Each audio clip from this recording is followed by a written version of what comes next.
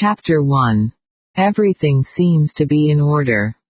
Watching the dark head of his latest client bend over the document he was signing, Philip Stern reflected that it was rare indeed in his long legal experience to meet an entrepreneur who managed to combine decisiveness with intelligence in such equal measures. But then that was no doubt the secret of J. Brentford's meteoric rise into the higher echelons of business success. From the time he had taken over his first company less than 10 years ago, he had seldom been out of the financial press. This latest acquisition, the purchase of a small, rather run-down construction company based in a sleepy Cotswold village, might seem rather out of keeping at first sight, but Philip prided himself on his own business acumen, and could quite easily see why a man with the resources that J. Brentford had at his command could want to add a small, old-established but failing local firm to his assets, especially if he was hoping to tender for the proposed new motorway that was going to be built locally. Philip watched as he signed his name, quickly, and efficiently with no evidence of any flourish.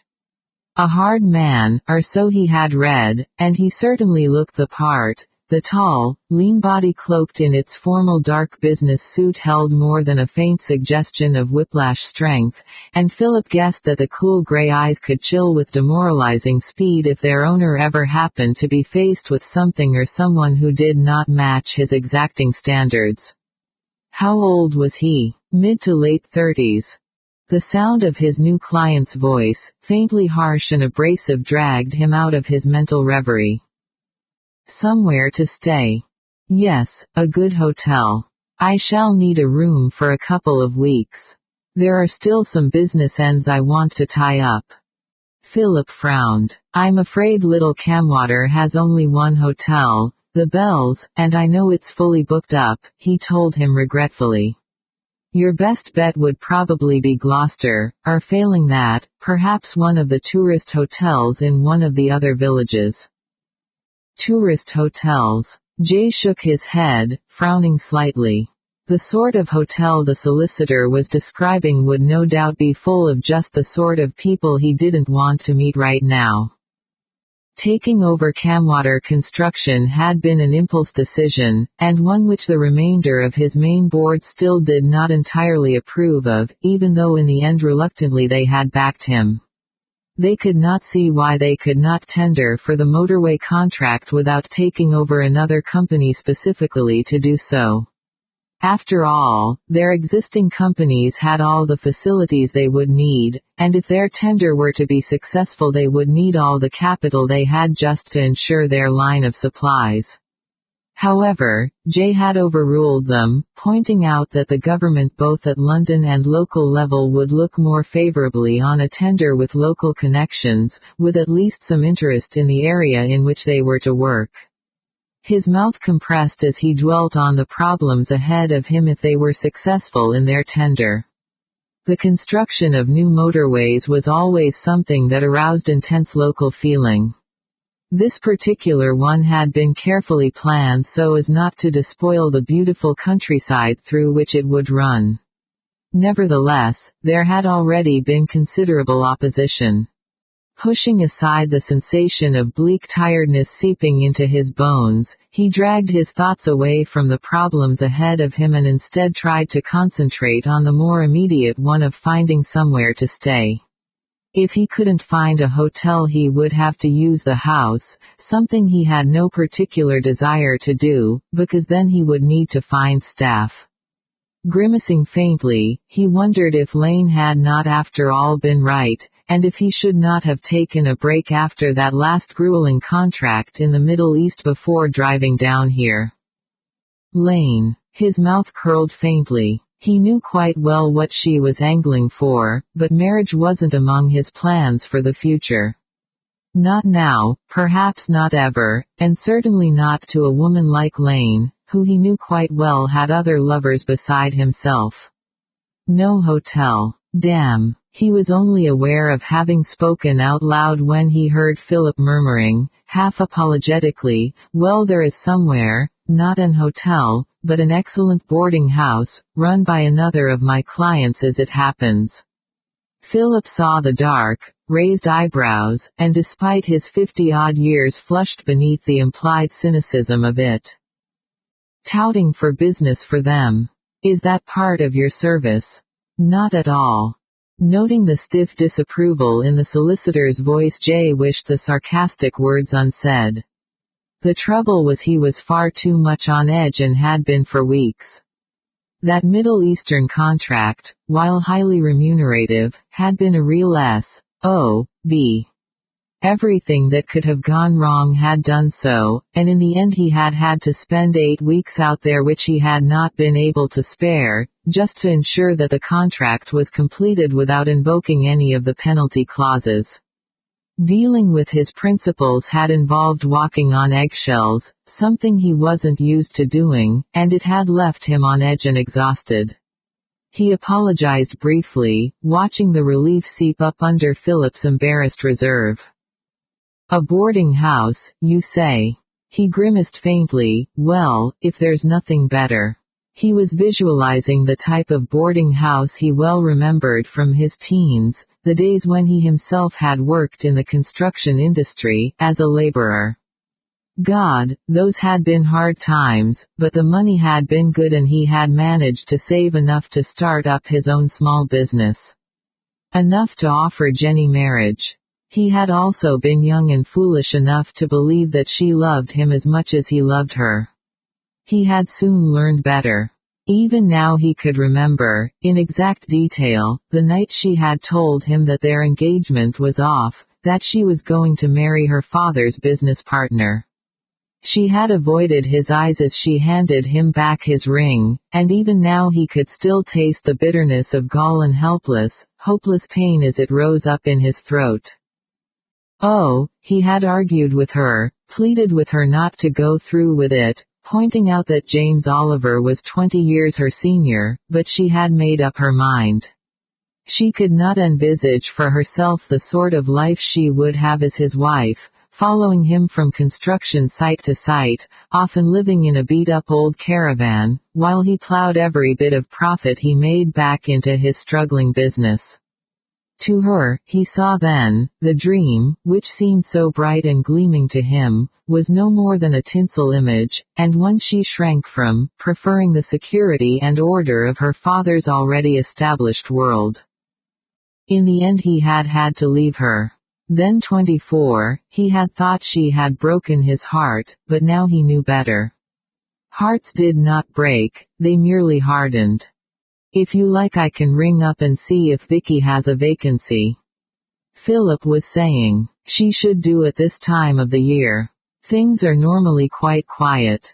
Camwater isn't on the main tourist track, and it's usually high summer before Vicky gets fully booked up. People come year after year to stay with her, once they've discovered her, he continued, a rare smile illuminating his face. It's marvelous, how she's managed to keep that place going. When Henry died I advised her to sell it, but she wouldn't. She insisted that she had to keep it for Charles, her stepson, he explained to Jay, shaking his head slightly. I never thought she'd manage it.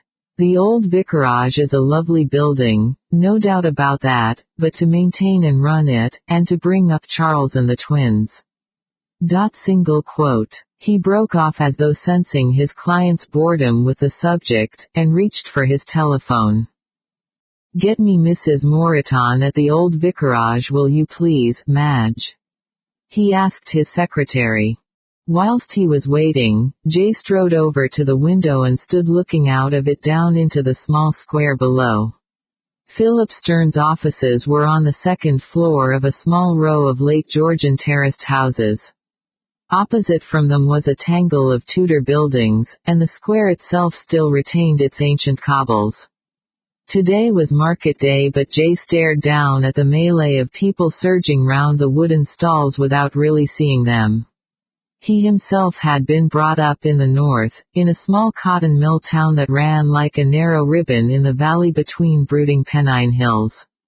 When he was 18 he had discovered that the parents who had brought him up were in reality his aunt and uncle, and that his mother had been his aunt's younger sister, who had got herself into trouble in Manchester with a seaman who had left the area long before his mother had known she was carrying his child. No one had ever been actively unkind to him, but somehow the discovery that he was not really the son of his foster parents had enabled him to tear himself free of the valley, which had always in some undefinable way stifled him. He had hated not being able to see over the hills.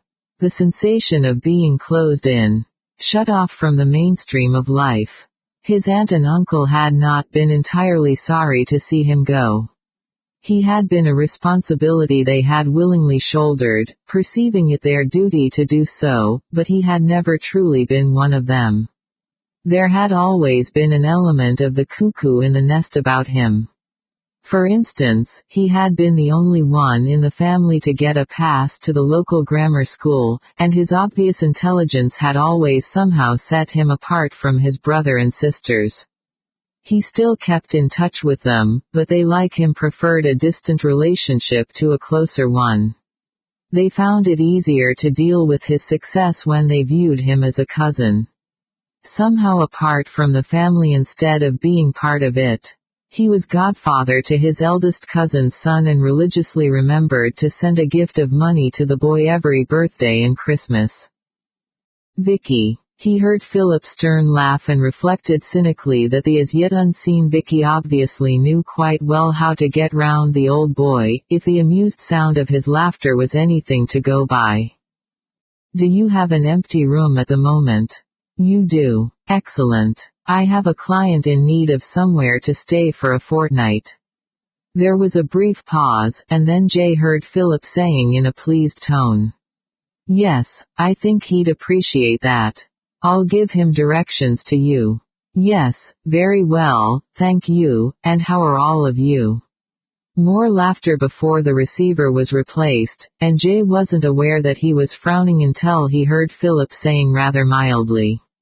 Vicky is my goddaughter, Mr. Brentford. He smiled briefly and then added in a more formal tone.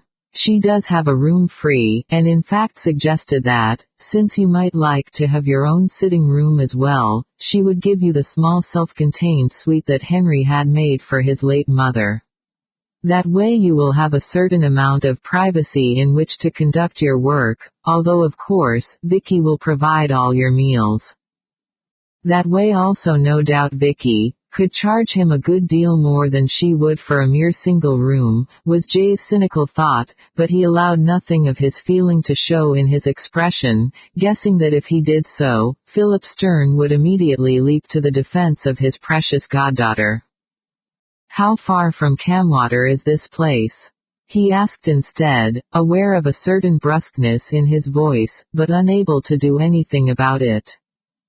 Oh, less than 5 miles.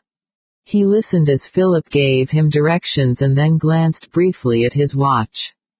Just gone 3 o'clock. Too late to bother about lunch. He might as well go direct to this old vicarage place and dump his case. He would have to ring London and confirm that he had signed the contract, and he would also have to ring Lane. It was 3:30 before he maneuvered the long bonnet of his steel-gray BMW out of the narrow confines of the small market town heading in the direction Philip Stern had instructed him to take. The early December afternoon was already turning to dusk, a faint haw of frost whitening the hedgerows. Jay noticed it without much pleasure, reflecting on what a hard winter would do to his contract schedules, especially those relating to work they were doing in the north of Scotland for one of the larger oil companies. The road forked and he slowed down slightly even though he had the right of way, cursing as almost out of nowhere a boy on a bicycle shot out of the side road right in front of his car. The fact that he chose to swerve rather than brake was an instinctive judgment made by the same inner consciousness which had already noticed the drop in temperature and the frosting hedgerows.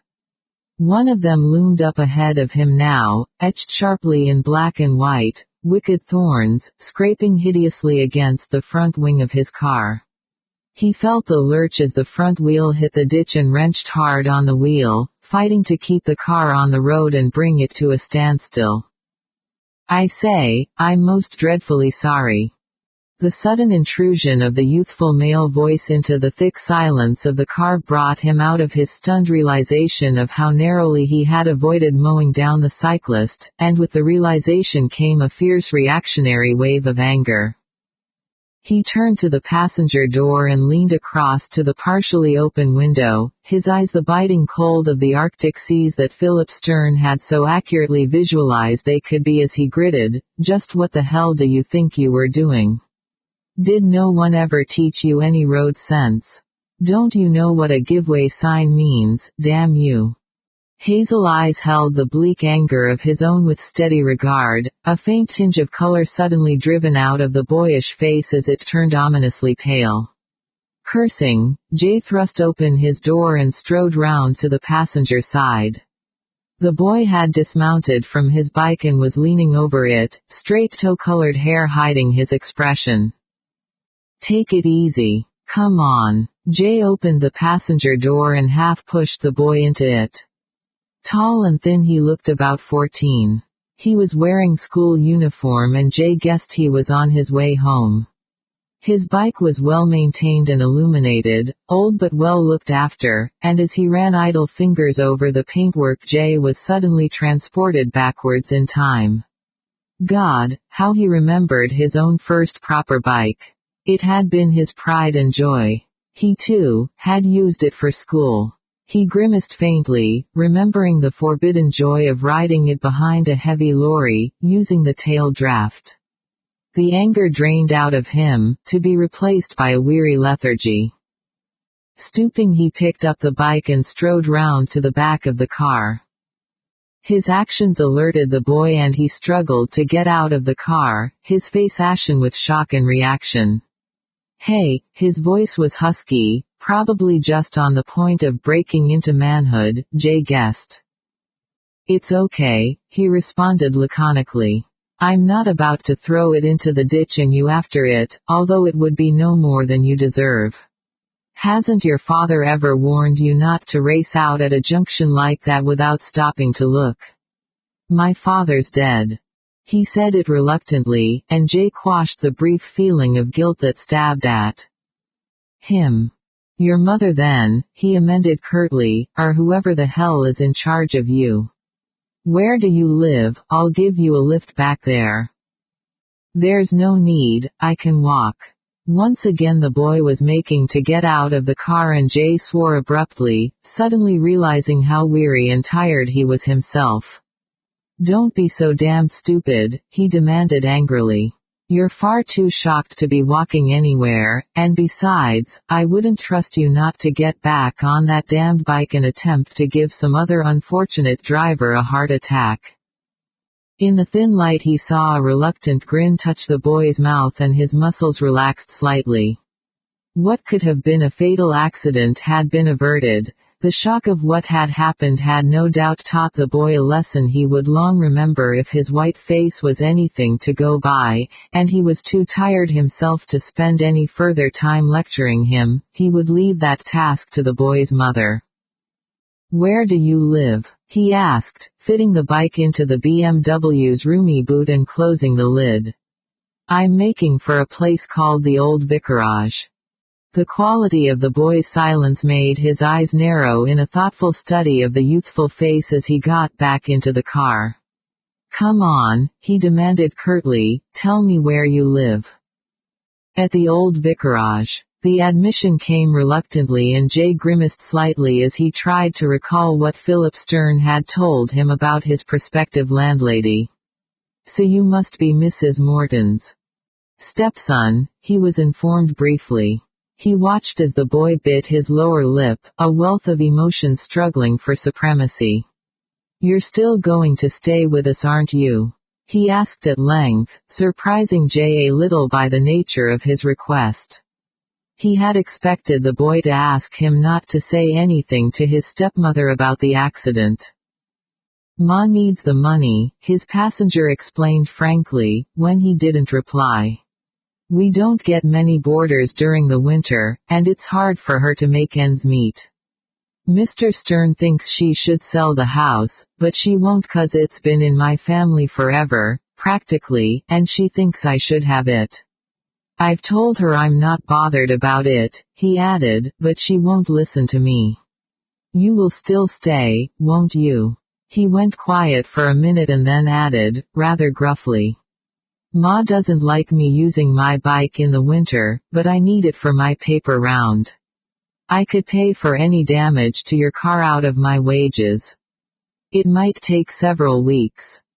To judge from the damage the thorn hedge was likely to have done to his paintwork, Jay guessed that repayment would be more likely to be a matter of months, if not years, rather than weeks, but he said nothing, curiously drawn to the boy now that his initial anger had faded. Mr. Philip Stern informed me that I'd be lucky to find myself any alternative accommodation locally at this time of year, so you're fairly safe on that score. A look of relief crossed the boy's face, and he said easily, well, all the big hotels will be booked up for Christmas now. Christmas. Jay had forgotten how close it was. The last hectic weeks in the Middle East had driven all thoughts of Christmas and its celebration right out of his mind. Turn left here, his passenger directed, suddenly relaxing a little. It isn't far. Now. As she filled the trough with steaming mash for the hens, Vicky wondered if it was true that one always favored the time of the year when one was born above all other seasons. Certainly the fact that she had been born towards the end of November almost ensured that she was a child of winter, but could that alone explain what to others was her totally inexplicable love of such a bleak time of year? Snow had been forecast that morning, but as she contemplated the clear sky and freezing drop in temperature, she reflected that it would probably be a couple of days before it reached them. She had lived nearly all her life in the Cotswolds, apart from a brief spell at Bristol when she had been at university. Sighing faintly, she turned away from the hens and walked back to the house. The kitchen door stood open and through it she could hear the twins quarreling, loudly. Stop it, you two, she called out as she put the hens' bucket down and tugged off her Wellingtons before going in. The dark red quarry-tiled floor shone from the polishing she had given it earlier in the afternoon, and she grimaced faintly, knowing from experience that it wouldn't stay clean long. The old vicarage was a beautiful house, but it wore her out keeping it clean. Her friends told her that she ought to invest in more labor-saving floor coverings than the rich parquet and quarry tiles that demanded so much time and attention, but there simply wasn't the money to spare, even if she had wanted to do so. What's going on? She demanded of the squabbling pair of dark-haired children seated at the wooden table, adding severely, you're supposed to be doing your homework. Jamie pinched my ruler, the smaller of the two piped up, lifting mock tragic, dark gray eyes to meet her own. It's not your ruler, Julie, it's mine, her brother claimed hotly, rudely shoving her with his elbow, eyes as dark and appealing as his sister's, fixing on his mother's face. Sighing faintly, Vicky reflected that the mother of twins such as her pair needed the wisdom of Solomon and the patience of Job, not to mention a host of other attributes, including a spare pair of eyes, preferably in the back of one's head. It is my ruler, Julie interrupted, refusing to let the squabble die. Look, it's got a J scratched in this corner. She presented the ruler for Vicky's scrutiny. Yes, and it's my J, Jamie argued hotly. It's my ruler, Ma.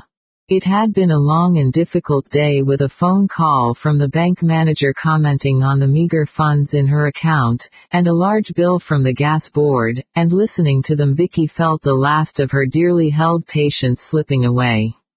How many times have I told you not to call me, Ma? She demanded wrathfully of her son.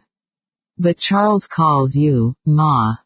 Because she isn't really his mother, Julie told her brother scornfully. Ma is only Charles's stepmother.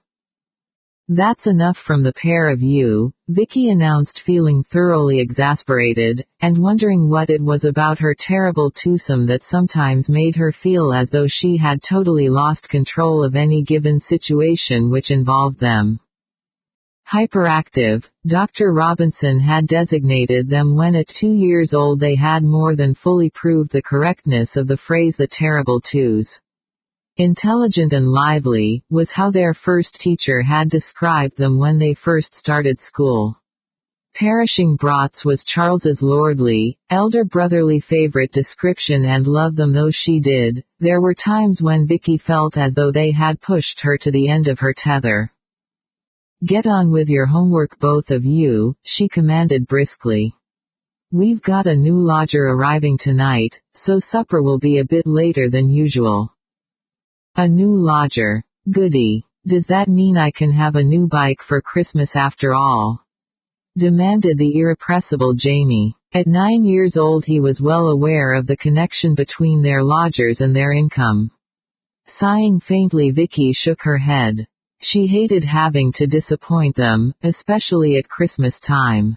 On the whole they were good kids, who didn't ask for much in the way of material things. It had been a struggle to keep the vicarage on after Henry's death. Both of them had known he was ill and that he would die, but neither of them had expected his death to come so suddenly. Also, surely Henry had not realized the risk he was taking in investing his money in those Australian shares. Sighing faintly, Vicky pushed her hair out of her eyes. It was pointless going over the past. What was done, and she was determined to do all she could to keep the old vicarage. Friends thought she was mad and told her so, but then they would not understand the sense of loyalty that made her so determined to preserve Charles's inheritance. None of them really understood her relationship with her stepson. But then none of them understood either the sense of debt and gratitude she felt towards Henry. If it hadn't been for him, both she and the twins would have simply been 3 more statistics. She would have simply been another unmarried mother with 2 illegitimate children to bring up, a girl with half a university education and no degree. How on earth would she have got a job? How on earth would she have been able to support herself and the twins, if Henry hadn't offered her the security of marriage? They had talked about it, of course. He had been a friend of Vicky's grandmother's before the latter's death, and when she had found herself in trouble, as the description went, he had been the one to coax her into telling him the truth. He had been a widower then for almost 5 years. His wife had died giving birth to Charles. He had not married until he was 40, and Sheila had been the same age, too old, perhaps, for a first child. Their marriage would be one of convenience only, he had told her carefully, without any physical union. Vicky had been glad of that, shrinking from the thought of repeating with anyone the shaming experience which had resulted in the conception of the twins, but shame of course had come later, when she had realized what she had done. When, why not be honest with herself, when she had sobered up enough to allow the anguish-filled snatches of memory to surface past her mammoth hangover. At first she had demurred. How could she allow him to marry her and shoulder her burdens, but then he had told her that the arrangement would not be entirely one-sided. He was dying, he told her, of a wasting disease that would progressively worsen. He would die before Charles reached adulthood, and then what would become of his son? Neither he nor Sheila had any relatives, nor any friends close enough to entrust with the guardianship of his only child. Once she realized that she would be giving something to their relationship and not just taking from it, Vicky had changed her mind. He had given her time to decide properly, pointing out to her that marriage to him would preclude her from any romantic involvements with boys of her own age, but she had simply shuddered and told him that she wanted none. At 18 she was convinced she knew all she wanted to know about the male sex. In the event he had not lived as long as he had hoped, dying when the twins were 6 months old and Charles just 5, and since then she had struggled to keep the family and their home together, mainly by taking in summer lodgers. A stay of at least 2 weeks. Mentally she added up figures, and allowed herself to feel a mild amount of relief. That should be enough to cover the gas bill at least, and hopefully would leave something towards next year's rates. Thank God Charles had been clever enough to get that scholarship. Without it, she had been both pleased and proud when Charles won a coveted scholarship to his father's old school, and had scrimped and scraped to buy him his first brand new uniform, not wanting him to suffer the indignity of going to his new school in someone else's hand-me-downs. She would do far better to count her blessings rather than mope about what could not be, she told herself as both dark curly heads dutifully bent over school books. A nuisance though they sometimes were, at least the twins were healthy and clever, if their teachers were to be believed. In addition to that, they got on well with Charles and he with them. As soon as they had been old enough to understand, she had explained to them that Henry had not been their father. So far they had asked very few questions about their missing parent's identity, but already she was dreading the day when they did. What on earth could she say to them? The truth. That she simply did not know. That their father was a man she had met at a party when she had been too drunk to refuse his advances, and that she had been as dismayed as she was disbelieving when she woke up to find herself in a strange bedroom with him. But not half as stricken as she had been to discover that she was pregnant, she thought grimly. She simply hadn't known where to turn. Advice hadn't been as freely available then as it was now. In the end she had gone home to her grandmother, only to find her seriously ill in hospital suffering from the effects of a bad fall. Henry had been on his way to break the news to her, and it had been then that she had broken down and confessed the truth. Dear Henry. He had been more like a father to her than a husband. In fact, in many ways he had been the father she had never had, the father that the twins now needed so desperately, she reflected grimly, recalling to mind several of their more daredevil exploits. While they worked at one end of the table, she busied herself at the other. Philip's phone call had been something of a surprise, and she had been forced to raid the freezer to find something a little more appetizing for their guest than the plain fare they would normally have had. In reality they were luckier than most, she reflected. The vicarage had a large kitchen garden, which, even though it meant a good deal of back-breaking work, did provide them with a year-round supply of fresh vegetables. In addition, there was the orchard where the hens ran and provided them with free-range eggs. She also had a business arrangement with a local farmer's wife to whom she supplied bottled preserved fruit in exchange for butter and milk, and sometimes even a side of bacon. On the whole they did not do too badly. Certainly the children were well fed, even if sometimes she herself wished there was more money to spare for essentials such as bills and clothes. What are you making? Julie raised her dark curly head from her books to study her mother. In appearance the twins were as alike as 2 peas in a pod, but neither of them resembled her. No, it must be their father they took after. That shadowy figure she remembered as nothing more than hard hands in the darkness of the night, and a dark sleek head on the pillow in the cold bitter light of dawn. He had been older than she was, with a man's body, whilst hers had still been that of a girl, his features rough-hewn, and hard even in sleep. A quiver of something shivered through her stomach, and she tried to blot out the memory and the aching wave of self-disgust that always followed it. Him she could understand, at least in part. What man would resist a girl who had made herself so easy to pick up and seduce? But what manner of man could he be, this unknown father of her children, not to have realized that she had been little more than a child herself? What manner of man was he to take to his bed a girl so plainly drunk and unaware of what she was doing or who she was with, that she had lost her virginity before she had even realized what was happening? And he had not been gentle with her. Her body had borne the bruises to prove that.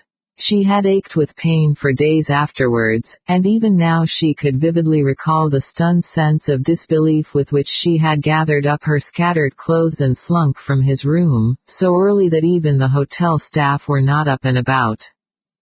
At first she had been too relieved to discover that none of her university friends had realized what had happened, to dwell on any possible repercussions from her behavior. She had gone to the party in the first place with a group of them, innocently drinking the fruit punch she had been given, without even realizing what was in it. Until it was far too late. She had some hazy recollections of dancing with the man. Of giggling when he held her close to his body. Of him saying something about her leaving with him. And even of making no protest when he dragged her away from her friends and outside into the thick dark. What on earth he had been doing at the party in the first place she had had no idea. It had been held by the older brother of another graduate, at the home of their parents, who apparently had been away. She could vaguely remember the man arriving and looking formal and out of place in his dark business suit. He had been drinking, too, she could remember, smelling it on his breath. He had asked for someone called Jenny, she could remember that. Jenny was apparently their host's cousin, or so she had discovered later, but after that. After she had left the house with him everything was a blur, until that sharp intimate pain that had rent aside her intoxicated veils of ignorance. And then much, much later, the shame of waking up in the morning and discovering herself in bed with a stranger, her body violated and torn from his possession of her. Chapter 2. Ma, I can hear a car. Jamie threw down his pen and got down from the table, heading for the door. I'll see to it, Jamie, Vicky told him repressively. You get on with your homework. She had been so deeply engrossed in her own thoughts that she hadn't heard the car, but she could do so now. As she walked briskly into the hall she gave a quick glance at the clock. Where on earth was Charles? He should have been home half an hour ago. She suppressed a brief sigh. It worried her to know that he was riding home alone on these dark winter nights, but she also knew that he hated her to fuss. It seemed unbelievable how fast he was growing up. He was 14 already, his voice breaking. Tugging off her apron she deposited it on the hall table. Philip had said nothing more about their new lodger other than that he was a businessman who needed a base for at least a couple of weeks. In 3 weeks' time it would be Christmas. Repressing another faint sigh she tried to stem the guilt she felt at knowing how unlikely James was to get the BMX he was so desperate for. It was at times like these, when she had to deny the children the material possessions which most of their friends possessed, that she felt most guilty. It did not good reminding herself that they were well fed and warm, that they were loved and that they had freedom and space around them. She opened the door and stood beneath the porch light, its glare falling directly on her face, revealing it in minute detail to the man stand MG just outside the shadow of the porch. She was nothing like what Jay had expected. For a start she was tiny, barely more than 5'2" or 3, and so slim that her fragility half shocked him. He had been expecting a buxom countrywoman with red cheeks and untidy hair, comfortably plump and somehow motherly. This woman was none of these things. For a start she looked far too young. Her hair, a deep, glorious auburn, was caught back off her face with a green ribbon that echoed the color of her eyes, but several strands had escaped to curl wildly round her face. It was an unusual face, Jay decided, studying her covertly, delicately boned and as fragile as the rest of her, and yet there was something about it. Something in her expression that hinted at a strength that both intrigued and moved him.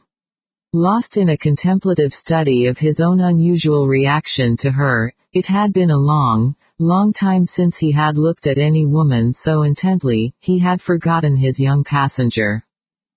Vicky, just on the point of extending her hand to greet her unexpected guest, saw him turn, her body tensing with surprise as she watched Charles clambering out of the large car parked just alongside the door.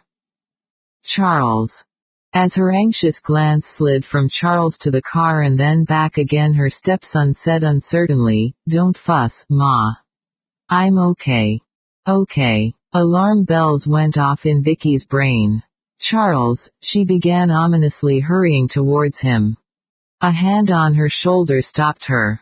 She tensed beneath it, realizing as she did so how long it was since a man had touched her, even as impersonally as this. After Henry's death she had shunned male company, too distraught by his death, and the responsibilities it had brought her, to do more than will herself alive from one day to the next. Since then there had been men, of course, who she sensed were interested in her, but she had always retreated from them. What single man would want or afford to take on her and her responsibilities?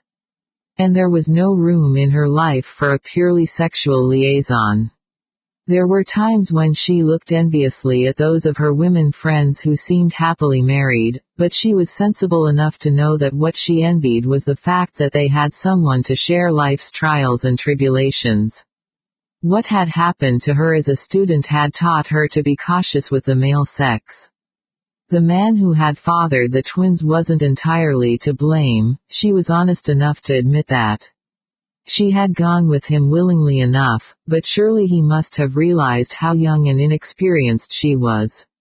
She remembered how she had noted that he was older than anyone else at the party, although there was not much else she could remember about him, just an impression of dark hair, as vigorously masculine and strong as his body. A sensation of not really being there for him as an individual that had left her feeling tainted when she remembered it in the days that followed, but nothing more. "Charles," she exclaimed, worried again, "what?" "A slight accident, nothing to worry about." The male voice was cool and yet reassuring, the fingers still curling round her upper arm, imparting a warmth and reassurance that left her almost dizzy. "It was my fault, Ma." Charles's voice rose to a squeak and then deepened. "I wasn't looking where I was going. I rode out in front of him."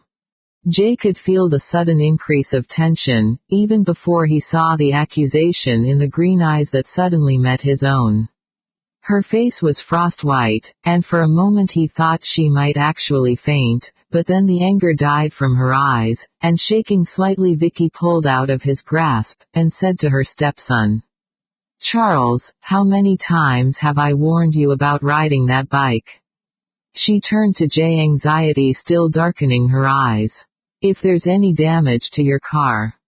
As she said the words, Vicky was glancing at the obviously expensive vehicle parked on her drive, wondering bleakly where on earth she was going to get the money to pay for any damage that might have been done, but to her relief the man watching her simply shook his head and said calmly, "Nothing I'm not covered for. I'd better introduce myself," he added. "I'm Jay Brentford, I believe Philip Stern." Yes, Mr. Brentford, Philip did tell me to expect you," Vicky interrupted. Although she smiled at him, Jay was aware of a certain reserve in her, and put it down to her anxiety about the boy, who was still lingering by the steps. "I'll give you a hand with your bike," he offered, turning back to him, but Charles shook his head. No thank you, sir, I can manage it okay. I'll lock up the hens while I'm out, Ma," he called over his shoulder to Vicky as he headed back to the car. Not a very good note to arrive on, Jay reflected wryly as he followed Victoria inside the house, and then up a long flight of stairs. "Philip said that you had work to do, so I've put you in what is virtually a self-contained suite," she informed him, pausing on the landing. "If you wish to have your meals alone there, then that is fine." As he heard her speaking, Jay was surprised by his depth of pleasure in the faint huskiness of her voice. "Snap out of it," he jeered at himself. "You're letting yourself be seduced by the happy family myth." She paused on the dimly lit landing and opened a door, stepping inside. Jay followed her. He was in a pleasant, if somewhat shabby, sitting room. Under the large window was a desk, equipped with its own light and a telephone. The room also housed a comfortable-looking sofa, a couple of chairs and a table. The crackle of logs from the fireplace startled him a little at first. It had been years since he had been in a room that boasted an open fire. "The bedroom is to the right," Vicky told him, "and the bathroom through it on the left. We normally have supper at 5:30 in the evening, but of course if you want a later evening meal." She wanted him to eat alone, Jay recognized, and for some perverse reason heard himself saying blandly, "No, I don't want to put you to any trouble. I'll eat with you, if that's okay."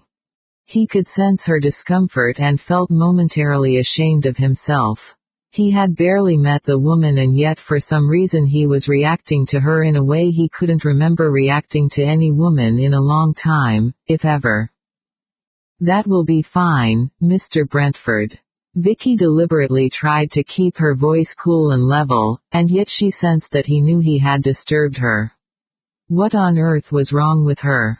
Many of their guests preferred to share their meals with them, and in fact it made life easier for her if they did, and yet for some reason this man made her feel as uneasy as a cat in the presence of a large dog. "Jay, please."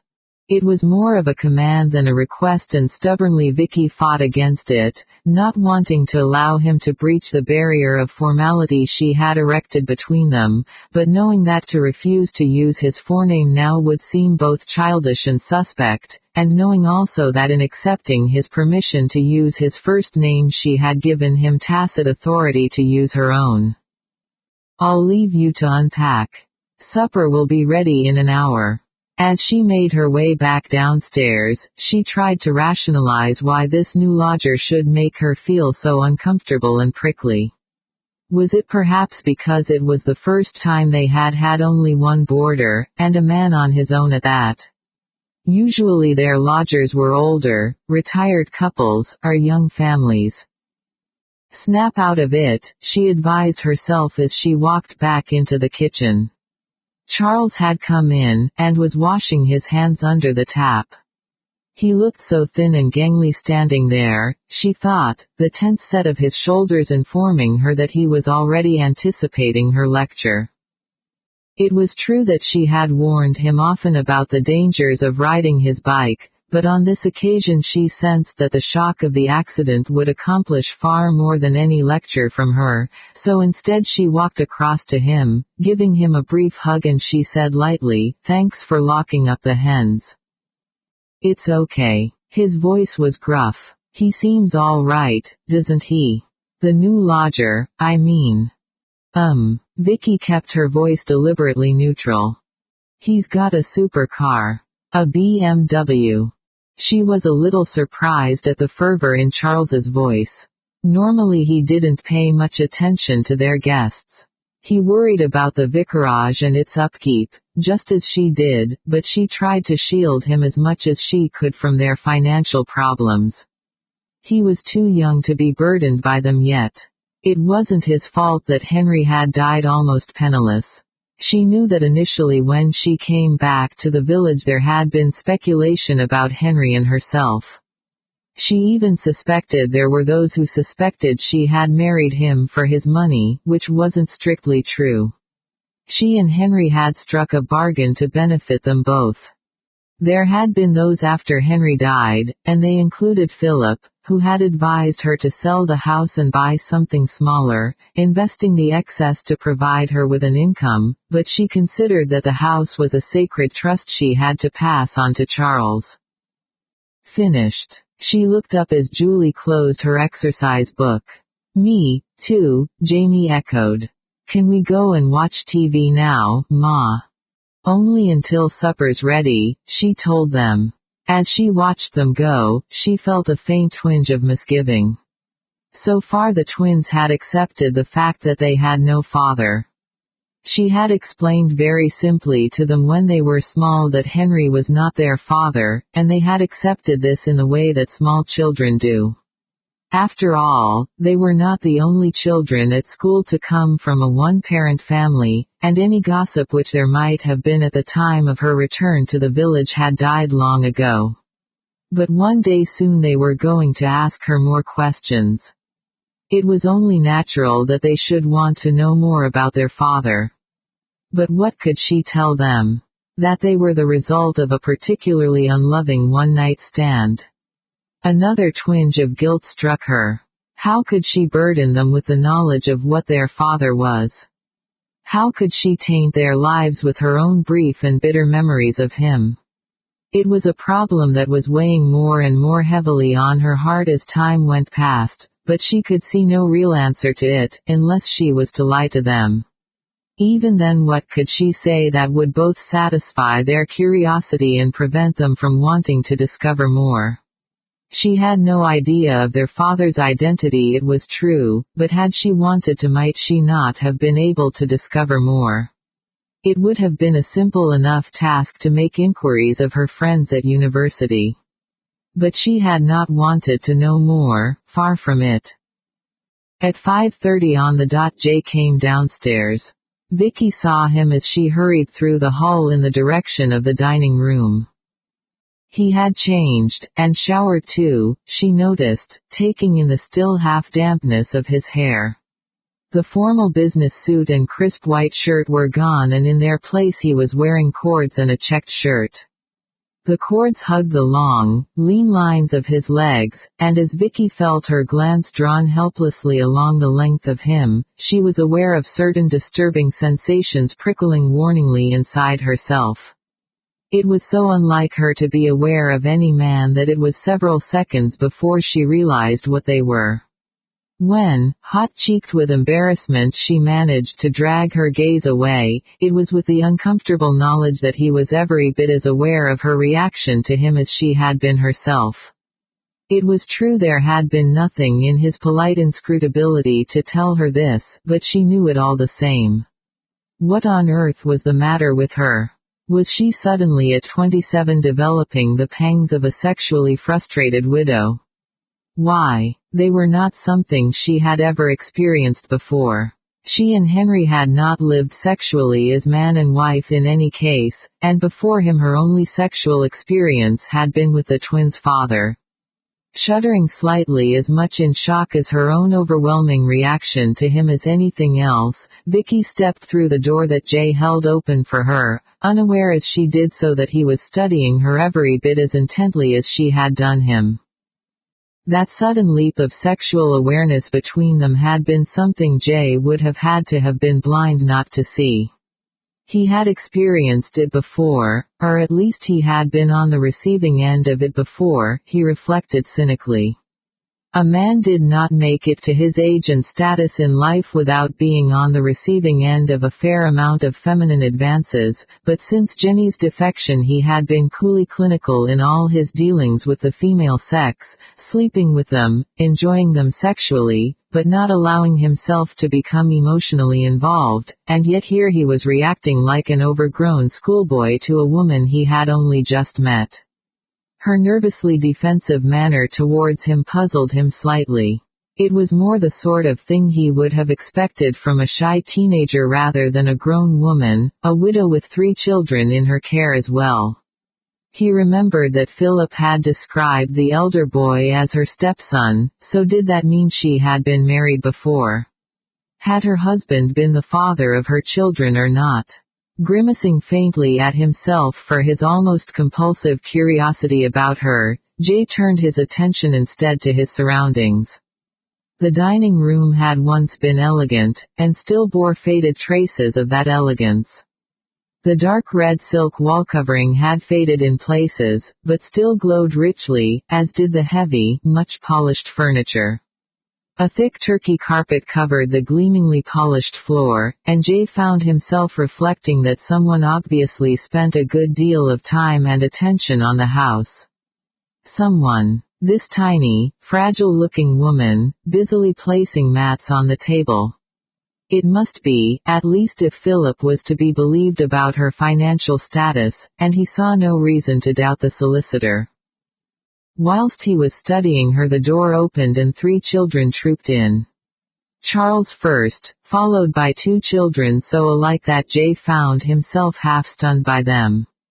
2 enquiring faces turned speculatively towards him, 2 identical curly heads angled in his direction. "Mr. Brentford, please let me introduce you to the children. Charles, you already know, and these 2 terrors are the twins, Julie and James."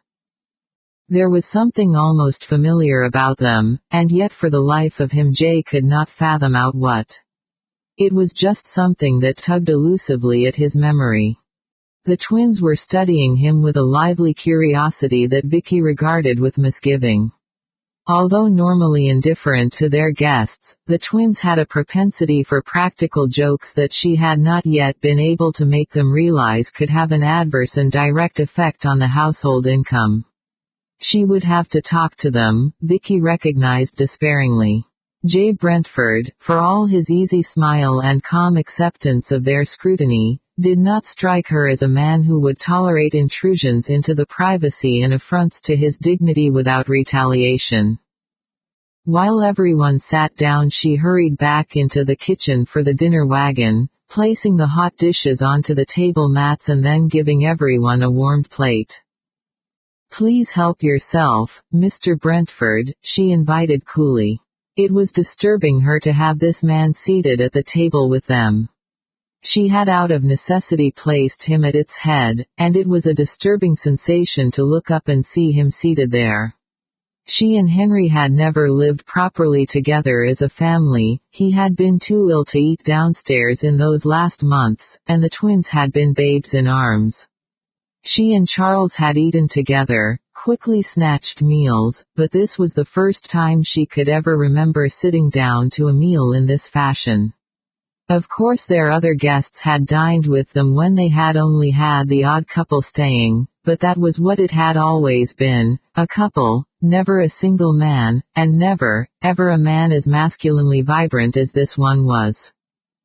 As he helped himself to food and then passed the dishes back to her, Vicky was aware of the twins' open interest in him. Julie was seated on his right hand, watching him intently. "Julie, get on with your supper," Vicky instructed her mildly. "Can we do Christmas cards tonight?" Julie managed to drag her attention away from their lodger long enough to put the question.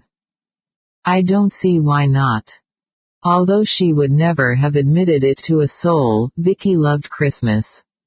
She had never really lost her childish thrill in it, and even now with money tight and the children growing bigger every year, she still loved every aspect of it, from writing out the cards, to collecting and decorating the tree. On Christmas Eve last year she had taken all 3 children to midnight mass for the first time. And for the first time that she could remember, when they came out both twins had been completely silent. "I expect you're getting very excited about Father Christmas." 2 pairs of contemptuous gray eyes turned towards the head of the table.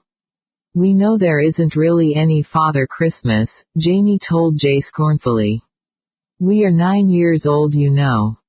Jay felt the full weight of their combined disgust, and hiding a smile apologized easily.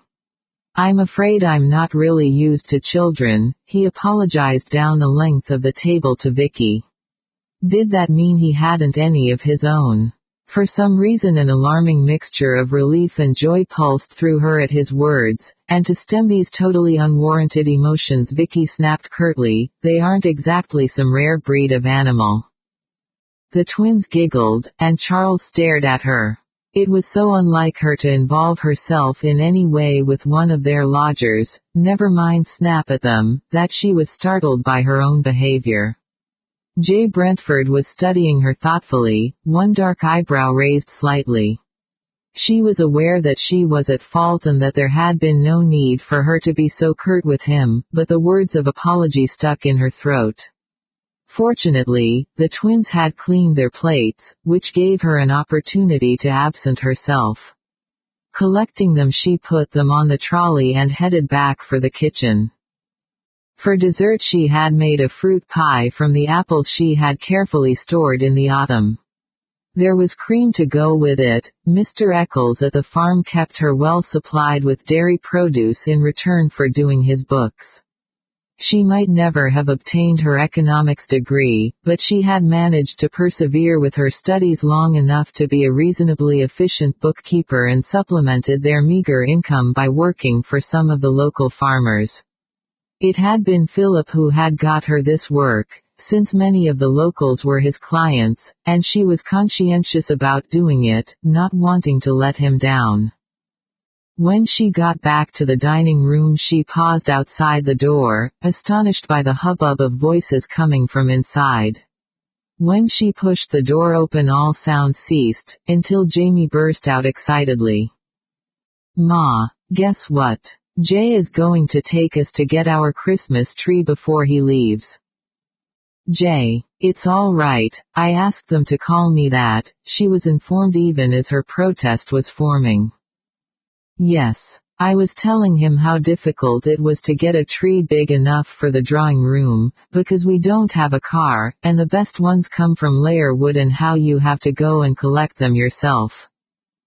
"Jamie," she interrupted curtly, flushing with embarrassment and guilt, knowing that Jamie had deliberately maneuvered their lodger into a position where he had been trapped into offering his aid whether he knew it or not, but again she was forestalled. "Please don't get angry with him, the suggestion was mine." With a killing look at her son that promised retribution for later, Vicky dished out the pie. Jay Brentford had cleaned his dinner plate, she noticed, even though he must surely be used to far more exotic food than he was likely to get here.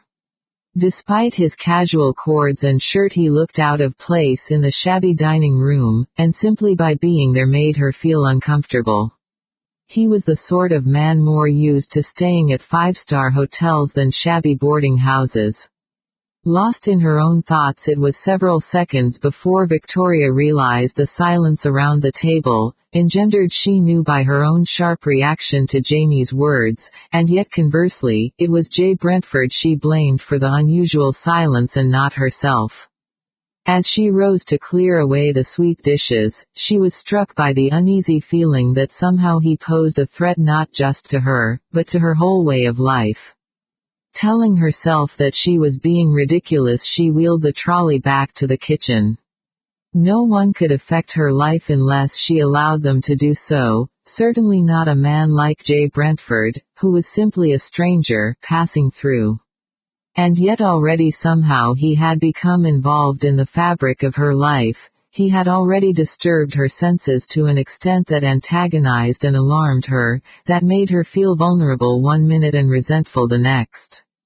The twins had chattered away to him in a manner they never adopted towards strangers. Like her, they normally held aloof from their lodgers, and even Charlie seemed to be showing the incipient signs of a mild degree of hero worship. "I expect you'd prefer to have coffee in your own sitting room," Vicky suggested when she returned. She had already arranged a coffee tray for him, reinforcing the determination behind her words. She didn't know what it was about this man that was making her behave in this way, she just knew that for some reason it disturbed her to be close to him.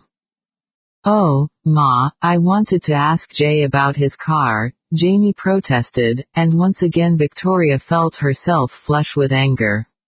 "Mr. Brentford is here on business, Jamie," she told her son, stressing the Mr. "I'm sure he has far more important things to do than to talk to you." She avoided both Jamie's and Jay Brentford's eyes as she spoke, instead continuing to hold the tray. Recognizing his cue, Jay stood up. "We can talk about the car another time," he told a disappointed Jamie, taking the tray from Vicky before she could stop him. "You mustn't let the children disturb you, Mr. Brentford," she muttered as he walked to the door. For some reason he was making her feel guilty, and petty, and it wasn't a feeling she liked. "Don't worry, Mrs. Moreton, I won't," he responded quietly as she opened the door for him, "but that's more than I can promise about their mother." He said the words so quietly that Vicky could hardly believe she had actually heard them. What was he trying to do? Flirt with her? But there had been nothing remotely flirtatious about the burningly intense way his eyes had met hers and then lingered hotly on her face. Shivering slightly, she closed the door behind him. That wasn't fair. You made him go away, Julie protested bitterly. We wanted to talk to him. I'm sure you did, Vicky agreed calmly, feeling much more in control of herself now that his disturbing presence had been removed. But like I said, Mr. Brentford is here to work and you mustn't pester him. We weren't pestering him, Jamie argued, his fair skin coloring with resentment. We were talking to him. Jamie told him about wanting a BMX for Christmas, Julie put in earnestly. He didn't know what it was. That's because he hasn't got any children of his own, Jamie supplied wisely, for once having the upper hand on his sister. I asked him. Impossible to stop the swift spurt of pleasure heating her veins. No children didn't mean no wife, Victoria warned herself, and then was aghast by the direction of her thoughts. What was it to her whether he was married or not? Nothing. Nothing at all. Chapter 3. Come on, hurry up, or you're going to be late for the school bus. The kitchen was in chaos, as it was every morning around this time. The remnants of the children's breakfasts lay on the table. The twins were rushing about collecting school books and sports kit. Charles was pulling on his cycling gear. As she chivied them, Vicky glanced anxiously out of the window. The temperature had risen slightly overnight, and although it was still freezing, there was an ominous bank of cloud on the horizon that suggested snow. She had been up since 6, attending to her chores. She had taken a breakfast tray into their lodger at 8 and left it in his sitting room with a note to use the telephone to ring her if he should want anything more. She knew that he had been up from the sounds of water running in the bathroom, and had had to force down an unwanted and illuminating mental image of him standing beneath the stinging lash of the shower, his body totally male. Strong. Shaking her head, she wondered a little bitterly what was the matter with her. She never felt like this about men. Never. Well, she did now, she told herself grimly, color flooding her face as the kitchen door opened and the subject of her thoughts walked in. Mr. Brentford. The smile she gave him was tight with inner fear and anxiety. He was carrying his tray, which he placed on the table, and like yesterday he was dressed in cords and a shirt, only this time he had a sweater over the top of his shirt. A cashmere one at that, Vicky suspected. Look, Ma, it's snowing, Julie screamed excitedly, gazing at the window. Vicky felt her heart sink. She had thought it might, and she glanced at the twins' duffel-coated figures, worrying about them keeping warm. It was a long walk to the bus stop for the school bus, nearly half a mile. Charles always went with them and saw them safely onto it before continuing on his bike. His school was in the same direction but a couple of miles further on. The twins' jackets were last year's and too short and tight, but there was simply no money for new ones. Urging them into Wellington's, Victoria glanced unhappily again at the window.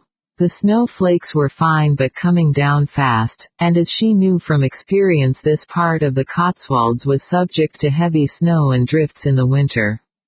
Because of their remoteness they were often snowed in, and although she fought not to show any panic, she was always frightened that the children would get marooned on the way back from school. Come on, Charles urged. You'll miss the bus, you two. Look, why don't I take them to school this morning? Victoria stared at their guest.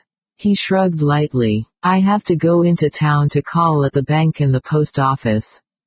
I'm sure the schools won't be much out of my way. Everything in her urged her to refuse him, warned her that it was dangerous to become beholden to this man in any way, and yet how could she deny the children the opportunity to get to school easily and in comfort, just because of her own inexplicable feelings? Across the room their eyes met over the oblivious heads of the children. Vicky felt her skin flush and a strange heat seemed to invade her body. She felt curiously weak, almost light-headed.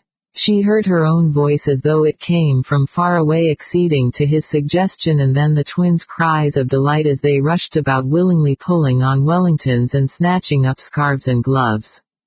She was conscious of following them to the door to see them off. Of kissing each childish cheek, even Charles's, although he pretended to despise such a childish display of affection, and yet all the time she was aware of something stronger, of something overriding these mundane activities, of a strange sensation of melting heat spreading through her veins, tangling with disturbing mental images of J. Brentford. Her mouth felt dry and she touched her tongue to her lips. A terse sound from across the room caught her attention. She looked up. Jay was watching her, his gaze fixed on her mouth. Her heart started to beat like a heavy drum, thudding against her ribs. Her breath was coming jerkily as though she had just been running. "I shan't be long." Mundane enough words, and yet they held the power to make her stomach contract tensely and her face to flood with color. Long after the sound of the BMW's engine had died away, Vicky remained where she was, standing in the kitchen, staring at the back door like someone transfixed. It was the jarring ring of the telephone that eventually roused her. She picked up the receiver and said the number, tensing when she heard the cool, clipped tones of another woman asking for Jay. "I'm afraid he's out at the moment." "Is he? Oh, well, when he comes back will you ask him to ring me? He knows my number, just tell him it's Lane, will you?" Vicky stood numbly where she was when she had replaced the receiver. Jay's caller could be anyone, his secretary, a friend, anyone, and yet every instinct she possessed told her otherwise. Telling herself briskly that she ought to be relieved, that she ought to have known that a man like J. Brentford was bound to have a woman in his life, she set about the washing up. It was relief that was making her feel so edgy, she told herself when she had cleared the table. She had had a lucky escape. God knows why, but she had been in distinct danger of being drawn towards the man. She could admit that now, but she had too much pride, too much self-respect to allow herself to be drawn into some form of casual dalliance with a man who she barely knew and who would be moving out of her life in 2 short weeks. No doubt the J. Brentfords of this world were well used to the casual sexual alliance, but she was not, and she had learned the dangers of indulging in one in the most painful way possible. Her self-respect had been hard-won, how hard-won only she really knew, and she wasn't about to lose it all for the sake of a few hours of pleasure in the arms of a man who was virtually a stranger. Hot color burned across her skin as she realized the direction of her thoughts. The wooden table had never been scrubbed so hard as it was now, as though by expending all her energy she could banish the tormenting images from her mind. What was the matter with her, she demanded painfully of herself as she stood up to push wayward curls out of her eyes. Could she only be attracted to strangers, to men with a powerful sexual aura that no woman could deny? An admission she had never allowed herself to acknowledge before slid painfully into her mind. From the outset she had been attracted to the twins' father. She could not remember now what he looked like, or at least only dimly. He had been dark, and virilely masculine, yes, definitely virilely masculine. She could well remember even now how her stomach had contracted on a painful surge of desire the moment she saw him. She had been too naive to recognize that desire for what it was at 18. Too blissfully delighted to have his arms around her as they danced to be aware of what was really happening to her, but now she was 27, nearly 10 years older, but not, it seemed, 10 years wiser. A sense of self-disgust flowed through her, and she forced herself to get back to work to blank out the chilling sensation spreading through her veins. When Jay's car returned, she was out feeding the hens. They didn't like the snow, preferring the warmth and comfort of their coop. Seeing the house for the first time in daylight, Jay was struck by the isolation of it. In the small paddock the snow was already covering the short grass. He could see Vicky, and he stood for a moment watching her. Dressed in faded jeans, Wellingtons and a thick sweater, she looked little more than a teenager, at least until she stood up and he saw the full curve of her breasts, and the purity of her profile, her curls tangling in the sudden gusting of wind. She was wearing a woolen hat and her cheeks were pink from the cold, her face free of makeup. She was totally unlike any other woman he had met in his life, as different from his normal glamorous girlfriends as chalk from cheese, and yet as he watched her Jay knew that he desired her more than he could remember desiring any other woman he had ever known, except of course Jenny. Jenny, who had been the beautiful role model to which he had hitherto compared all the other women he had desired. Victoria looked up and saw him watching her. A shiver which had nothing to do with the cold invaded her body. She felt both weak and hot at the same time. He looked so dark and masculine, standing there against the snowy skyline. Across the distance separating them she looked at his mouth and wondered hectically what it would be like to feel it covering her own. The intimacy of her thoughts shocked and angered her. She was like an adolescent held fast in the claws of an intense crush. She barely knew the man and yet here she was going hot and cold with an aching desire for his lovemaking. If it wasn't so frightening it would have been ludicrous. He was coming towards her. Hastily she picked up the hen's bucket, holding it in front of her as though it were a shield. Her action was not missed by Jay and his mouth tightened. What was the matter with him, he wondered irritably. If he had any sense he would welcome her withdrawal. From him, the last thing he needed was to get himself involved with a poor widow with 3 kids to support. It wasn't his style at all. "There's been a telephone call for you," Vicky told him as soon as he was within hearing distance. "Lane. She said you knew the number." So that was why she was being so cool. Mentally cursing Lane under his breath he stood still. Why was it that a grown woman with 3 children should remind him so poignantly of a timid fawn? He was being over-imaginative, he told himself. He had been working far too hard. But hard work was his raison d'etre. The whole purpose of his life. For the first time since Jenny he found himself questioning if that was entirely wise, if there was not after all more to life than acquiring more and more business assets. Like what? He asked himself sardonically as he watched Vicky's remote back as she turned her attention back to her hens. Like a rambling old house, 3 kids and a woman who made his body react in a way he couldn't remember it reacting in one hell of a long time. Dismissing the thought as so totally revolutionary as to be unbelievable he headed back to the house. Perhaps it might be as well to speak to Lane. Talking to her would no doubt inject a much-needed dose of reality into life. By lunchtime the snow was over 2 inches deep outside the house and still falling, more menacing now to Vicky's experienced eye, heavy, thick flakes that seemed to float relentlessly down out of an ominously pinky gray sky. She hadn't seen Jay Brentford since his return, but knew that she could not put off doing so any longer. As his landlady she had to find out if and when he would require lunch. She was just making for the hall when her phone rang. It was the twins' school advising her that they were sending the children home early because of the weather. The school bus would be running, the headmistress's secretary told her, and the children would be leaving within the hour. She would have to go down to the bus stop and wait for them, Vicky decided as she hurried back into the hall and up the stairs. Outside the door to Jay Brentford's suite she hesitated, trying to quell the panicky sensation of excitement cum resentment racing through her veins. He opened the door as soon as she knocked, his dark hair ruffled, as though he had been running exasperated fingers through it, and his sweater discarded.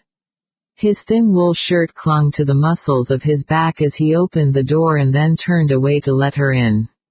A strange weakness seemed to invade her, a sensation so unlike anything she could ever remember experiencing before that she could only simply stare numbly at him when he turned and looked back at her. Her mouth felt dry, her body unfamiliar, vulnerable, her heart was pounding so loudly it seemed to deafen her.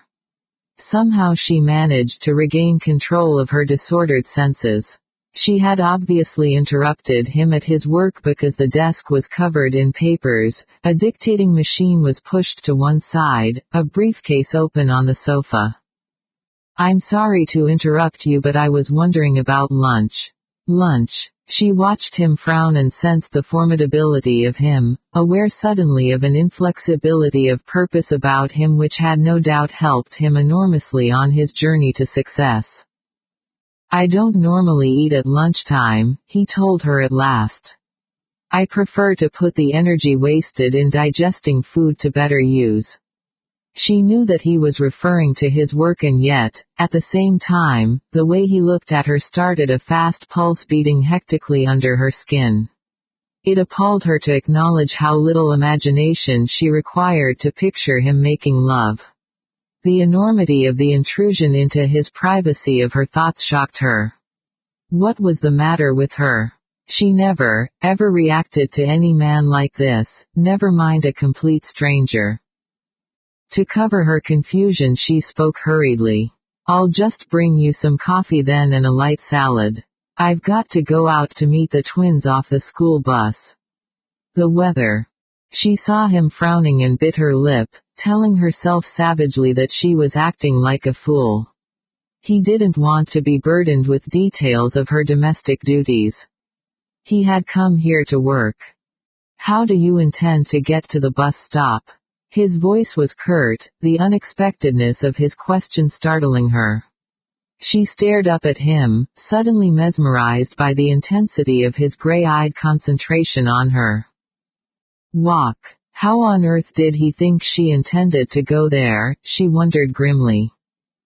In this. He gestured to the window and his mouth hardened.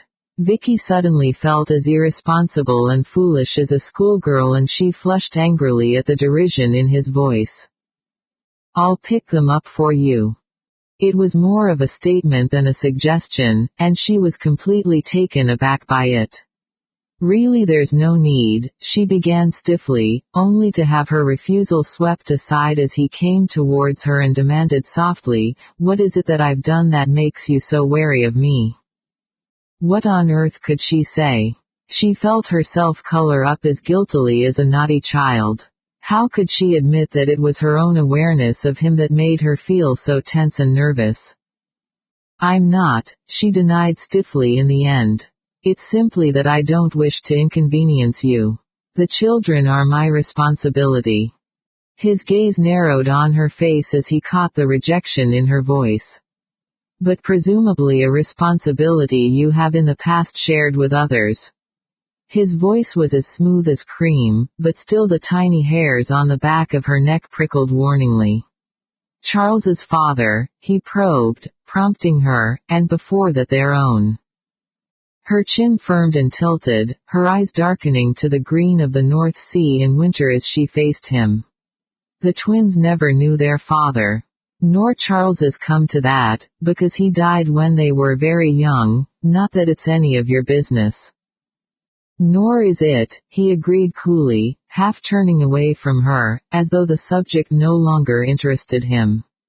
She was just starting to relax when he added softly, "Is that the reason for the antipathy I sense in you towards the male sex? Because you feel that men aren't to be trusted?" Before she could argue, he went on silkily, "It is there, you know, no matter how much you might deny it. You must have been very young when the twins were conceived." 18, Vicky told him baldly, too angry and tense to care what he thought any longer, "And before you ask, no, I wasn't married to their father." He didn't seem particularly shocked, although there was a tenseness about him that made her own defense system scream out a warning to her. Who was he? Another teenager, as unprepared for parenthood as you must have been yourself. It didn't strike her to tell Horn that he had no right to ask her such personal questions, not then. She was too angry for that. Too bitter as old memories churned and surfaced through the tumult he himself had aroused inside her. No, he wasn't, she told him curtly. He was a man I met when I was at university. Someone older. Married. I haven't the faintest idea. It gave her an unexpected thrill of pleasure to say the rash words and watch his reaction to them. He was good at schooling his features, she had to give him that, but not quite good enough. He was not shocked, but definitely surprised. She compressed her mouth grimly. Well, let him think what he liked, what did she care? The twins were the result of a one-night stand I spent with a man who I'd never set eyes on before that night, she told him coolly. Now, is there anything else you'd like to know? Yes. The terse word checked her as she moved towards the door. What on earth was he going to ask her now? Something about Henry. She frowned, and then gasped as he moved, his fingers curling into her upper arms, a febrile glitter darkening his eyes to the color of wet slate as he stood over her. This close she could smell the male heat of his body, see the dark line of his beard against his jaw. What is it? Somehow she managed to articulate the words, too stunned to even think of pulling away in time as he bent his head and muttered against her mouth, This was a kiss of controlled savagery that sent shock waves of reaction juddering all through her body. She tried to cut herself off from what was happening, but the hard pressure of his mouth on her own wasn't something she could easily ignore. She had been kissed since the twins' conception, light hopeful kisses that she had managed to keep under control from men who soon learned that there was no place for them in her life, but she had never been kissed with such sexual force before, never, and it shocked her to the marrow of her bones to accept how hard it was for her to resist, how hard she had to fight against the overwhelming pull of her own sexual response. She wanted this man, wanted him with a physical intensity that was an ache inside her, a need that beat at her self-control and threatened to obliterate it. At last he released her and she was mortified to discover how much she was trembling. When at last she felt she had enough self-control, she said grittily, "If it wasn't for the fact that we badly need your money, I would demand that you leave right away, and if you ever do that to me again." Her fingers curled into her palms, the itch to hit out at him so strong that it took all her willpower to control it, and she knew even then that it wasn't really him who she wanted to hit out at but herself and the sensations he aroused inside her. "I've been wanting to do that ever since last night," he told her softly, ignoring her bitter words. "And if you're honest with yourself, you'll admit that you wanted it, too, for all you refused to respond to me. I'm old enough and experienced enough to know when a woman desires me, Vicky." "Maybe you are." She drew herself up to her full height, trembling as she did so.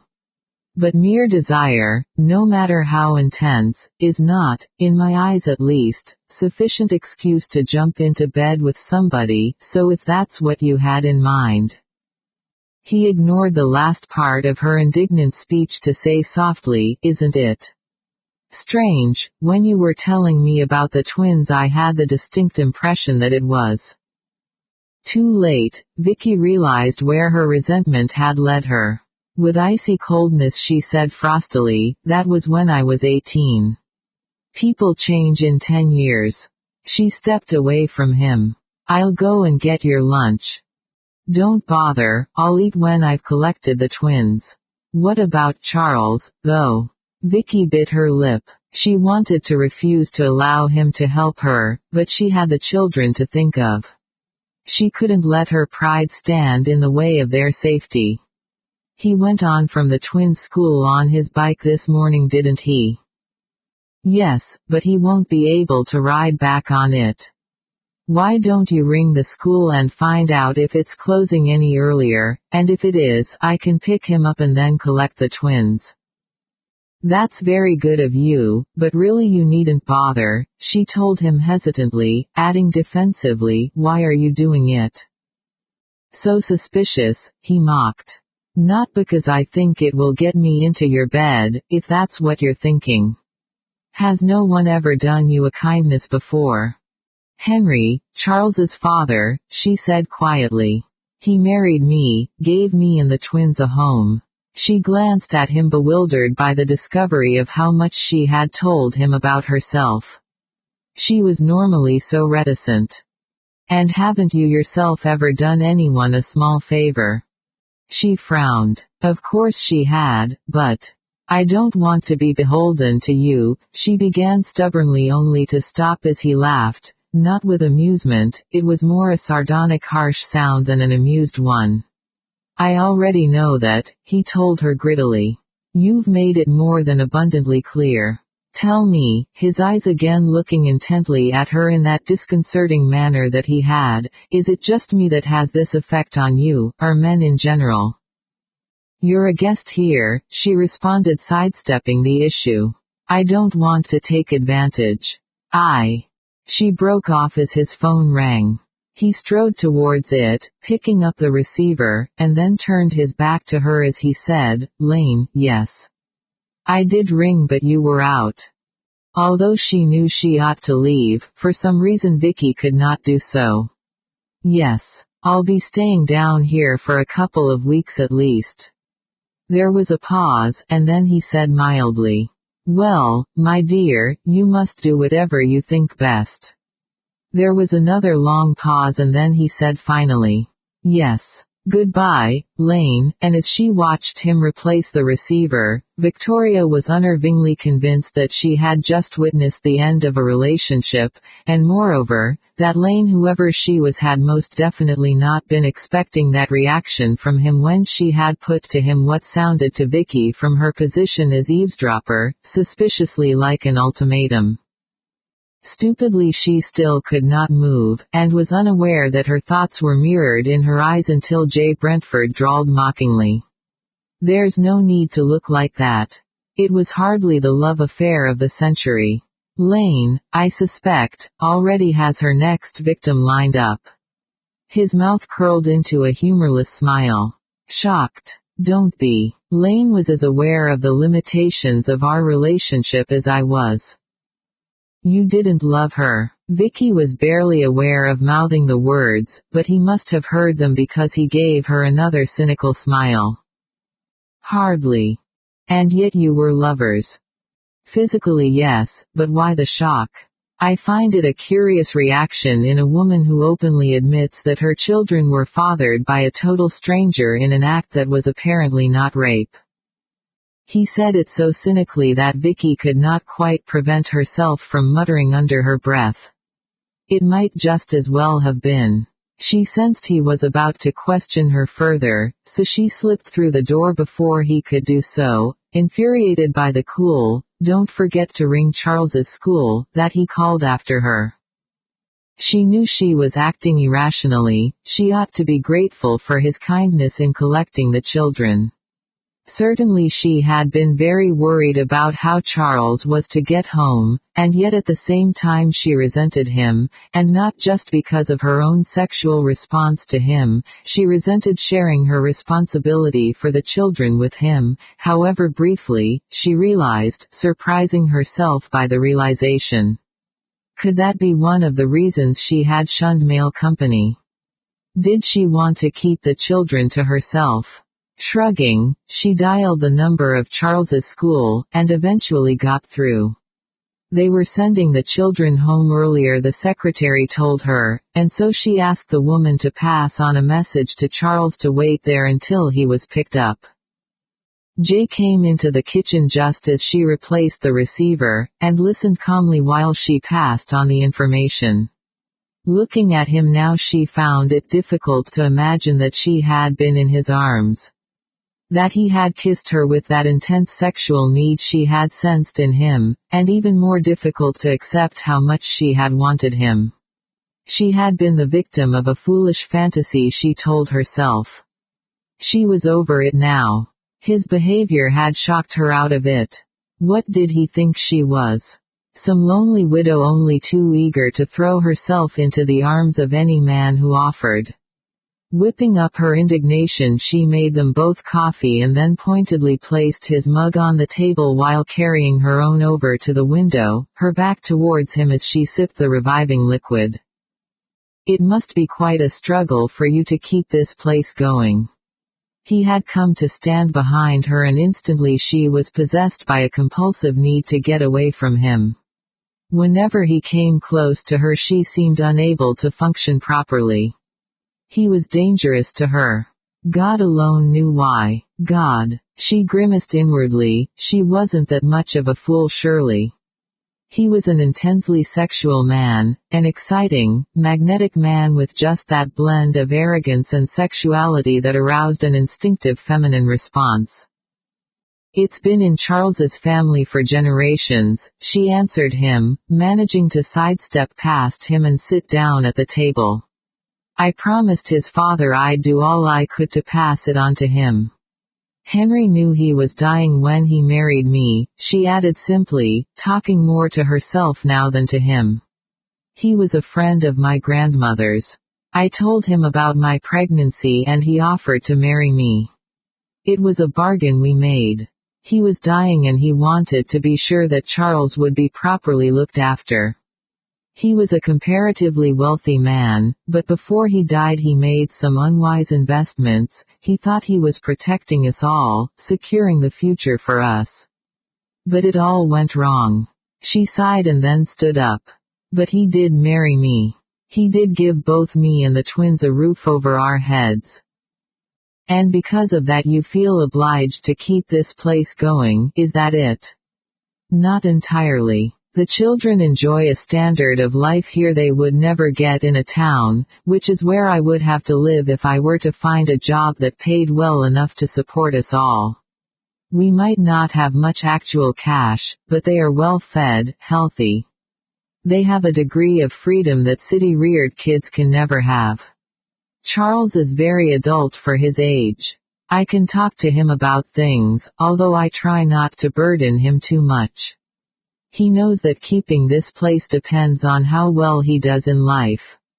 He's a clever boy, doing very well at school. He wants to train as a surgeon. A long and costly business. Yes, but I think he can do it. We don't do too badly, especially with the money from the paying guests in summer. Charles comes into a small inheritance from his mother when he's 21, that will help finance his training. And the twins? I don't know, Vicky frowned. It's early days yet. They're both very intelligent, but inclined to be lazy. What did their father do? He put the question lightly, but she was on the defensive immediately, her cool, I don't have the faintest idea, laced with rejection. Don't they ever ask about him? He asked her suddenly, further unnerving her. Aren't they at all curious? Not particularly, she said it dismissively, standing up as she did so. If you really are going to collect Charles, then. He smiled mirthlessly. Very adroit. But will you be able to dodge their questions as easily, one wonders. He had been gone 15 minutes when the phone rang. Vicky answered it. It was Philip Stern. Vicky, my dear. As always he was avuncularly jovial.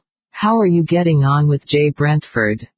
He seems pleasant enough. She was guarded, careful about how much she betrayed. An extremely clever young man, and a very wealthy one. A trifle hard though. Still I suppose one needs to be successful. He's not married then? Vicky heard herself saying to her own consternation. No, nor ever has been as far as I know. Unusual that, in these days. I really rang to ask if you were free for dinner the week before Christmas Eve. Christine is coming home and she's been asking about you. Christine was his daughter, the same age as Vicky, and one of her friends from her university days. Christine had been at the party on that fateful night, although neither she nor Vicky had ever spoken of it. But then Christine had probably been too involved with her own boyfriend to notice what she was doing, Vicky reflected. Fine, I'd love to come, she agreed, provided I can get a babysitter of course. All organized, Madge will do it. Madge was Philip's secretary, a comfortable motherly widow in her late 50s. The children liked Madge and she liked them. Okay, you can count me in then, Vicky told him. She would enjoy seeing Christine again. She had married since Vicky had last seen her, a lawyer from the States. It would be interesting to see how much, if at all, she had changed. Chapter 4. When she had replaced the receiver, Vicky marked the date down on the wall calendar she kept hanging in the kitchen, noticing rather wryly as she did so, all the other blank spaces. It suddenly struck her how narrow and confined her life was. Her social commitments were virtually nil, and up until now this was how she had preferred things. It struck her all at once that her lifestyle was rather an unnatural one for a young woman of 27, and remembering how often she had used the excuse of the children to wriggle out of an invitation, she wondered who was really protecting whom. The children did need her, it was true, but they were also quite blessedly independent, especially the twins. She could go out far more than she did if she had wished. But she had not wished. Why? Because she was frightened of a repeat performance of what had happened on the night of that fatal party. Surely she wasn't so naive. It struck her as she busied herself in the kitchen that it was Jay Brentford's arrival in her hitherto peaceful and contented life that had given birth to these uncomfortable self-examinations, and irrationally she felt a quiver of fear dart through her. So he had reminded her that she was a woman, so she had been sexually aware of him, quite intensely so. Well, wasn't that a good thing rather than a bad? After her one and only experience of the sexual act, she might have found herself unable to respond to the male sex in any way. Quite unaccountably, even though she was completely alone in the kitchen, she felt herself coloring hotly. Snap out of it, she chastised herself. It was ridiculous for a woman of her age to feel so insanely aware of a man who was virtually a stranger to her. But she wasn't alone in her awareness. He had felt it too. Jay Brentford was not a boy in his teens, and neither was she a young girl anymore. By telling her that he was aware of her reaction to him, he was opening the door to something more intimate between them than the simple relationship of guest and hostess, but that intimacy would have nothing permanent about it. It would be an affair such as he had been involved in many times in the past, over as quickly and as brutally as the one she had so recently heard him terminate with his last woman friend. Could she handle that? Could she give herself to a relationship that she knew at the start would be so ephemeral? Vicky caught herself up angrily.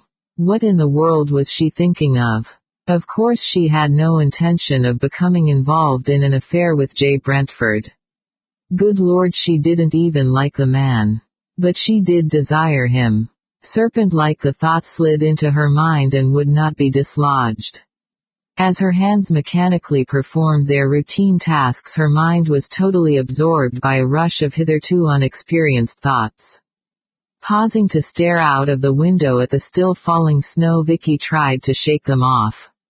She wasn't stupid enough to believe that just because her single experience of sex had been unappealing, it meant that all men were the same, but the truth was that she had been so busily engrossed in providing for her small family, in keeping them all together, and, in the early years, simply in the never-ending mechanical tasks of caring physically for two small babies and a lonely little boy trying to come to terms with the death of his father, that there simply had not been the time or the energy to think about her own sexuality.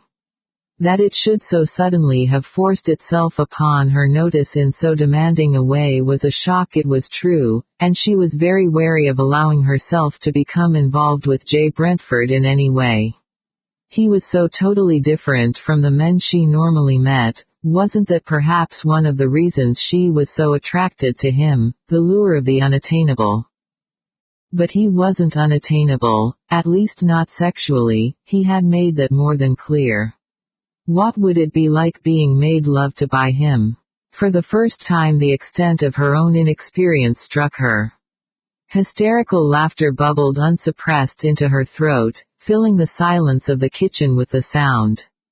Who on earth seeing her in her normal everyday life would guess at the truth? She was the mother of twins, the stepmother of a teenager, and the widow of his father. The twins. She sat down rather heavily in one of the kitchen chairs, shivering slightly as she remembered Jay Brentford's comments about them and their father. How on earth would she ever be able to tell them that he had been a man whose memory she hated, that she could not even remember his face, only the hard demand of his hands on her body, the shaming knowledge that to him she had never been a real person, simply a body he had been using to expiate some deep resentment against her whole sex. Oh yes, she was old enough and wise enough now to be able to recognize that, even if she hadn't been able to do so at the time. It had not been her he was possessing with that fierce anger that had made the experience so painful and degrading for her. It had been womankind in general. And hate his memory though she did not place all the blame of him.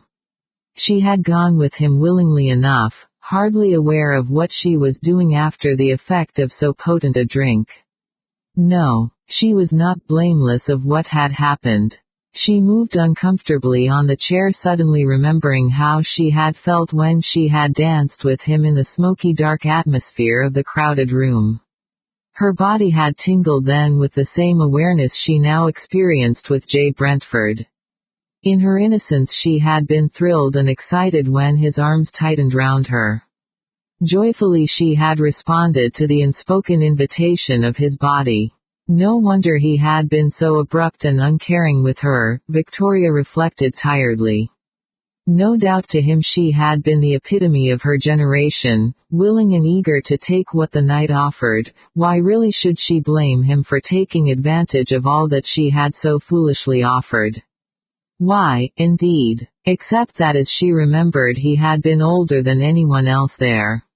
Old enough surely to recognize that she was drunk and to make allowances for it.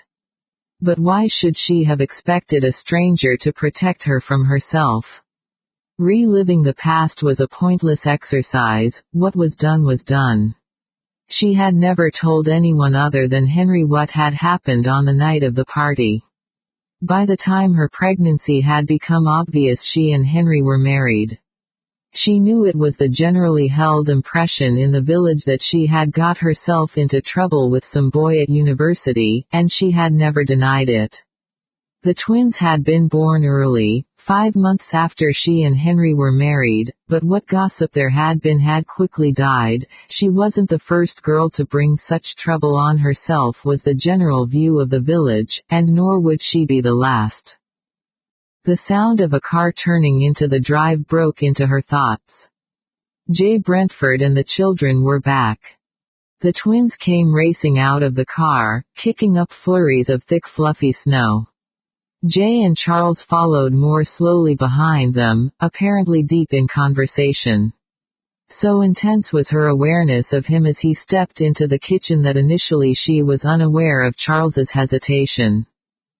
"Ma." The mixture of hesitation and pleading in his voice caught her attention and she looked across at him. Clutched in his arms was a small, bedraggled puppy of indeterminate breed, soulful brown eyes gazing back at her. "We found him by the side of the road," Charles told her, not letting her speak. "We took him to the police station and they said that he had probably been left there deliberately. We could have taken him to the animal refuge but they only keep them 2 days." Vicky knew what she was being asked before the words were said. The old Labrador she had inherited from Henry had died several years ago, and since then they had not had a dog. This one, to judge from the size of his paws, was going to be quite large. He had a good deal of collie in him, plus, to judge from his coat, a generous helping of Alsatian. She was conscious of 3 pairs of eyes fixed earnestly on her face. Both the puppy and Jay Brentford looked the other way. He'll have to be house-trained, she warned them, and a strict rota organized for walks. The relief and pleasure shining out of Charles's face was its own reward. She was constantly reminding herself that Charles needed more from her than the twins, that they, to some extent, were self-sufficient, whereas Charles stood alone. He had never known his own mother and the bond they shared went very deep. Often she worried about placing burdens on him that were far too heavy for his immature shoulders. He never seemed to laugh as much as the other two. "Hooray! We've got a dog," Jamie cheered, and she checked him quickly, saying, "He's Charles's dog, you two, and you'd better remember that." "But I was going to train him to do real tricks," Jamie protested. "Only if Charles lets you," Vicky told her son firmly. "A puppy needs to know who is his real master. It would be too confusing for him otherwise. I expect Charles will let you help him out though." It brought an unfamiliar lump to her throat to see the pleasure shining out of her stepson's eyes. It would do him good to have something that was his very own, she reflected, taking the puppy from him and studying it with wry eyes. There was no doubt about it, the animal was going to be huge, and to judge from the heavy weight of it, no doubt exceedingly clumsy, but there was trust in the beguiling brown eyes, and there was something distinctly pleasurable about holding the fluffy warm body. "First we'll have to take him to the vet," she warned Charles as the twins started squabbling amicably in the background about who was the better equipped to train him. "He'll need to have some shots and a checkup. We'll need to get him a bowl and a collar and lead. I can get those in the morning when I go into Camwater." Every other Thursday she made the long trip on the bus to the small market town to buy their staple necessities. It was a chore she loathed, extremely time-consuming and depressing in view of how much so few items cost. This week it would be even worse, she reminded herself, because she would have to stock up for Christmas, and do some Christmas shopping. Because large outlays of money were never possible, she normally started preparing for Christmas in August, buying a couple of presents at a time. Christmas had always been a special time of year to her as a child, and she did her best to ensure that it was for Charles and the twins. It was heartbreaking to have to explain to them that expensive presents were out, but fortunately they always took it well. Last year Charles had bought the twins and herself presents from the money saved from his paper round. A frown touched her forehead. She didn't want Charles to grow up burdened by the responsibility of the twins. He was a serious boy. Very much the man of the household, and the twins occasionally took advantage of that fact. "Mrs. Meadows says that if the snow doesn't melt, we can't go back to school," Julie announced, digging into her school bag. "She sent you a note." The envelope was suspiciously grubby and open at one corner. A lecture on the moral wrongness of opening other people's mail was plainly called for, Vicky reflected as she opened and scanned the note. As Julie had said, the headmistress deemed it wise to close down the small village school until the weather had improved. "That means we'll miss the school party on Friday," Julie complained. Jamie grinned. "I'm glad, I hate parties. And dancing." "That's because you know Mary Johnson will kiss you," Julie retorted, gleefully as she watched her brother squirm. "She's in love with Jamie," she told her audience. "She wants to marry him." Jamie's scowl deepened. "Girls," he enunciated in tones of deep disgust. "I'm never going to marry one." "You'll never get the chance if you don't get on with your homework," Vicky intervened dryly. "Come on, books out." "But, Ma, we wanted to play out in the snow." She glanced outside. It was still early, and although she liked all 3 of them to keep to a routine with their schoolwork, she judged that just this once it wouldn't do them any harm to have a break. All right, but only for half an hour, then it's down to work before tea. The puppy, who was on the floor, suddenly started to make small squeaking noises. Charles, I think your new hound is trying to tell you something. She had almost forgotten that Jay Brentford was still there until he spoke, bending to sweep up the small bundle and open the back door at the same time. All three children followed it outside, and left alone with him Vicky was suddenly, and very vividly, reminded of the way he had kissed her. Her body went hot, her heart pounding unevenly inside her chest. I hope you don't mind about the pup. Once Charles had seen him I could hardly leave it there to die. No, of course not, she spoke automatically. I think it will do him good to have something of his own. The twins have each other and, he prompted softly closing the back door and coming towards her.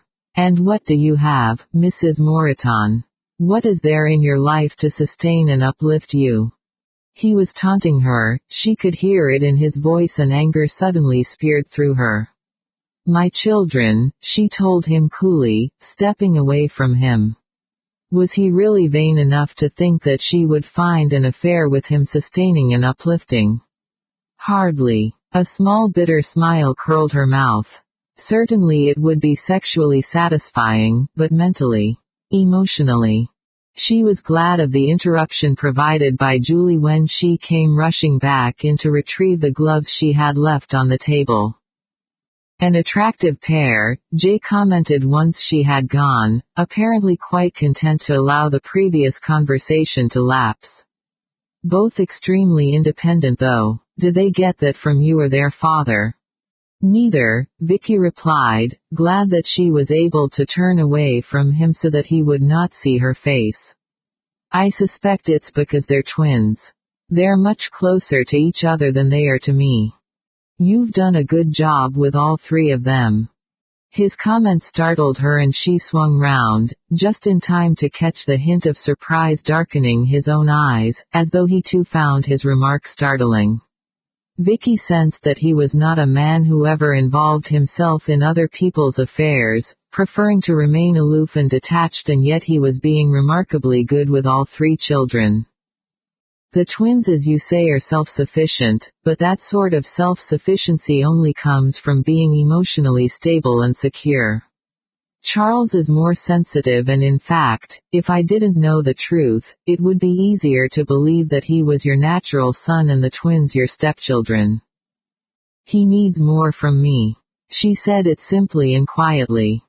Yes. Thick lashes suddenly shielded his eyes as though he didn't want her to see what was in them. Do you resent the twins because of their father? It was the first time anyone had asked her such a question and it shocked her. No, of course not. The denial was automatic and genuine. She loved the twins fiercely, and despite the exasperation their seemingly inexhaustible supply of energy sometimes caused her, was desperately proud of them. You're a very unusual woman, Victoria Moreton.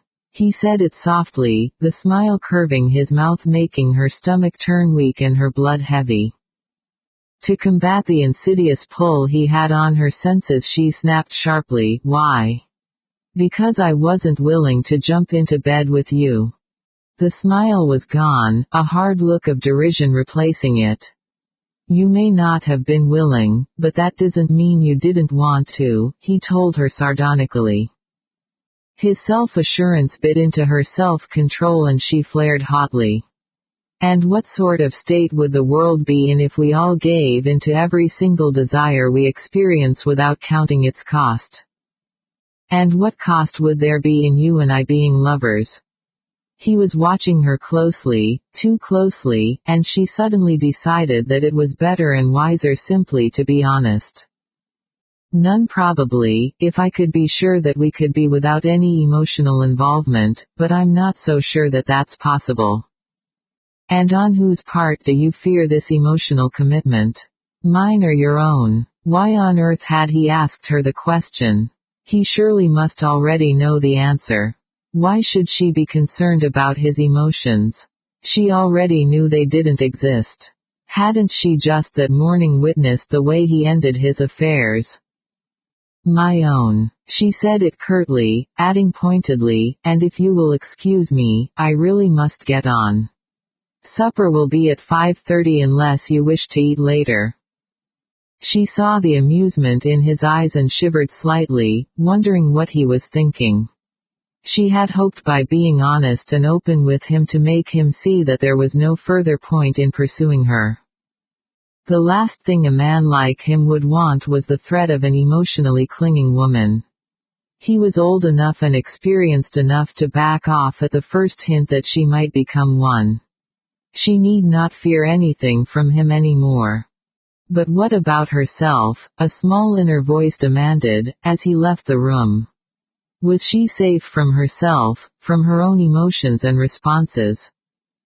At 5:30, she herded the children into the dining room and went back for the heated trolley. Although their meals were simple, she always took care that they were attractively presented and that the children learned all the refinements of civilized dining. When she came back with it, there was no sign of Jay at the table. She thought about sending one of the children to tell him that the meal was ready and then reflected that it was really her duty to go herself. It only took her a couple of minutes to reach his rooms. She knocked briefly and then waited until she heard his laconic, "Come in." She pushed open the door, walked into the room and then froze. He was standing in the doorway between his bedroom and the small sitting room. The upper half of his body was bare, and in fascination Vicky felt her glance slide the breadth of his chest and then down over his torso, absorbing the total maleness of his body. "I came to tell you that supper is ready." Her voice sounded rusty and unfamiliar, her throat so dry that it felt almost sore. He walked back into the bedroom and then returned, pulling on his shirt, unfastening his cords to tuck it in. Almost as though she were moving through water, slowly and clumsily Vicky forced herself to turn her head and look away. Her heart was thudding like a sledgehammer, heavy, painful blows that impeded her breathing. Her legs were trembling badly, and for one moment the sensation of terrible weakness spreading through her was so strong that she thought she might actually faint. It took the shock of Jay's fingers biting into her shoulders to drive the giddiness away. His face was pale, his eyes dark, slumberous almost. Her heart seemed to miss a beat as she read their unmistakable message. "How long has it been, Vicky?" One hand left her shoulder, his fingers touching her jaw, stroking the delicate skin until her muscles quivered with the effort of not responding to him, of not turning her face into his hand and seeking more from him than the tantalizingly slow drift of his fingers against her skin. The strange, inarticulate cry she made contained a need that even she recognized, and burned to have revealed. She tried to pull away, but Jay was holding her too tightly, and too closely, she recognized as he dismissed the small distance between their bodies, his hand moving from her shoulder to her waist, pinning her against him. She could feel the heavy thud of his heart. Her eyes were level with his throat. The dark smoothness of it intoxicated her. She wanted. Swallowing painfully, she reached out and touched him, her fingers trembling against the satin skin of his shoulder. "Don't do it. Don't do it." The warning rang soundlessly through her mind, but she ignored it, letting it melt in the heat of her searing response to him. Vicky. There was something almost gentle about the way he said her name, his breath warm and sweet against her face as she tilted it up to receive his kiss. Slowly and gently, as though they relished the task, his lips explored hers, mobile and warm. Their touch was a spell that shut out everything else. She was trembling in his arms, Vicky recognized muzzily, trembling on the brink of a chasm of sensation so deep that it frightened her. She tensed, and as though he sensed how torn she was between wanting to run and wanting more, so much more than the heady touch of his mouth against hers, his grip on her tightened, his tongue stroking her lips. Desire, intense and all-consuming, possessed her, racing through her veins like raw spirit. Her mouth opened under his, pleasure exploding inside her. His body was hard against her own, hard and unmistakably aroused. A hitherto totally unknown sensation kicked her in the stomach, releasing a storm cloud of sensual nutters. His hand cupped her breast and suddenly she was aching for him to touch her without the hindrance of jumper and bra. She wanted his hands on her bare skin, his mouth. The shock of all that she wanted from him made her tense, and as she stepped back to stare at him with stunned eyes, barely able to comprehend what had happened, she heard him answer his own question, his voice soft and silky as he murmured, "To judge from that I'd say it's been one hell of a time." She didn't even realize she'd slapped him until she saw the dull red marks of her fingers against his skin, and the knowledge that he could drive her to such a physical and emotional frenzy made her stomach twist in tight knots of anxiety. What was happening to her? She backed towards the door shakily, her face white and stained. Was that how he saw her? As a frustrated young widow, only too eager to welcome the advances of any passing male. The thought shamed and sickened her. How could she humiliate herself further by revealing the truth? That he was quite simply the only man in 10 years who had made her remember what it was like to be a woman. Victoria. His voice stopped her by the door. It was hard, laced with an anger he didn't bother to hide. "I'm terribly sorry, Mr. Brentford, but I must ask you to leave.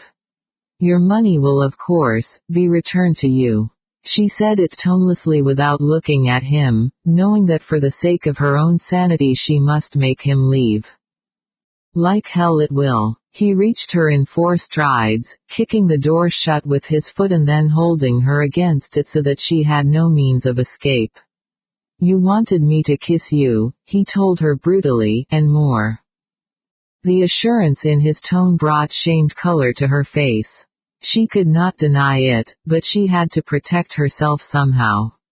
"And because of that you think I'm easy game," she demanded bitterly.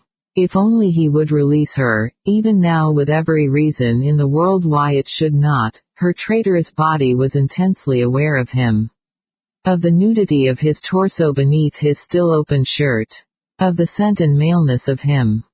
"Did I say so?" He was watching her closely, the gray eyes still dark. He moved his head and she ached to press her lips against the smooth line of his throat, to melt into his arms and dismiss everything other than her need to be close to him.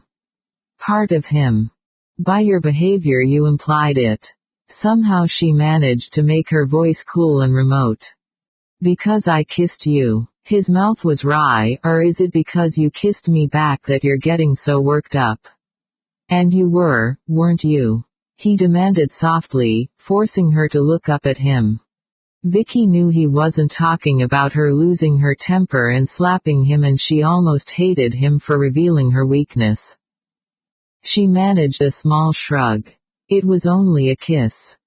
"No, it damned well wasn't. You know it and I know it too. Face up to it, Vicky, there's something between us that both of us are aware of. I don't think of you as easy game, as you call it," he added quietly. "Quite the contrary, you're the most prickly and defensive female I've met in a long time. It takes more than simply responding to a man's mouth and hands to make a woman that," he told her, "and believe me I know." Her eyes slid away from his and she started to tremble. "I didn't want this. She shook her head slowly. "I shouldn't be telling you any of this." "Why not? It means that I'm special. Important even. I like that. I like it very much." His mouth touched hers and she knew she was lost. "Ma." The anxious sound of Charles's voice from the other side of the door brought her back to reality. Jay released her and opened the door at the same time. "It's my fault your mother's been delayed, Charles," she heard him saying as she ran anxious fingers through her hair. "I wasn't ready for supper and I kept your mother talking." He was fastening his shirt as he spoke, his actions so matter-of-fact and commonplace that they tore at Vicky's heart. How many times had he performed this small intimacy in some woman's company before? More often than he could remember, no doubt. "It's snowing again," Charles announced, lingering by the sitting room door as Vicky walked towards it. "Do you think we'll have a white Christmas?" Thinking of the time still to elapse before the end of December, Vicky found herself praying not. It would be impossible to get out of the house if the weather worsened much more, and she still had so much to do. Ready. Jay was dressed and standing by the door, and it struck her as the three of them went downstairs that they might have been any quite ordinary family unit. The pain that came then was so sharp and intense that she actually winced from it. What a ridiculous thought, they were not a family and never could be. She was still trying to puzzle out her own thoughts when they sat down to eat. She had never once since Henry's death ever wanted a man to lean on, a husband to share her bed, a father for the children, and yet here she was, visualizing in that role a man she barely knew. "We've got algebra tonight," Julie announced gloomily, breaking into her thoughts. "I hate it." "That's because you never get it right," Jamie interrupted loftily, "and that's because you're a girl." The squabble that then broke out was inevitable, and Vicky hastened to put a stop to it. When both twins lapsed into a sulky silence, Jay said calmly, "Why don't I give you a hand with your algebra, Julie?" Watching her small daughter's face light up and witnessing the coquettish smile she gave him, Vicky could only wonder at Jay's offer. The first time she had seen him she had been struck by his aloofness, and since then everything he had said or done had reinforced that first impression. He was a man who lived alone, by choice, and yet here he was willingly involving himself with her family. Why? Not because he thought it would influence her response to him, that was for sure. He must by now be in no doubt about that. So then why? Frustrated paternal desires? Hardly. Her mouth twisted. He did not strike her as that type. And yet an hour later, watching his dark sleek head bent over the smaller curlier one of her daughter as he explained to her the ramifications of a maths problem, she was once again tormented by the apparent domesticity of the scene. Domesticity in Jay Brentford. It would be like mixing oil with water, and yet there was a calm patience about the way he answered Julie's questions that whispered treacherously to her that he would make a good father. "You've never wanted children of your own?" The question was out before she could silence it, posed while Julie's attention was elsewhere. Once. Shadows danced in the firelight and a fresh pain struck through her body as she looked at his shuttered face. A long time ago. What happened? Her mouth was dry and stiff. She decided to marry someone else. It was a long time ago and very much for the best. However, these things do tend to leave scars. You still love her? No, but the breaking of our engagement isn't a time I like to look back on or to talk about. There are painful associations that even now. He broke off as Julie suddenly demanded his attention. What did he mean? Vicky wondered, and then berated herself for wondering at all. What concern was it of hers? He was a stranger, merely passing through her life, a man she desired, it was true, but that was all. Julie had finished her homework and wanted to watch television. Jay excused himself, saying that he, too, had work to do. When he had gone, Vicky got out the accounts she was working on. They were for a farmer who lived several miles away and who had very little idea of how to keep his books. He was more than happy to pay Vicky to do the work for him. It kept her busy for a couple of hours after the children had gone to bed. When at last she lifted her head from the white sheet in front of her, it was aching slightly. She leaned back in her chair, telling herself she was a fool for wishing she could lay her head against the warm smoothness of a male shoulder. That she could be enfolded in arms strong enough to support her. Telling herself that she must be suffering from some weird imbalance of hormones, she got up and walked into the kitchen to check up on Charles's puppy. He greeted her eagerly, tail thumping. Vicky let him out, dismayed to see how thick the snow was, and not a star to be seen. It was going to be murder tomorrow getting into town and back, but somehow she would have to do it. Chapter 5. At breakfast the twins grumbled noisily about being roused from their beds when there was no school to go to. Vicky had sent Jay a breakfast tray via Charles, telling herself that it was not really cowardice that made her so reluctant to face him, merely prudence. Charles was gone longer than she had expected, and when he eventually returned, he looked rather shamefaced. Jay was at his heels carrying his untouched tray, which he placed on the table, frowning at her as he did so. "What's all this about you going into town on the bus?"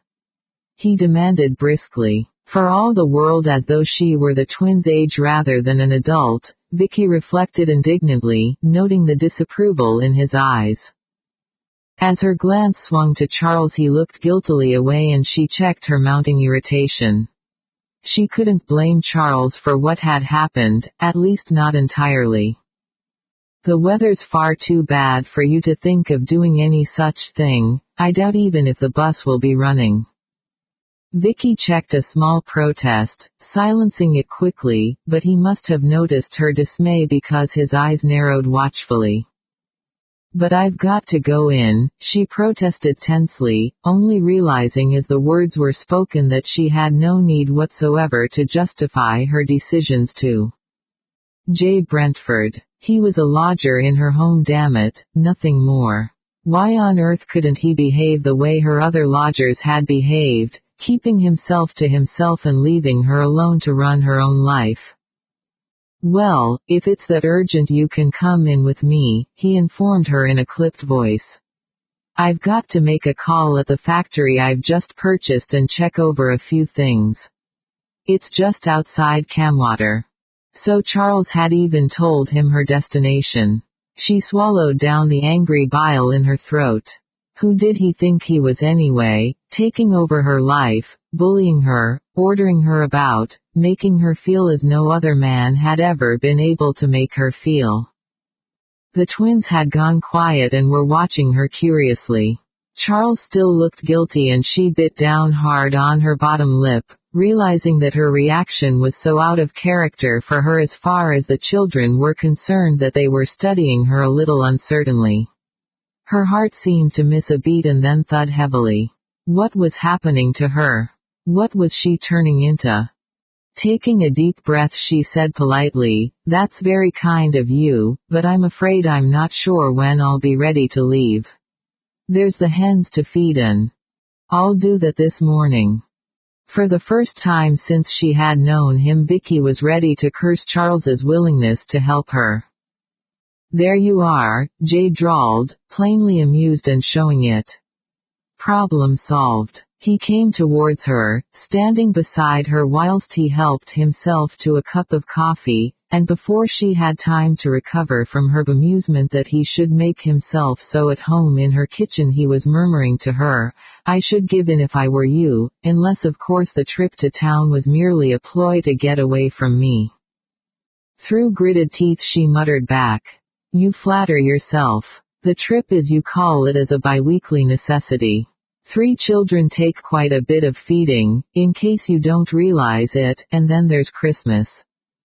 He sat down and drank his coffee, calmly filching a piece of toast from those she had made for the children, and before she could so much as object had engaged the twins in a discussion on the relative merits of various potential Christmas presents.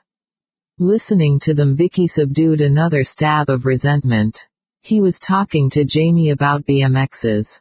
It was the boy's dearest desire to own one, and she had spent many painstaking weeks carefully explaining to him why it would be impossible.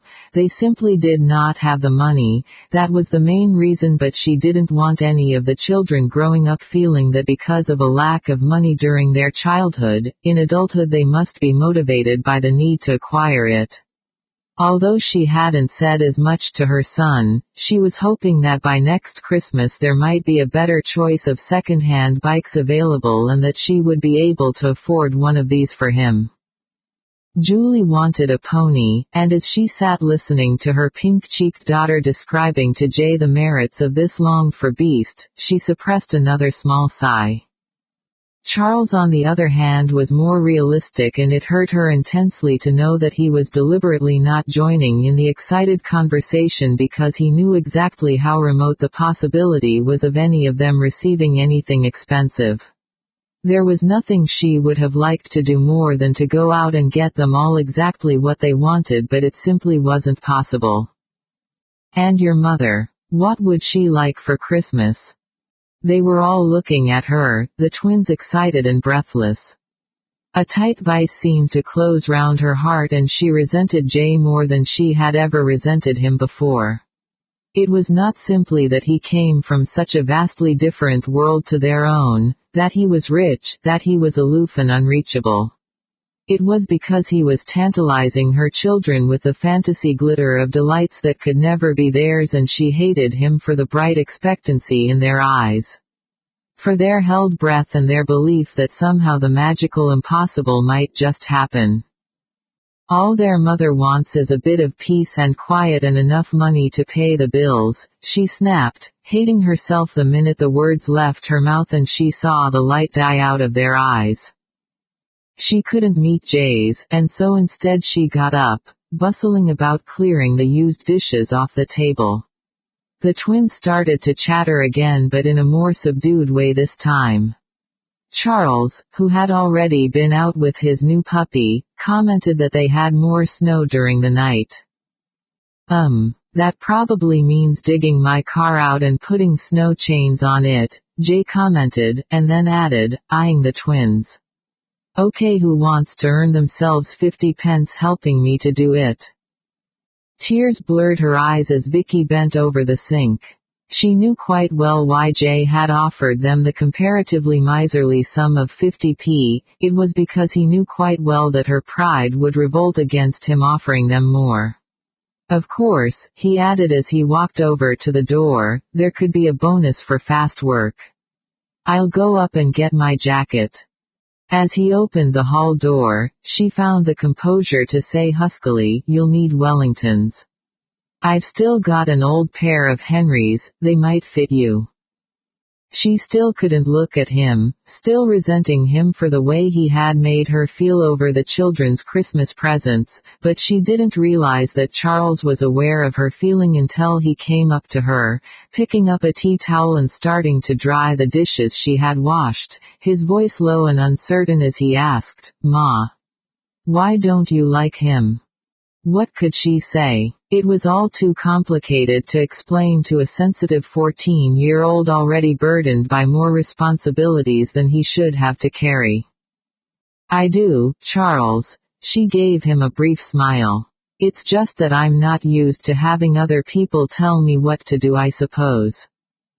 I'm sorry I mentioned you going into town. His head was bent and she stretched out a hand to ruffle his tow-colored hair. He was growing so quickly, already as tall as she was herself. You did it with the best of intentions, and I expect he's right. The bus probably wouldn't have been running. Pride can be a great handicap, Charles, it nearly always works against us, making us behave in a silly way. You leave that, I'll finish off. I think your new acquisition is trying to tell you he wants to go out. I'll feed the hens now if you like, he offered.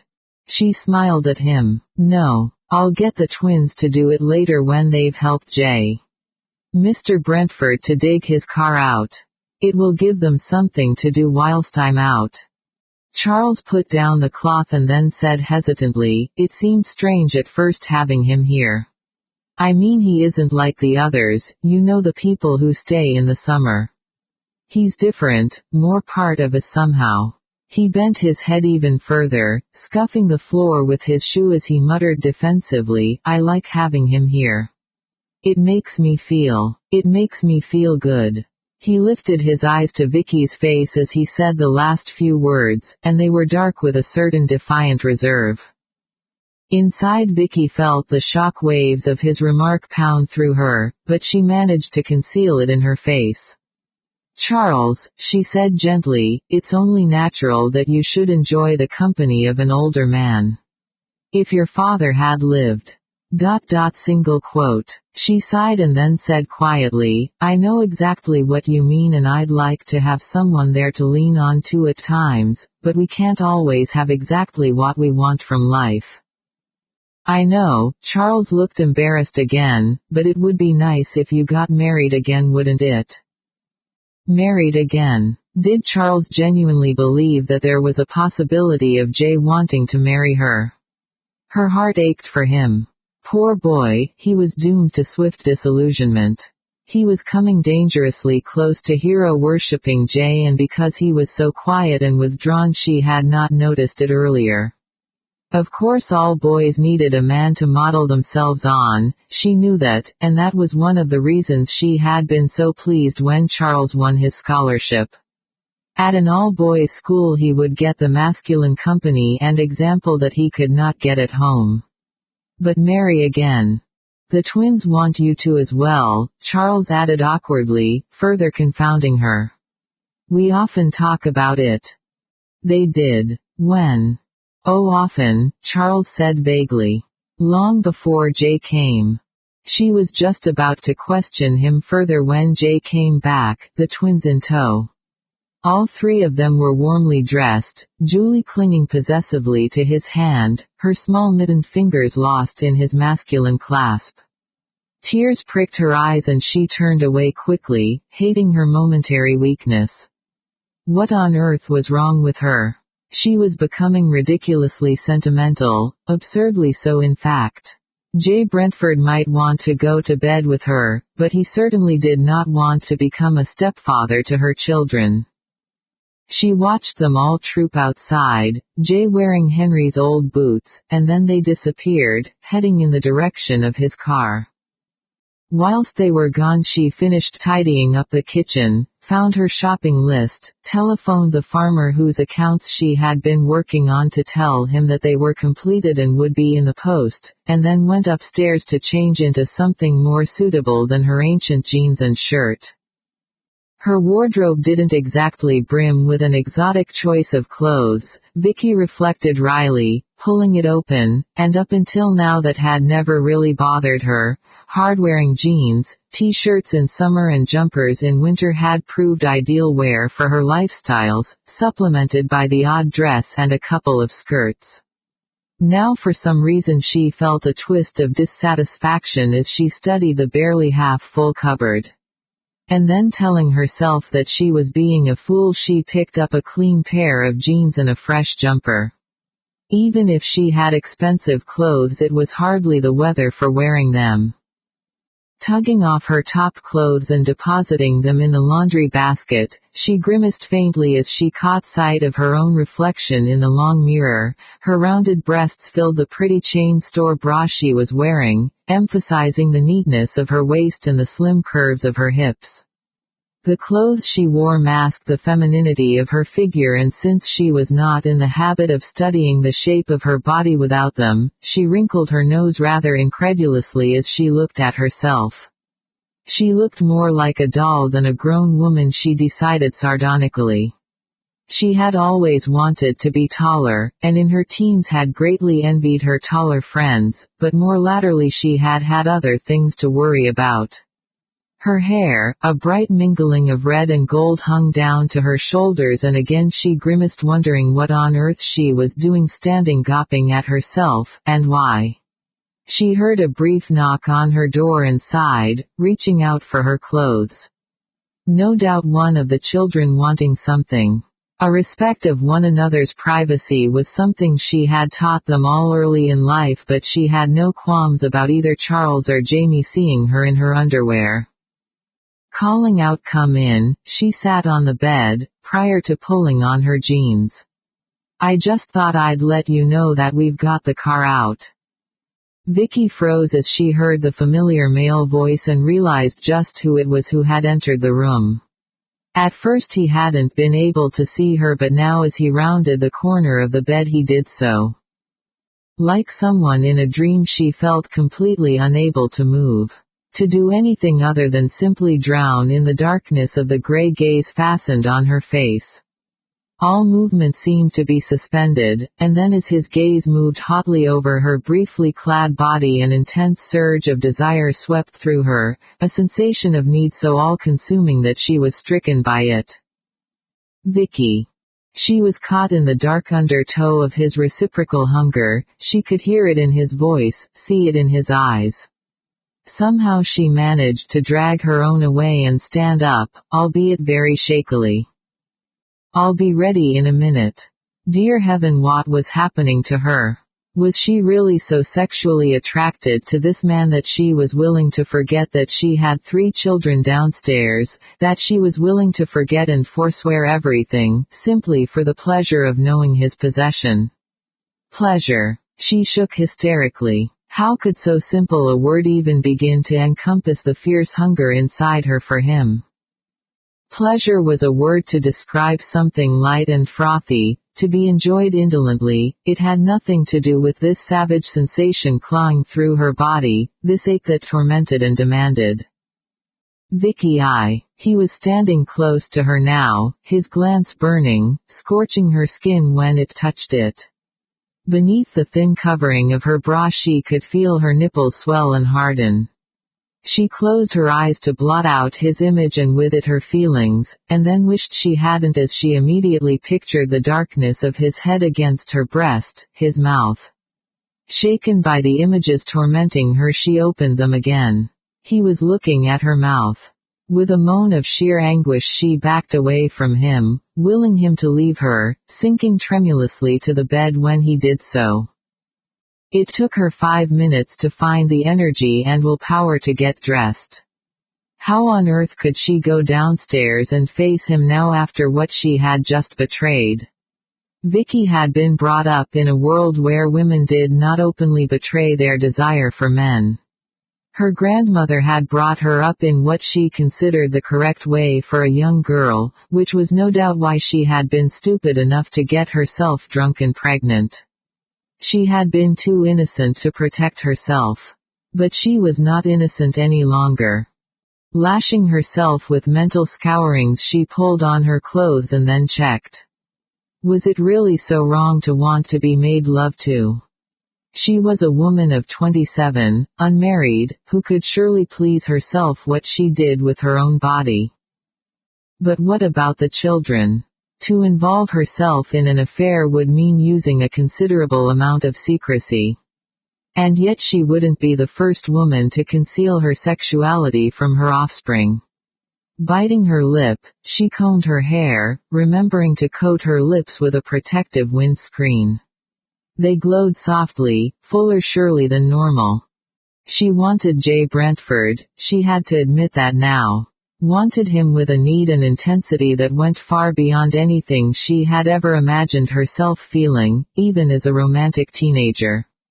And he wanted her. But whatever there was between them could only be fleeting. So, she didn't love him. She had no emotional attachment to him. What she felt for him was a physical arousal only. Somehow that made her feel better, stronger, as though she still retained some control over herself, as though there was some part of herself aloof from him. By the time she eventually joined him downstairs, she had herself virtually under control as she pulled on Wellingtons and collected a woolly scarf and hat to add to her gloves. She was able to face him with a commendable degree of equanimity. Instructing Jamie and Julie to behave themselves and to listen to whatever Charles told them, she allowed Jay to escort her out to his car. As she slid inside it and buckled on her seat belt, she forced herself to appear composed. Jay, fortunately, was concentrating too much on his driving to pay any attention to her. There were 1 or 2 anxious moments before the chains began to bite into the thick snow, but at last they were out on the road and on their way. They had traveled several miles before he spoke, and then only to comment on the overcast nature of the sky. Looks like there's a good deal more snow up there, he told her. Vicky could only agree, and she prayed that it would hold off long enough for her to get her shopping done.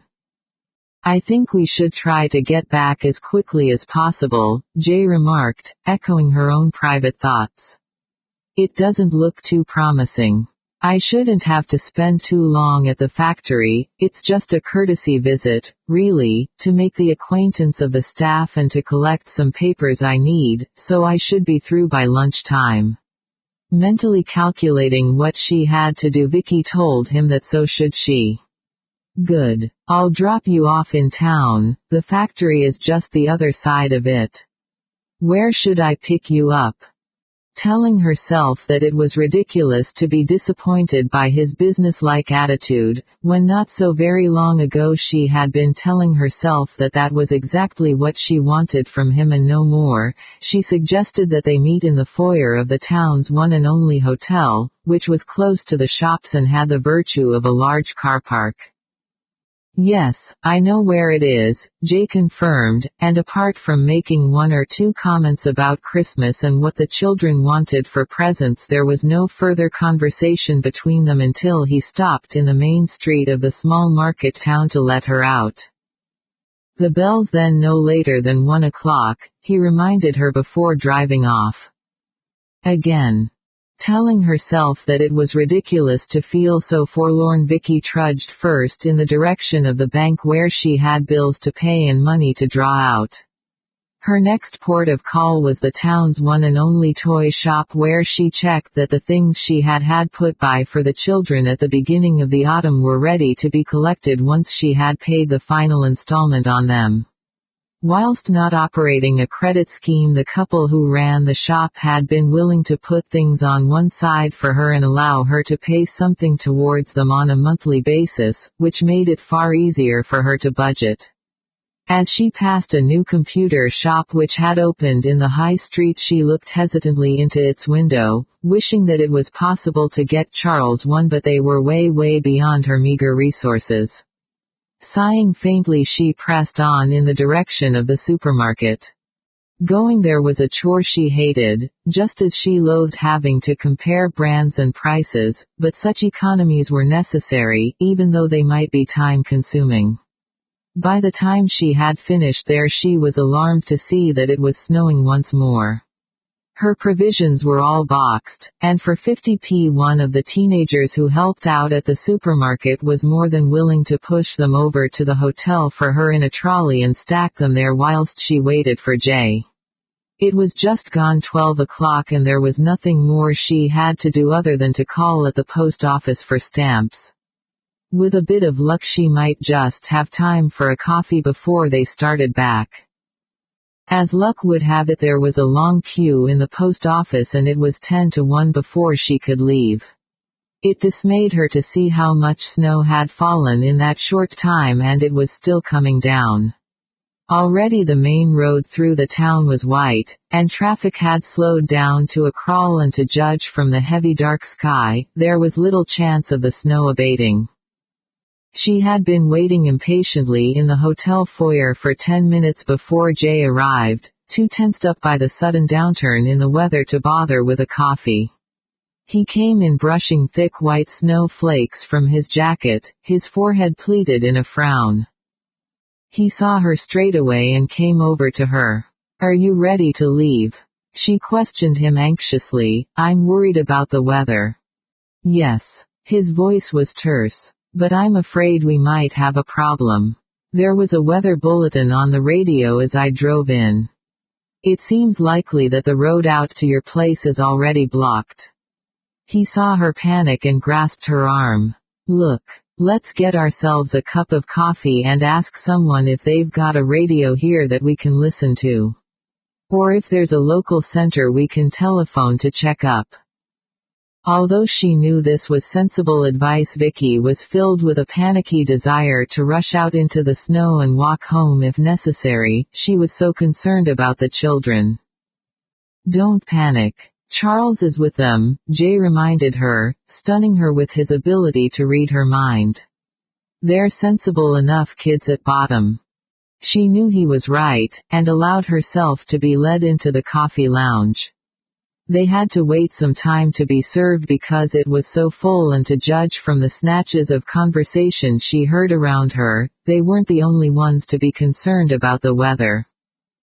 Once they had been served, Jay disappeared, telling her that he was going to see what he could find out. He came back within minutes, his face grim. The road to the old vicarage was definitely closed, he told her, not just by the snow but also by a couple of vehicles which had run into difficulties and had been abandoned by their drivers. They doubt that they'll get it open before morning. They can't even start at the moment until the snow stops. Apparently they're keeping the snow plows for the roads that are still open. Tomorrow. Vicky stared at him. What on earth were they going to do? I tried to get us a couple of rooms here, but they're fully booked, he added tersely. Apparently we aren't the only ones to be stranded. Have you any friends in town? Anyone you could stay with? Numbly Vicky shook her head. She did have friends, but they all lived outside the town itself. The children, she said weakly, I must ring them. Yes, but not from here. Have you finished your coffee? When she nodded, Jay called for the bill, and as she followed him back to the foyer and saw the queues forming by the two public telephones, she could understand his comment. Is this your stuff? In her panic she had forgotten about her shopping, but now nodded her head as he indicated the neatly stacked boxes. Let's get them into the car. He was the one who had done all the work, Vicky reflected numbly several minutes later as he snapped the boot lid closed, and joined her inside the car. As he set it in motion she managed to come out of her numbness for long enough to ask, where are we going? Don't panic, he drawled laconically, I'm not abducting you. The traffic through the town was nose to tail, and yet despite that the road was still white and the snow getting deeper. Watching other cars skid and bump, she shivered gratefully inside the protection of Jay's, wondering a little at her instinctive trust in him as a driver. When he eventually turned off at some traffic lights and then down a road which she knew led to the old part of the town, she glanced at him in bewilderment. It's all right. Ah yes. Here we are. He drew up outside an elegant terrace of Georgian town houses and stopped the car. When I bought the business, it included one of these houses. It had been bought by the previous owner for his son, and when the business went into liquidation the liquidator took it over. That's what happens, he added dryly, seeing her face, when businessmen get too clever and try to use company funds for private purchases. If you own a house here, then why did you need lodgings? Vicky heard herself asking stupidly. Because I don't like looking after myself, and since I could not get into a local hotel. I was the only choice. And a rather good one as it turned out. Single quote. The smile he gave her made her body tremble. Luckily I've got the keys, they were handed to me with the spare set for the factory. I believe the place is furnished. I expect it will be cold and probably damp, but at least it will be preferable to spending the night in the car. It also has a telephone so you should be able to ring home and soothe those maternal fears. The mockery in his tone stung and she swung round saying fiercely. Those children are my responsibility, of course I'm worried about them. Naturally I don't expect a single man such as yourself to understand that. Why not? His mouth was grim. Do you really think I'm so feckless and uncaring that I view the thought of them being left alone without a qualm? His eyes held hers and hers were the first to drop. However, since there's nothing we can do about it short of hiring a helicopter and dropping down on them, and even then it's doubtful that we could find a pilot idiotic enough to take us. Oh yes, he told her grimly, it had crossed my mind, but unlike you I have sufficient faith both in Charles and the twins to believe they have enough responsibility to behave sensibly. Come on, He got out of the car, leaving her to fumble distractedly with her seat belt. The nerve of the man. With a few well-chosen words he had reduced her to the status of fussing mother, and yet at the same time had chided her for not believing that he too was concerned. Why on earth should he be? They weren't his children. Good heavens, her clumsy fingers stilled. Was she actually jealous of the relationship he seemed to have built up with the children? Did she genuinely in some way feel threatened by the rapport that seemed to exist between them? But why? He was a very temporary, fixture in their lives. Having problems. He was standing by her open door watching her, and as she shrugged, he made a small sound of exasperation and bent to release her from the confines of her seat belt. Their fingers tangled and white-hot sheets of sensation spread through her body from the brief contact. She drew away as though she'd been burned, but when she risked a look at him expecting to see taunting mockery in his eyes, instead they were very dark, highly charged with some emotion she could not understand. He turned away from her, his mouth tight, his body tense. Slowly she followed him up the steps that led to the front door, waiting as he tried several keys before finding the right one. As she stepped into the house she reflected that it was cold. But there was no trace of damp. Kitchen first, Jay instructed tersely. They've obviously got central heating. He gestured to the radiator. Let's see if we can get it on. They could, or at least he could, Vicky reflected, standing watching as he tampered with the boiler and eventually got it lit. Now, telephone. What on earth had happened to her? Vicky wondered as she docilely followed him from room to room in search of that instrument. They eventually found it in the small drawing room. Jay was the one who picked it up, his forehead smoothing in relief as he held the receiver to her and she heard the dialing tone. At least it's not been cut off. Okay, you ring the kids whilst I have a scout round. There's an open fire in here. With a bit of luck we might be able to find something to burn in it and boost the heating. Chapter 6. Charles answered the phone on the second ring, sounding relieved to hear her voice. He explained that they had heard about the road being blocked on the radio and that he had been concerned that theirs might be one of the cars stuck in the drifts. Quickly explaining to him that she would be spending the night at a house Mr. Brentford owned in the town, she felt a lump forming in her throat as he said manfully, "Don't worry about anything here, Ma. We'll be okay." She was just giving him careful instructions about what to have for their evening meal when Jay walked back into the room, miming to her that he wanted to speak to Charles himself. Having assured herself that Charles had understood her careful instructions, she handed the receiver over to Jay. He spoke matter-of-factly and reassuringly to Charles, explaining that he hoped that the roads might be cleared by morning but that just in case they were not to worry because he was sure the snow plows would be set to work on it just as soon as they could. He then had a few words with both twins, some comment one of them made making him grin, before he handed the receiver back to Vicky.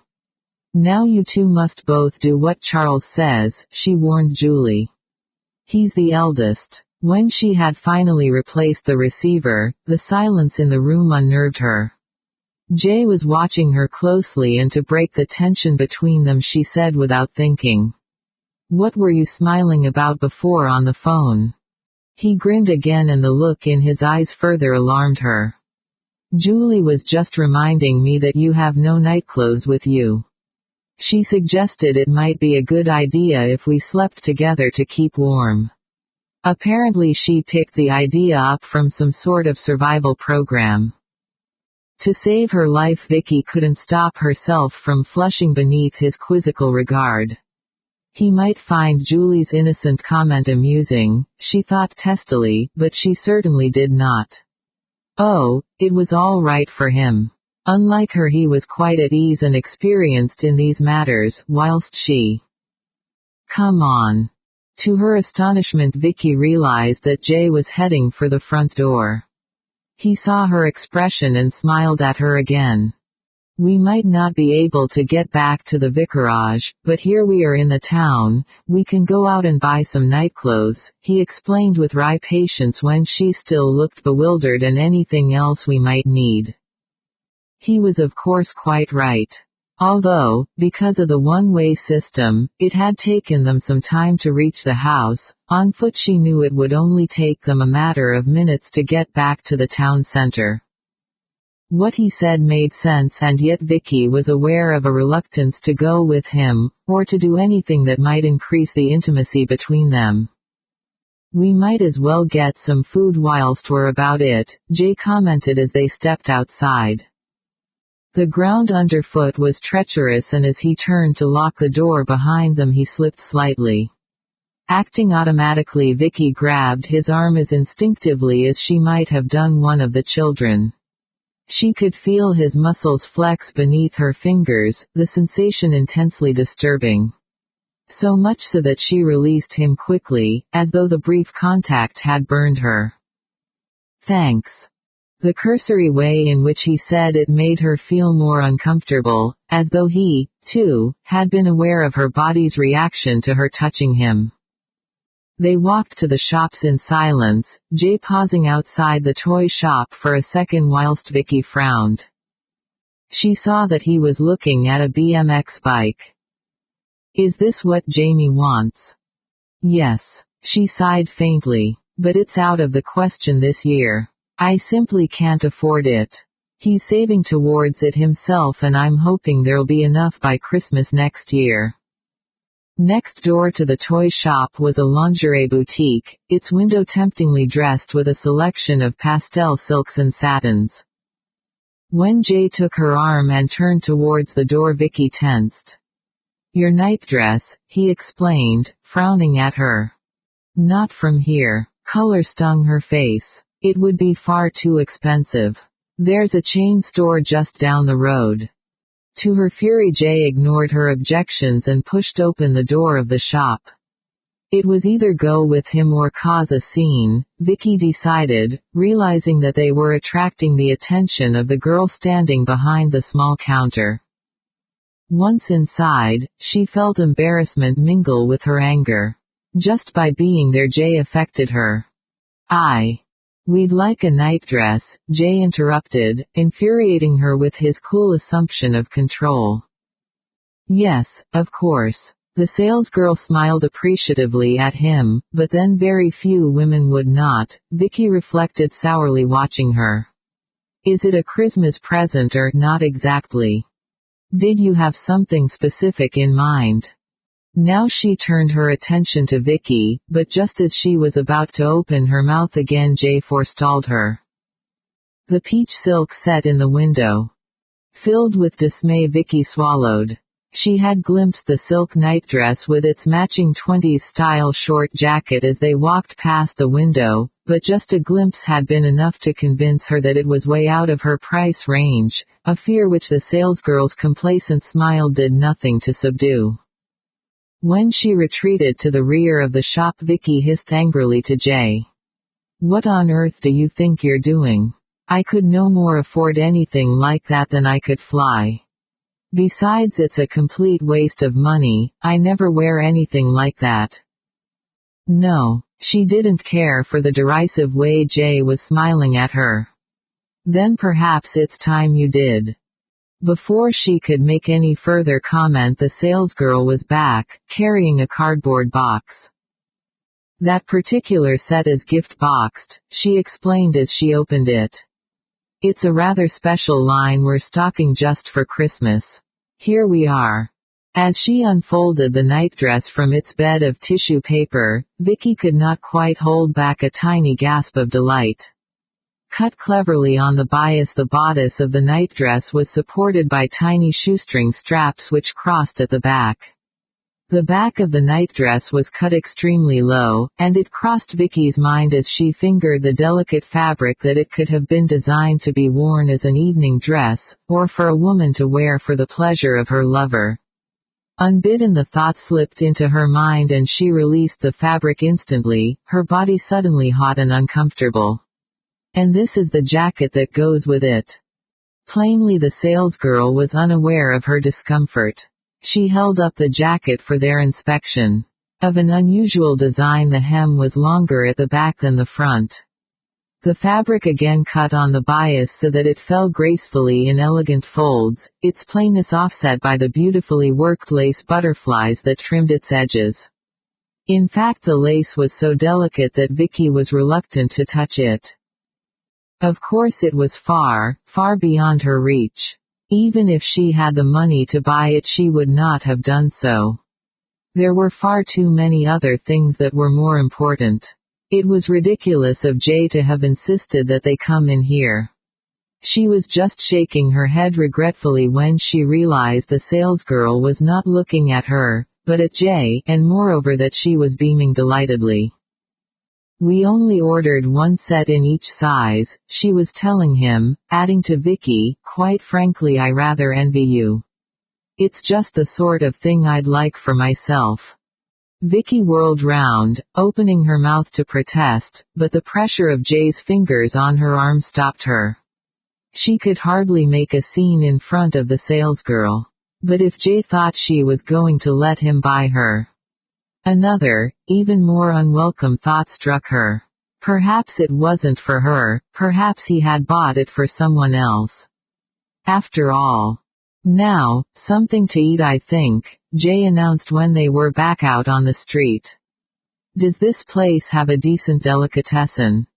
It did, a small, exclusive shop that was far too expensive for Vicky to patronize, but she knew where it was. On the way they passed a chemist's, and once again she found Jay taking control as he bundled her inside, and bought toothbrushes and other small necessities. Outside again, it was still snowing and she was beginning to get very cold despite all her protective clothing. Jay must be frozen, she reflected, glancing at him, but when he touched her arm, drawing her attention to a men's clothing shop, his ungloved fingers felt quite warm. They both went inside, and 10 minutes later, waiting for him whilst he paid for the toweling robe he had bought, she wondered how he would have reacted if she had insisted on paying for it. Rather grimly she decided that it might have been worth depleting her bank account just for the pleasure of finding out. Right, food, and then back to the house before the weather deteriorates any further. Already the cold afternoon was drifting into dusk. The snowflakes still fell, and Vicky did not think it was merely her imagination that told her the temperature was dropping, the wind icier than ever. Inside the delicatessen, Jay once again took charge, although she had to admit he was scrupulous about asking her what she liked. In a way it was very pleasant to be taken care of in such a way, although of course shopping was far easier when a budget didn't have to be taken into account, she reflected bitterly, unable to stop her mouth from watering as Jay bought delicious-looking smoked salmon, crusty wholemeal bread, creamy butter, a rich pate, and then some cheese. He had spent as much on those few delicacies as she allowed herself for a month's necessities, was the thought uppermost in her head as they left the shop. Hang on a sec. She stood helplessly on the pavement as Jay strolled into a small wine broker's. When he came out he was carrying yet another carrier bag. Vicky was so used herself to being burdened with bags full of shopping that she automatically reached for some of his, but he shook his head. "No, it's okay, I can manage," he assured her, adding with a grin, "just as long as you promise to catch me if I fall." Walking with him down the busy street, Vicky wondered how many men of his stature and wealth would be willing to be seen in such a domesticated role. In her experience, men were more than willing to leave the boring chores of running a home to their wives, and that included the shopping. Henry, for instance, would never have dreamt of carrying plastic shopping bags. She shivered suddenly, and her reaction had nothing to do with the cold. She didn't want to find things to admire in Jay, and it was then that she admitted to herself that she was fighting a desperate rearguard action against both him and herself. She knew quite well that physically he desired her, just as she knew that she desired him. Looking at it objectively, there was nothing wrong at all in both of them indulging that desire. It would offend or hurt no one. Morally it was far less wrong, if that was the word, than many other things she could think of. And yet she was frightened. What of, she asked herself. And numbingly she knew the answer. Of caring for him. Of needing and wanting him. Ridiculous. She dismissed the fear abruptly. She was in no danger of doing anything of the sort. Time to head back, I think. Jay was looking at the overcast, dusky sky as he spoke, hurrying her through the crowded streets. It was snowing in earnest when they reached the house, the footprints from when they came out, already covered with a fresh fall of snow. Keys in my pocket, Jay told her, juggling his parcels on the top step. Can you get it for me? It was a simple enough request, but her stomach muscles contracted alarmingly as she slid her hand into the pocket of his jeans. Beneath the fabric she could feel the taut line of his hip. Her mouth had gone dry, and she desperately wanted to withdraw from him. Reminding herself that he would think her an absolute fool if he knew how just this casual contact with his body was disturbing her, she summoned all her willpower and forced herself to blot out the thoughts rioting through her mind, images of him naked, and her fingers touching his skin without the barrier of any fabric. Got it. Thankfully she had, and she hoped and prayed he would put the trembling of her fingers as she finally inserted the key into the lock down to the cold and nothing else. Apparently he had, because once they were inside he told her, "Why don't you go upstairs and see if there's an immersion heater? A hot bath will soon drive away those shivers. If not, we'll just have to hope that the central heating is better at heating the water than it is at heating the house. I'll go and see if I can get a fire started." There was an immersion heater and Vicky switched it on before exploring the upper floor. The house had 2 bedrooms, both with double beds, both attractively furnished in pretty Laura Ashley fabrics and wallpaper. The bathroom was decorated in fresh olive tones and white, the airing cupboard thankfully still stocked with towels. Lucky for us that the people who lived here aren't moving out until they come back from holiday. They have a daughter in the States, and this Christmas visit to see her has been planned for a long time. The manager of the factory, to whom this house was rented, has to vacate it under the terms of the sale. I thought you said it was bought for the son. Yes, originally, but then it was let to the factory manager on a peppercorn rent. So he's not just losing his job but his house as well. Vicky remembered how, the first time she had seen him, she had been struck by a certain hardness about Jay. She shivered involuntarily. Is that how you see me? His voice was distinctly unamused. You're quite wrong. In fact, I wanted him to stay on. He's extremely good at his job, but he wants to take early retirement. He and his wife are thinking of moving to America to be with their daughter, and because of the job situation over there he can only go as a retired man. Also, because he's a sensible man, he's been putting the money he saved by having cheap accommodation on one side, and with the early retirement lump sum he gets, he'll be quite comfortably off. Chagrin stroked guilty color over her high cheekbones as Vicky turned away from him. Suddenly, the confines of the small landing seemed unbearably narrow. To get past Jay to come downstairs she would practically have to touch him. She shuddered deeply, not knowing whether it was with fear or desire. Which bedroom do you want? She managed to ask him, swallowing painfully as she saw the way he was looking at her. Which do you want? Again color stained her skin. What would he say if she told him yours? I don't mind. Well then, have this one. It was the door nearest to them and he walked into it, dropping the cardboard box from the lingerie boutique onto the bed. He didn't, Vicky noticed, say anything to her about the other bedroom. I can't wear that, she told him huskily, avoiding looking at him. It's far too expensive. I simply can't afford it. No one's asking you to. It's a gift. His mouth compressed as he looked into her eyes. Don't be so damned proud and stubborn, he told her softly, I've managed to get a fire lit. What do you want to do about eating? Can you wait until I've had a bath? No problem. Fancy a cup of coffee in the meantime? Yes, I'll come down and make it. No need. I'll do it. The Ellisons left their cupboards fairly well stocked and I'm sure they won't mind us making use of them. I've located some beans and a grinder. It was an unusual sensation for Vicky to be able to just sit down and relax.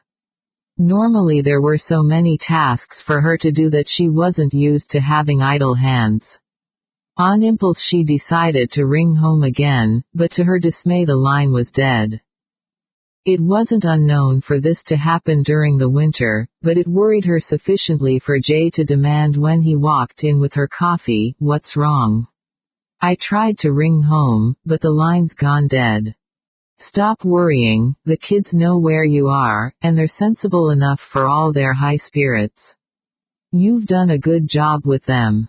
His quiet words of praise stunned her. And you're an expert, of course, she mocked to cover her confusion. The anger that blazed in his eyes stunned her. You could say that, he agreed tersely. Or at least more to the point, I'm an expert on how not to bring them up. What did he mean? Did he have children somewhere after all? Nothing like that. He was becoming far too expert at probing her thoughts. I don't have any of my own. If I did, you can be damn sure they'd be brought up very differently than I was. Oh, I don't mean showered with material things, he checked her. I'm talking about love and attention. Two parents united in their desire to give their children a secure background. I was brought up by my aunt and uncle, I was illegitimate. I was a responsibility neither of them wanted. You couldn't have wanted the twins when you first discovered you were pregnant. She couldn't deny it, even whilst her heart ached for him after what he had just revealed to her. Abortion wasn't legal then, she told him, adding honestly, if it had been I don't know what I would have done. I had only just started at university. Why weren't you on the pill? She looked at him blankly. What on earth could she say? Fortunately, he didn't seem to want to a response. You obviously love them. He was talking about the twins again and now she felt she was on safer ground. Very much, she agreed, even though they drive me mad at times. They both have so much energy. In fact, I tend to worry more about Charles than I do about them. He's very conscious of his responsibilities. He worries a good deal. Had he no relatives he could have gone to when your husband died? The cruelty of his remark cut through her. I wouldn't have let them take him. Her eyes flashed indignation. Poor baby. His mother died when he was born, and Henry was a loving but remote father, and he was only 5 when Henry died. He was just beginning to come out of his shell a bit. I couldn't have let anyone else take him. Besides, she looked at him squarely, one of the reasons Henry married me was because of Charles. He knew he was very ill and going to die. We talked the whole thing through before we married. Neither of us knew then that he would die so soon. He thought he would be leaving us well cared for financially, but his investments turned out to be bad ones. Her chin lifted as he looked at her in silence. I know you're probably thinking I married him for security and money, but I didn't. I was at my wit's end, only 18, pregnant. I knew by then I wanted to keep my baby. Henry knew all the circumstances, we had something to give each other. But you were never lovers? He asked the question quietly, so quietly that she never thought to lie. Never, she admitted. Even if he wasn't well enough. And since then. Now he was questioning her too personally. She had no desire for her sexual inexperience to be revealed for his scrutiny. That's hardly any of your business. She drank her coffee, put down the cup and stood up. I'll go and have my bath, the water should be hot by now. On her way to the door she paused and said angrily, I haven't asked you about your sex life. His eyes met hers, glinting suddenly. Ask, he told her softly. What would you like to know? Why was it he always managed to get the better of her? She swore under her breath as she stubbed her toe on the top stair. Damn the man, he was getting under her skin, affecting her in ways that her mind and body both told her were dangerous. She went into the bathroom and ran a bath whilst stripping off her clothes. Her jeans were soaked from the snow, and clung clammily to her legs. She hadn't realized how cold she was until she sank into the deliriously warm water. Just to lie there without being interrupted by half a dozen requests for school books or food was a luxury in itself. Closing her eyes she let herself drift, coming to abruptly when she realized the direction her thoughts were taking. Her face flamed. What was the matter with her? Was she obsessed by the thought of Jay Brentford's body? If you don't know what's the matter with you by now, my girl, then something is wrong with you, she told herself as she stepped out of the bath and briskly toweled herself dry. The thought of putting her damp jeans back on was distinctly off-putting. Maybe she could borrow something from her absent hostess, she reflected, wrapping a large towel round herself and picking up her clothes and heading for her bedroom. Rather hesitantly she opened a wardrobe, letting out a relieved sigh as she saw it contained women's clothes. All she needed was a skirt, she could wear her own shirt.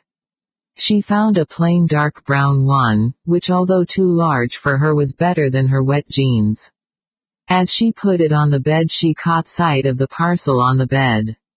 Unwillingly she was drawn to it, her fingers trembling slightly as she opened the box and took the nightdress out of its tissue wrapping. The fine silk slithered through her fingers. Unwrapping her towel, Vicky pulled it over her head, shivering deliriously as the fabric rippled sensually over her skin.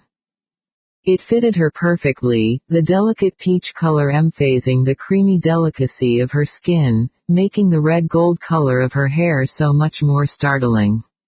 She had never worn anything as luxurious in her life, nor anything as sexy, she amended, staring at her own reflection in the mirror. The silk caressed the feminine thrust of her breasts, and clung wickedly to her hips. She moved and the nightdress moved with her, fluid as water, clinging to her legs. She turned and glanced at the back view, suppressing a faintly shocked gasp. It was cut so low at the back that it was practically indecent, and would crease like mad if she slept in it, she told herself. But then this nightdress had never been designed to be slept in. Telling herself rather grimly that she was foolish even to try it on, she was just about to take it off when her bedroom door opened and Jay walked in. For a moment neither of them moved or spoke, and then Jay said softly, "It suits you."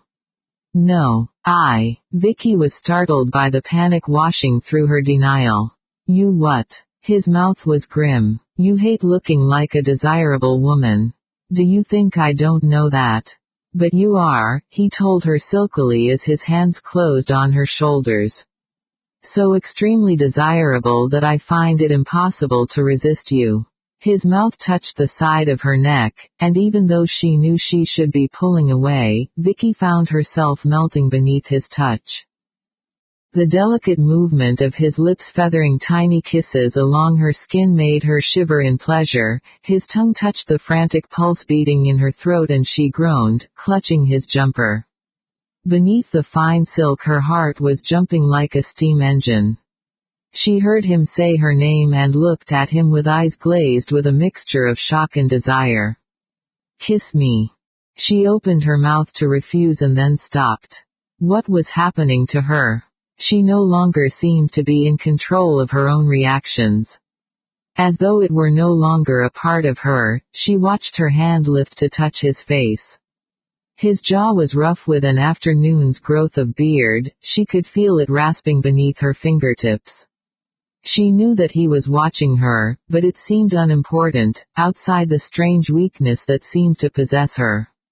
Her fingertip touched the corner of his mouth and traced the outline of his lips uncertainly. She felt his fingers curl round her wrist, imprisoning it. His lips parted, his tongue touching her fingers, caressing them as he slowly sucked on them. Sensation sheeted through her, convulsing her body, shocking her out of her dream world. How could such a delicate caress be so arousing? Jay. The sound of his name was lost against his mouth as he kissed her. His mouth on hers was gentle and yet it conveyed a passion which made her shake in mute response. His tongue parted her lips and her eyes flickered open to meet his. Passion, dark and overriding, stared back at her from his eyes, reaction kicking at her stomach, her mind reeling away from her own passionate response to him. Somehow they were on the bed and she was helping him to remove his sweater. Then his shirt. His skin felt smooth beneath her fingertips, smooth and hot. She wasn't sure which one of them it was who groaned as her hands moved exploratively on his skin. He kissed her slowly, framing her face with his hands, his mouth savoring the taste and texture of hers, his tongue stroking delicately over her lips until she clutched at him in mute protest, meeting the fierce surge of desire she could feel within him with a feverish response of her own. This was what she had ached for from the moment she set eyes on him, she admitted to herself as his mouth caressed her throat and then moved down over her skin, down to the barrier of her silk nightdress and over it, seeking almost blindly. Her body tensed, her muscles contracted savagely as his lips found her nipple, caressing it through the fine silk, making her twist and arch against him in a passionate frenzy, ready to tear the delicate fabric from her body herself to destroy the barrier between them. When he released her, lifting his body away from her, sheer savage disappointment shuddered through her. She opened her eyes in mute protest and discovered that he was merely removing the remainder of his clothing. She watched him, her heart thudding, touching her tongue to her dry lips when he stepped out of his trousers. If anything, she had underestimated the masculinity of him. Her mouth felt dry, her body a tight, coiling ache that went on and on. My God, will you stop doing that? The tortured savagery of his words drew her eyes to his face. Hectic color lay along his cheekbones, his eyes were almost black, glittering feverishly, his eyes on her mouth as she touched it with her tongue again in nervous reaction. If you want to do that, then do it to me, he muttered thickly, reaching for her and pulling her into his arms so that her head lay against his chest. The musky, male scent of him aroused her unbearably. She kissed him, feeling the heat coming off his skin, feeling his muscles clench beneath the soft caress of her mouth. His hand found her breast and caressed it urgently, his mouth exploring the satin softness of her skin. The need she had felt earlier was nothing compared to the tight, coiling ache she was experiencing now.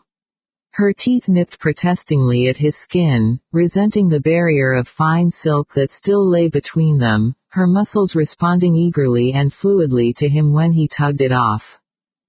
Despite the twins' birth, her body was unblemished, her skin firm over her muscles, and she stretched sensually like a small cat beneath the caress of his eyes, shuddering in delicious pleasure as he bent to take the thrusting tip of one breast between strong teeth, tugging softly. Unaware of what she was doing, she raked her fingers down his back, trying so suppress the moan of pleasure that rose to her lips as she arched eagerly into him. She had no experience to guide her, only instinct, and it was instinct that told her that her eager responsiveness had shredded his self-control. She felt his abandonment of it, in the fierce possession of her breasts by his mouth, and gloried in her responsiveness to it. How could this be her? Vicky wondered in dazed bemusement. It was impossible to equate the way she was behaving with the cool disinterest she had previously felt in sexual fulfillment. Right now there was nothing more important to her than that Jay continue to stroke and caress her. Nothing she desired more than to reach the culmination her senses told her his body promised. "Dear God, but I want you." He muttered the words against her skin, as helpless beneath the onslaught of primeval desire as she was herself, and like her he too, she suspected, was caught off guard by it. As his hand stroked over her body and came to rest at the juncture of her thighs, gently cupping and then slowly exploring the femininity of her lack of experience and fear that he would reject her for it was forgotten, the wild, clamorous turmoil he aroused in her blood obliterating everything except the sheer need to respond, a sensation so primitive and compelling that Vicky doubted if she could have resisted it even if she had wanted to. The sensation invoked by the caress of his fingers blasted apart all her previously held misconceptions, obliterating the one tiny part of her that had remained aloof, shocked by the intimacy of what he was doing. Instinctively Vicky arched wantonly against the pressure of his hand, her hands gripping his shoulders, her head falling back against the pressure of his mouth against her throat, and then her breasts, as spirals of pleasure started to build up inside her, triggering off delicate shudders of reaction. Heat seemed to envelop her body, her skin hot and tight, echoing the ache building up deep inside her. Her hips moved rhythmically, her body arching in a swift spasm of pleasure. All the breath seemed to leave her lungs all at once, and she fought desperately to release her mouth from Jay's, all pride and modesty abandoned in her aching need to tell him that his caresses had aroused her to the point of completion, but he wouldn't let her, savaging her mouth with the intensity of his kiss, the deft experienced touch of his fingers inciting her body to overthrow her restraint. What followed was a minor revelation. The intensity and urgency of her response to him was so total that she was left in awe of her own sexuality. How could she have reached the age of 27 without realizing exactly what her body was capable of? Slowly, as the shudders of pleasure racking her body retreated, her mind started to function again. Jay had given to her a physical satisfaction she had never thought to know, but he had not actually possessed her. Why? She looked down the length of their bodies, her eyes widening slightly when she saw that his hand still cupped the red-gold triangle of hair between her thighs. Her glance slid from her body to his, instantly aware of his state or arousal. She swallowed tensely, burdened by a lack of experience. "Aren't you going to thank me?" Beneath the husky purr of his words she caught the masculine sexual arrogance and her throat tensed, the muscles locking. He had just been playing with her, she thought bitterly, just amusing himself at her expense. She struggled to move away from him, gasping her indignation as his hand spread possessively over her abdomen, the weight of his arm keeping her pinned to the bed. "Well," he demanded, adding mockingly, "and don't tell me you didn't enjoy every minute of it." Desire had gone, to be replaced by seething resentment and humiliation. How dare he talk to her like that? She wanted to strike out at him and burst into tears at the same time. She felt almost lightheaded and oddly weak. "What do you want me to do?" she demanded bitterly. "Get down on my knees and kiss your..." She had been about to say feet, but the look in his eyes made her skin burn and her blood heat to boiling point. Unable to look away from him, she could only try to fight down the wave of sensual awareness flooding through her body. Putting his mouth against hers, he kissed her. Slowly at first and then with mounting passion, at the same time arching her into his body until her every pulse beat echoed its fierce throb. When he released her mouth she was dizzy, overwhelmed by the return of desire within herself, unable to comprehend how she could ache so, when not 10 minutes before.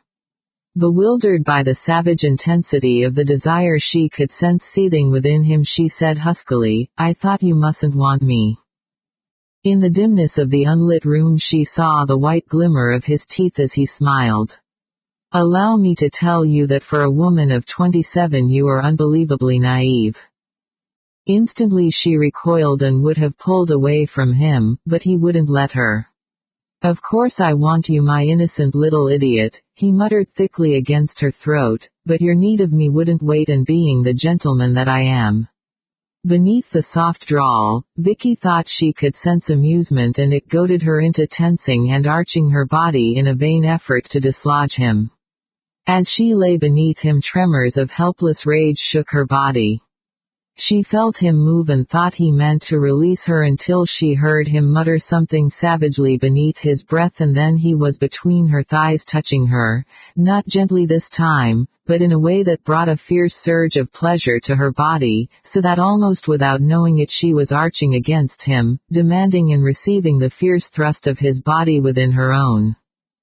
As he moved within her, possessing her, his mouth found her breasts, tormenting the already swollen peaks until she felt that she might die from the aching agony he was inflicting on her. Of their own accord her legs wrapped round his, her hips lifting, moving rhythmically to the urgent thrust of his body. Sweat broke out on his skin, and she tasted the moisture with her tongue as he lifted his head from her breasts, the muscles of his throat ridged and powerful as he thrust fiercely within her. Wave after wave of tumultuous release shuddered through her muscles contracting tightly round him, drawing from him a savage cry of fulfillment.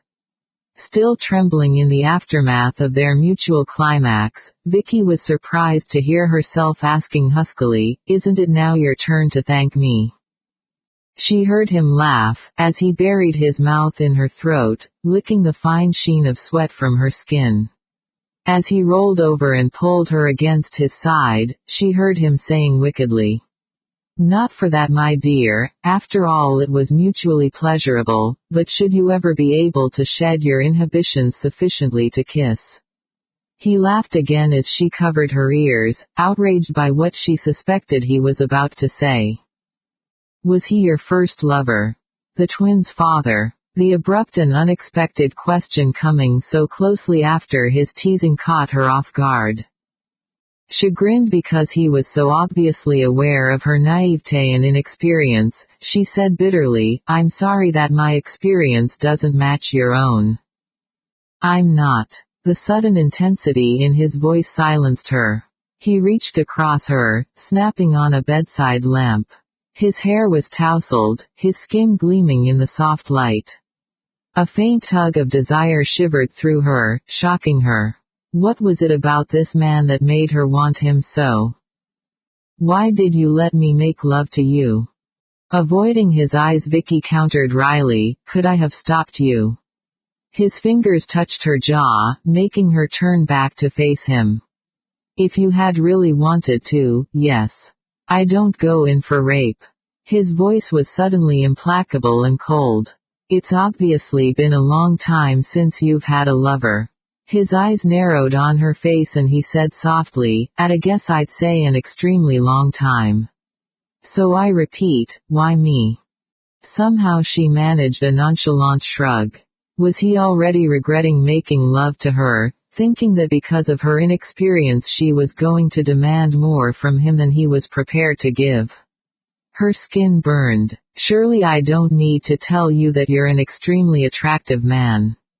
My life is such that it's very rare for me to meet a man like you. Who can say why they feel desire for a specific person? Why did you want me?" His mouth compressed. "You're trying to avoid the question." Turning away from him she said huskily, "I wanted to be made love to. Is that so hard to understand? The only men I get to meet are normally the husbands of friends." She shrugged again. "Widows in my position have to be very careful. I don't want to become embroiled in an affair with someone else's husband. You have no ties. Or at least none that I'm aware of.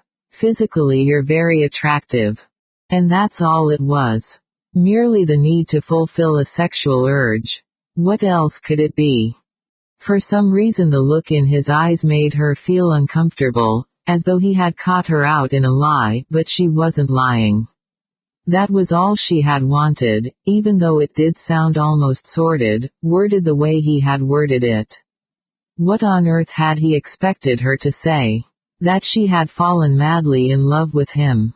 Ridiculous. And yet as she watched him move off the bed and pick up his discarded clothes, she was filled with a tiny ache that had nothing to do with physical dissatisfaction. Men were always using women for purely physical completion and thought none the worse of themselves or each other for it, so why should he be making her feel so guilty, she fumed, dressing quickly once he had gone.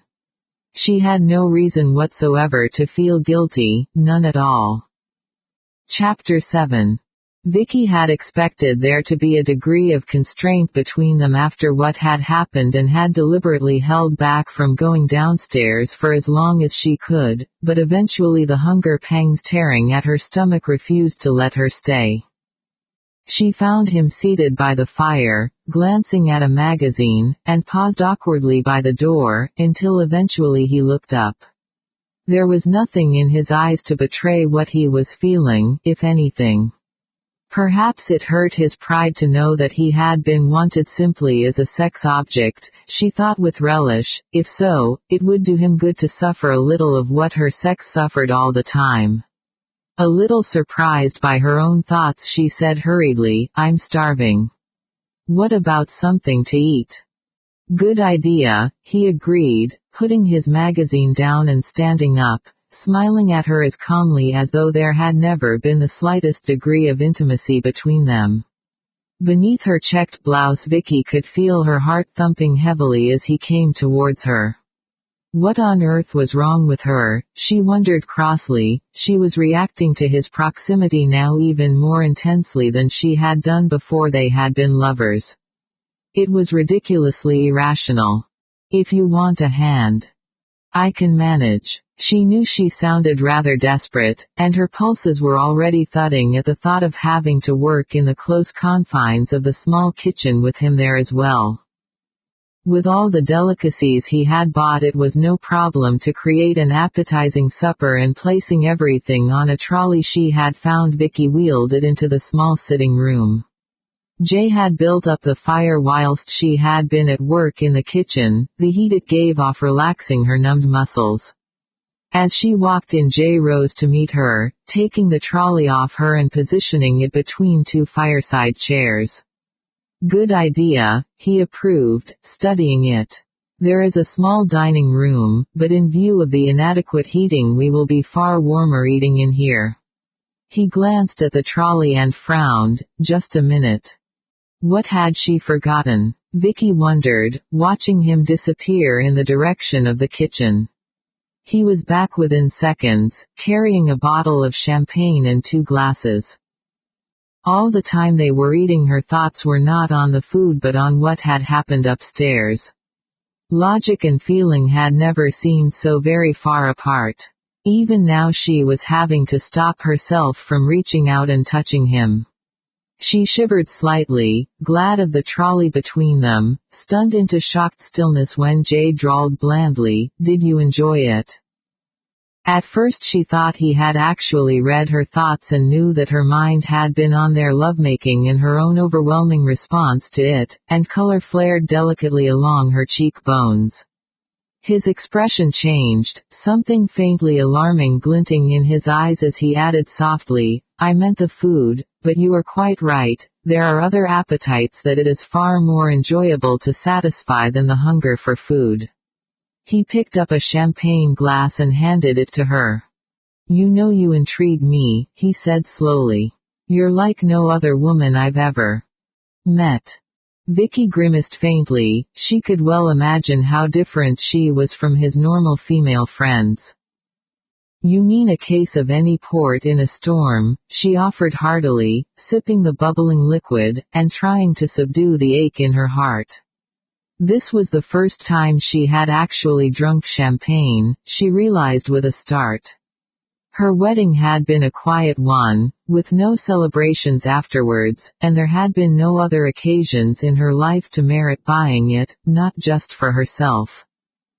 Is that how you see yourself? He was frowning, she realized, reminding her of the hauteur she had sensed in him at their first meeting. Well, I can hardly compare in quality of looks to the sort of women you normally make love to.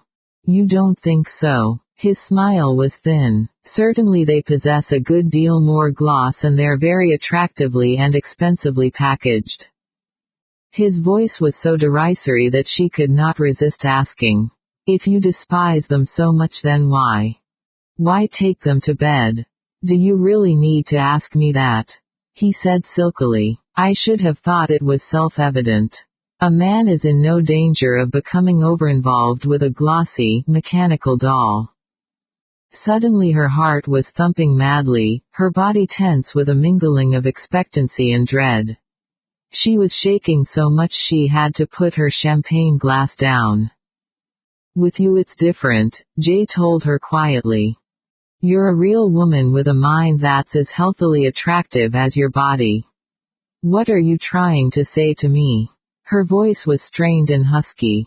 Please God, don't let her misunderstand him and place too much importance on his words. If she did and was then proved wrong, how could she bear the pain of knowing? Inexorably her thoughts slid on despite all her attempts to halt them. It was useless now to protest to herself that his attraction for her was purely physical.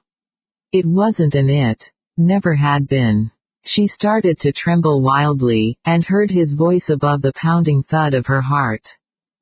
I don't really know. Perhaps that I'm drawn to you in a way that I just can't rationalize, that I want more from you than the mere physical release of losing myself in your body.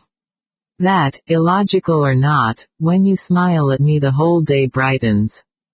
He grimaced wryly and added in a completely emotionless voice, I suspect what I'm trying to tell you is that against all logic and everything else I've ever believed in, the way I feel about you comes dangerously close to that much suspect emotion, love. Love. He loved her. Vicky felt herself floundering desperately, torn between joy and disbelief. But we hardly know one another. It sounded so ridiculous that she couldn't quite repress a small giggle.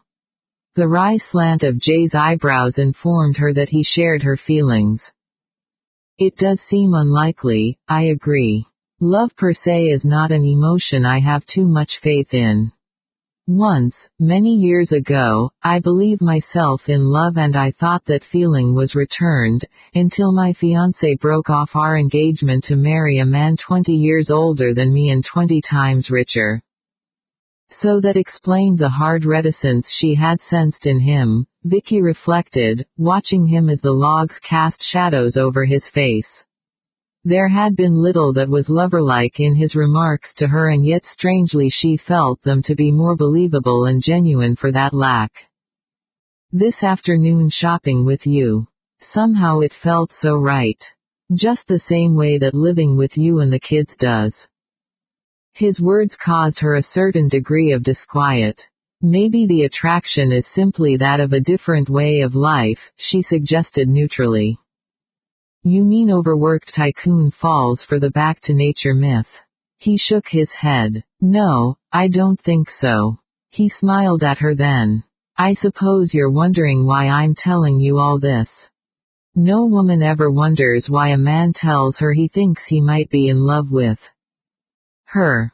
Not so much in love, but able to love, Jay corrected. I feel able to love you. He looked at her with narrowed eyes. What I'm asking is, do you feel the same way sufficiently for us to try and see if we do have something mutually strong enough to build a future on? A future. She moistened her lips nervously. You mean with me as your mistress? And you visiting me? He shook his head firmly before she could go any further. No, that's not what I mean. I mean a future that includes the kids, a wedding ring and words like forever. For the first time the logical way he was talking to her chilled her a little, but how could she blame him for that? Being logical was one of his strongest traits, and if she was honest with herself, could she have believed him had he told her he was head over heels in love with her? He was 30-odd, experienced and worldly, and she was so deeply attracted to him that right from the start she had been appalled by her own feelings. Could they call their feelings love? She had nothing to compare her own feelings with. Apart from the odd teenage crush, she had never experienced the complexities of love. With the twins and Charles to bring up, there had simply never been time.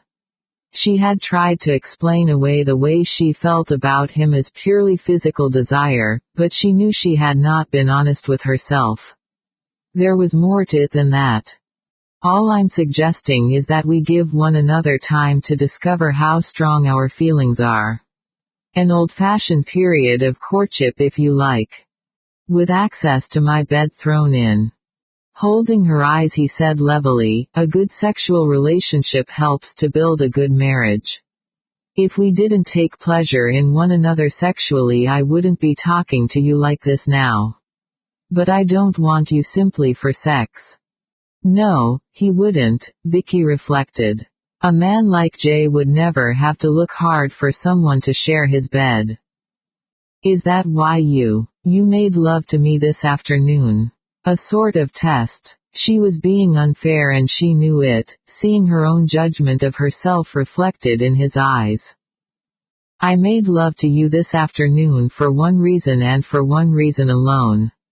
And that was simply that over these past days wanting you has made my body ache so much that I simply couldn't wait any longer. When we first talked, you implied that the twins' father was merely one among many lovers you had had. I suspect that that was far from the truth.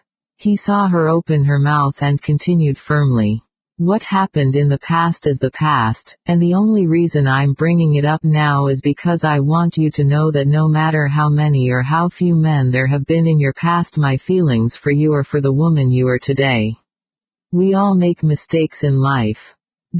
Single quote. He looked so grave suddenly that Vicky wondered what he was thinking about. A dark, almost brooding look filled his eyes. Was he thinking about the girl he had loved and lost? The sharp stab of jealousy lancing through her made her ache. You throw up a defensive barricade around yourself to keep my sex at bay, which tells me that at some time you've been very badly hurt by someone or something. His words made her throat ache and Vicky longed to confide in him, but she just could not find her voice. If she did, might he not turn from her in disgust? A girl who gets so drunk at a party that she goes to bed with a stranger. A stranger she can't even visualize now. She shuddered and came out of the past to hear him saying quietly. Should we eventually decide to marry, I should like to legally adopt Charles and the twins. It will safeguard both us and the twins if at some future date their father should turn up. I've seen enough of what it can do to kids to be torn between two parents not to wish that upon any child. You've got it all planned out. He smiled then. But it still all depends on you. We've made love now. You've satisfied your curiosity about me. He saw her expression and smiled. Oh yes, I knew that you wanted me, but what I didn't know and still don't is whether it was just curiosity. He was asking her a question, and it was one she would have to answer. I don't think so.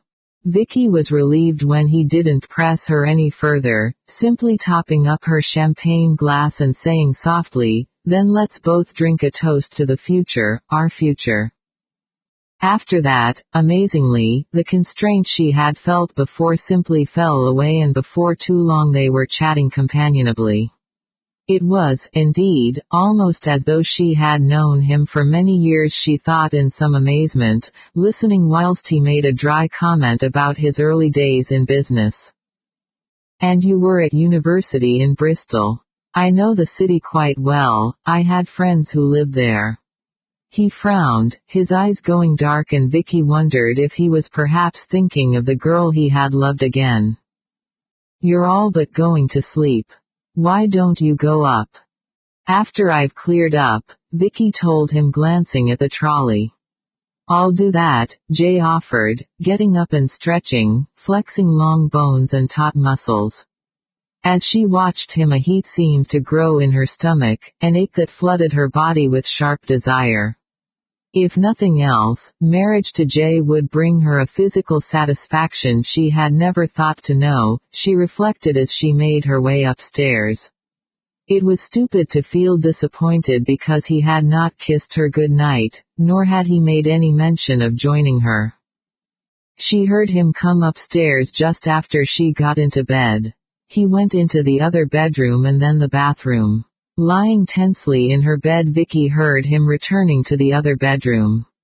Disappointment flooded her. She bit her bottom lip, angry with herself for feeling the way she did. Turning over, she pulled the bedclothes over her head, trying to ignore the mental pictures forming in her brain, trying to blot out the image of Jay's body. Vicky. The sudden sound of her name, plus the sensation of the bed dipping, jolted her upright.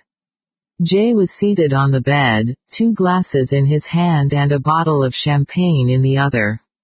He snapped on the bedside lamp and she watched his eyes darken. What happened to the nightdress? Until that moment she had forgotten she was completely nude. I didn't want to crease it. She heard him laugh and suddenly her body came alive. She didn't need champagne to make her feel lightheaded, she thought, watching him walk across the room and pluck the silk jacket from a chair. Coming back to her, he draped it round her shoulders, the edges caressing the curves of her breasts. Here. He poured the champagne and handed her a glass. The crystal chilled her fingers and the champagne spilled, splashing down onto her breasts as the jacket became dislodged in her attempt to steady her glass. The laughter bubbling up in her throat died as she saw how Jay was looking at her. In a trance she watched as his dark head lowered to her breast, his tongue delicately lapping up the splashes of champagne. A deep groan was wrenched from her throat, her fingers locking in the crisp darkness of his hair. Her breast swelled to fill his palms, the shuddering heat of his body against her, as he pushed aside the duvet and wrenched off his robe, excited her, her skin clinging moistly to his. His lips and tongue stroked over her breasts, teasing and playing with them until her nipples were inflamed and tender, aching for the heat of his mouth against them. She reached out blindly for him, sobbing his name in a ragged moan of need. Holding her flat to the bed, he lifted his head, his chest pumping savagely in time with his harsh breathing. She could see his arousal and released another husky moan, reaching out towards him, embracing his body with her hands and then her lips, glorying in the savage uncontrolled response of his flesh to her caresses, hearing in the hoarse, raw mutters of praise that rained feverishly on her ears that he was as little able to control his need for her as she was hers for him. Both of them were perspiring, his back slick beneath her anxious fingers as he arched over her. Her body ached to be filled by his. She lifted her hips, grinding them against his, grasping his body with her knees, feeling the heady lack of control in him as he groaned her name.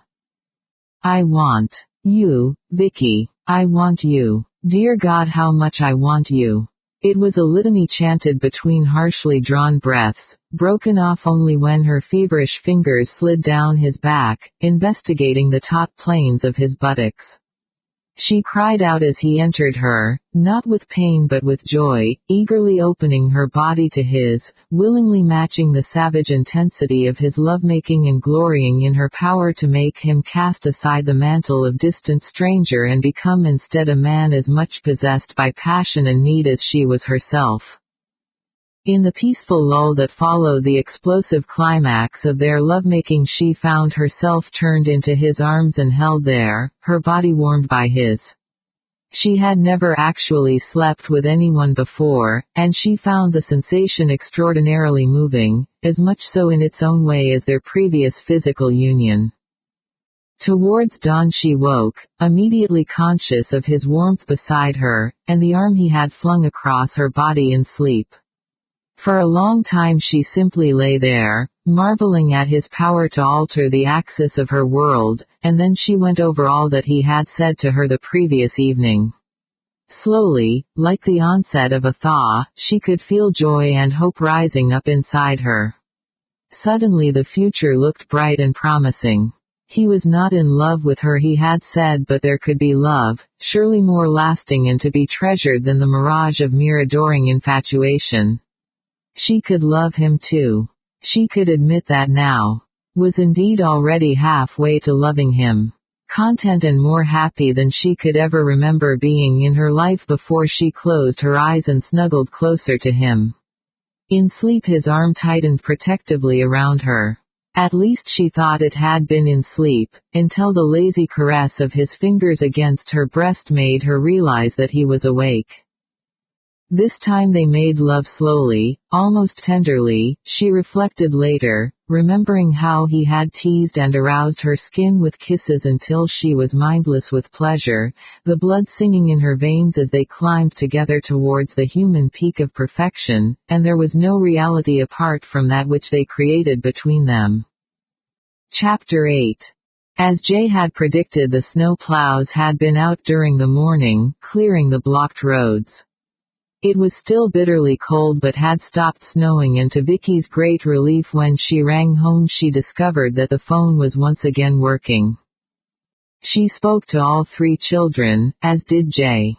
Indeed, they seemed to have more to say to him than they did to her. Having assured herself that they were all still in one piece, she replaced the receiver, and went to join Jay in the kitchen where he was busy making coffee. After a leisurely breakfast they left the house just after 11. She had never felt quite like this in her life before, Vicky reflected seated beside him in his car. She felt him look at her and returned his look, blushing a little beneath it. "Have I told you yet how infinitely desirable I find you, Mrs. Moreton?" he asked, quirking one eyebrow. Vicky grinned at him. "Not in so many words. I hope it isn't going to take you long to make up your mind to marry me." When she looked at him he said wryly, "I'm not much good at self-immolation. Sleeping in the same house, but not with you, is going to be murder, but the kids are sharp." "I thought both of us had some mind making up to do," Vicky reminded him. He shook his head. "Mine already is. But you said. I didn't want to panic you, but you seemed so receptive to the idea, that I've decided to come clean. I knew I wanted to marry you within hours of meeting you." He laughed as he saw her expression. "Don't ask me how, I don't know. All I do know is that initially it scared me sick. There I was one moment, not a thought of marriage in my mind, the next minute, I'd seen you." He shrugged lightly, leaving Vicky to cope with her amazement. "Illogical, I know, but unignorable." "After all you said to me yesterday," Vicky protested heatedly. "What could I say? That somehow the moment I saw you I knew I had to marry you." He grimaced faintly. "I was terrified you'd think I was mad, but what I said yesterday still stands. I'm not going to stampede you into anything if that's what you're frightened of." As they drove onto the main road the traffic became heavier, and sitting in silence, to allow Jay to concentrate on his driving, Vicky became busy with her own thoughts. Jay was quite right in saying that they could hardly sneak in and out of one another's bedrooms with the children about. Charles in particular was at a sensitive age, and she suspected it would make him feel extremely uncomfortable to know that they were lovers, as opposed to husband and wife. Children could be depressingly moral where their parents were concerned, she knew. "I've got to go back to London for a couple of days just before Christmas," Jay informed her. "If you'll have me, I'd like to spend Christmas itself with you and the kids. They need to get to know me better, but I don't want to wait too much into the new year for you, Vicky." The new year. Right now it seemed a long time away. Too long when she thought of all the nights in between when she would not be in his bed. And what did she really need to think about? An inner voice demanded unconsciously. She would never meet another man who aroused her as Jay did, especially a man whom she also liked and respected, whose company and conversation stimulated her mind as much as his touch did her body. The children liked him, and apart from Charles, had no other father to compare him with. On financial grounds alone many people would think she was a fool for even thinking of hesitation, but somehow money did not come into it. Swallowing nervously she said softly, "Jay, I think I can give you your answer now." She protested as he braked suddenly, stopping the car, thankful that they had now turned off the main road and that they were alone. "It's yes," she told him, adding honestly, "everything's happened so quickly I don't know for sure exactly what I feel, except that I already know that I can't bear to think of my life without you." His voice thick, Jay responded. "That's good enough for me." The kiss they exchanged was mutually satisfying, broken only when another motorist drove past and sounded his horn. In a bright-colored daze Vicky sat beside Jay as he drove her home, still only half able to comprehend what she had committed herself to.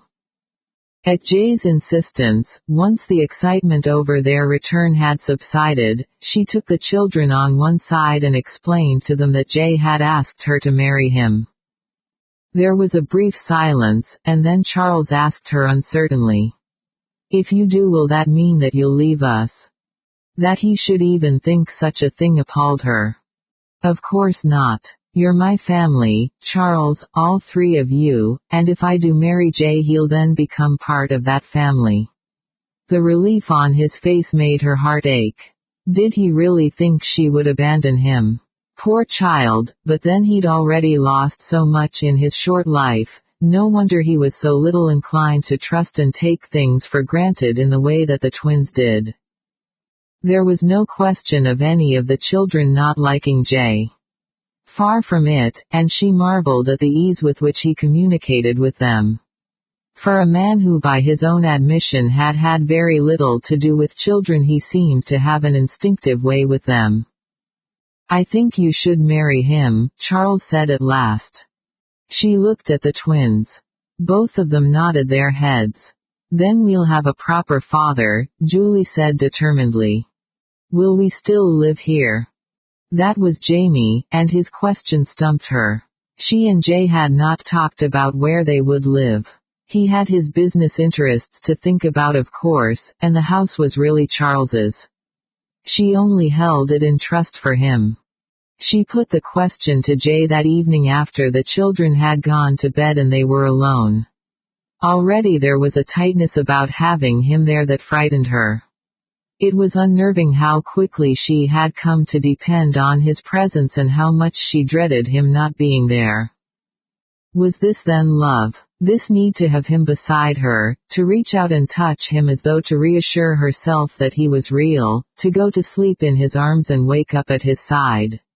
She had an uneasy feeling that it must be. "We can still live in this district if that's what you want," he told her. "There's no reason why I can't commute or even work at home, but what I would suggest is that we let this place and put the money on one side for Charles when he's older. Once we're married his education will be my responsibility, so whatever small capital he already has can be left to grow until he comes of age. He'll need it if he's to maintain this place. You wouldn't want us to move to London then.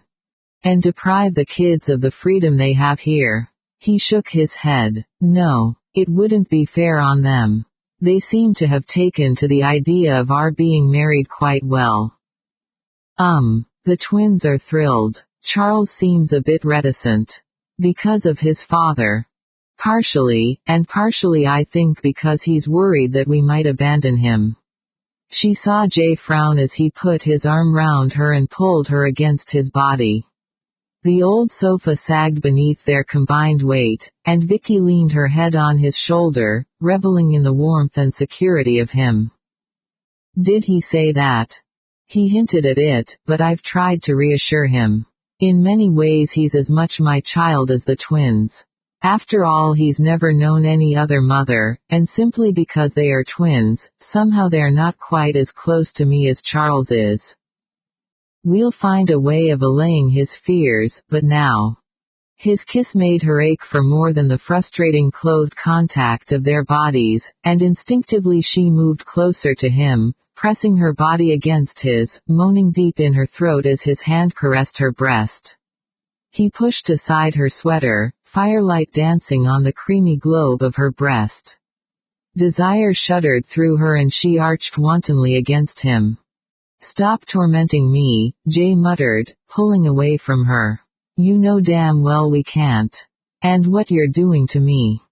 As he moved, she saw the hard swell of his arousal and fought down an immediate impulse to reach out and touch him, but as though he had read her mind, he groaned and pulled her back down on the sofa, holding her, his hands biting into her skin. "Vicky.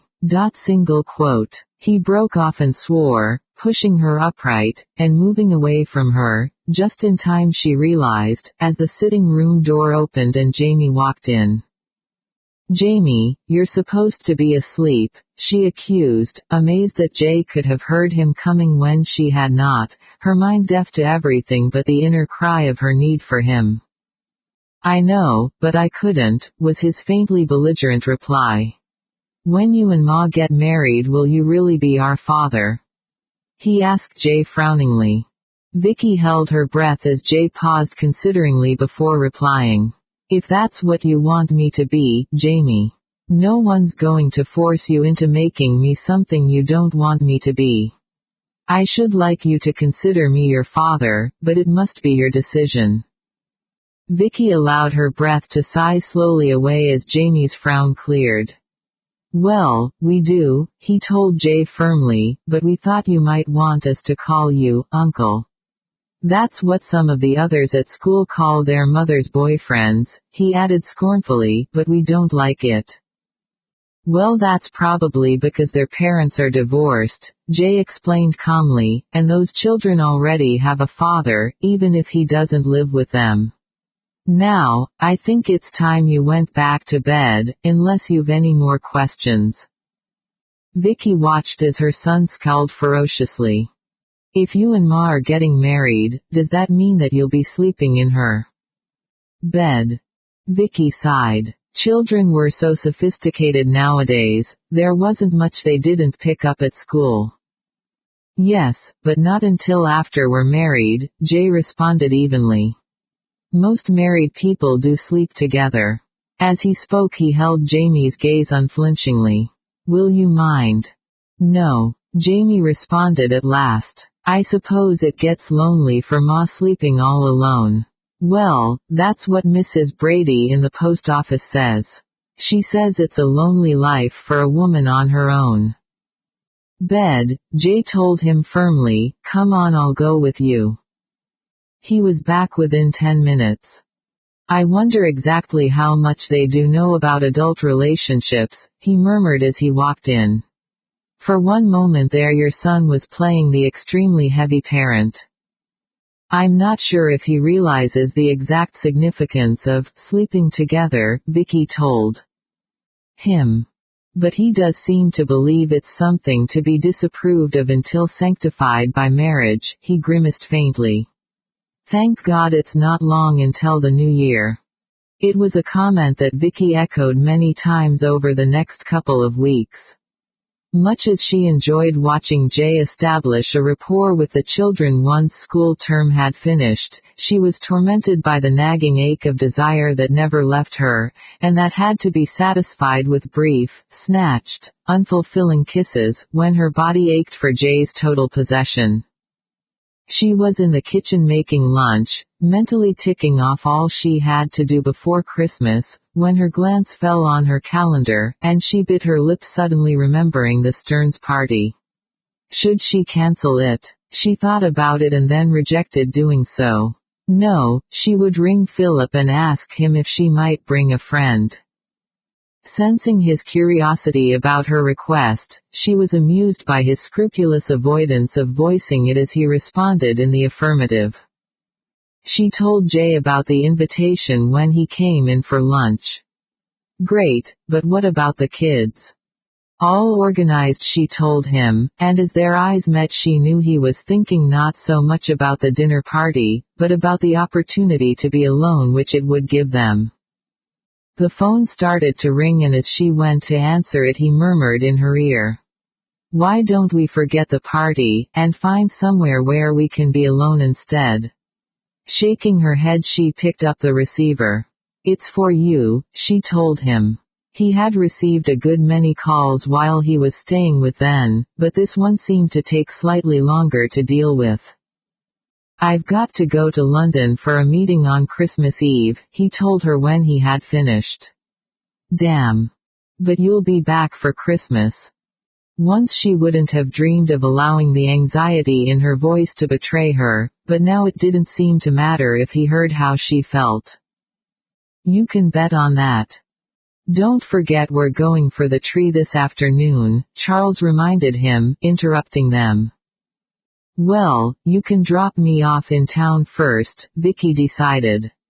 If she was going to take Jay to the Stearns dinner party, then she was going to have a new dress for it. She was tired of him seeing her in jeans and jumpers, for once she wanted him to see her in something feminine. An hour later they set out, the three children in the back of the car, Vicky sitting next to Jay in the front. The snow still lay quite thickly on the ground, but the roads were now clear, although more snow had been forecast. Already people were saying it had been one of the worst winters on records, with more to come. We'll hear do you? Jay asked, turning into the hotel car park. When she nodded he asked, what time do you want picking up? About 4. Fine, that should give us enough time to get the tree and then we can all have a drink here before we go home. Home. How naturally he said the word, and how much pleasure it gave her to hear him say it. As she got out of the car he leaned across and kissed her briefly. Traitorously her lips wanted to cling to his, but conscious of the children watching them, Vicky disengaged herself.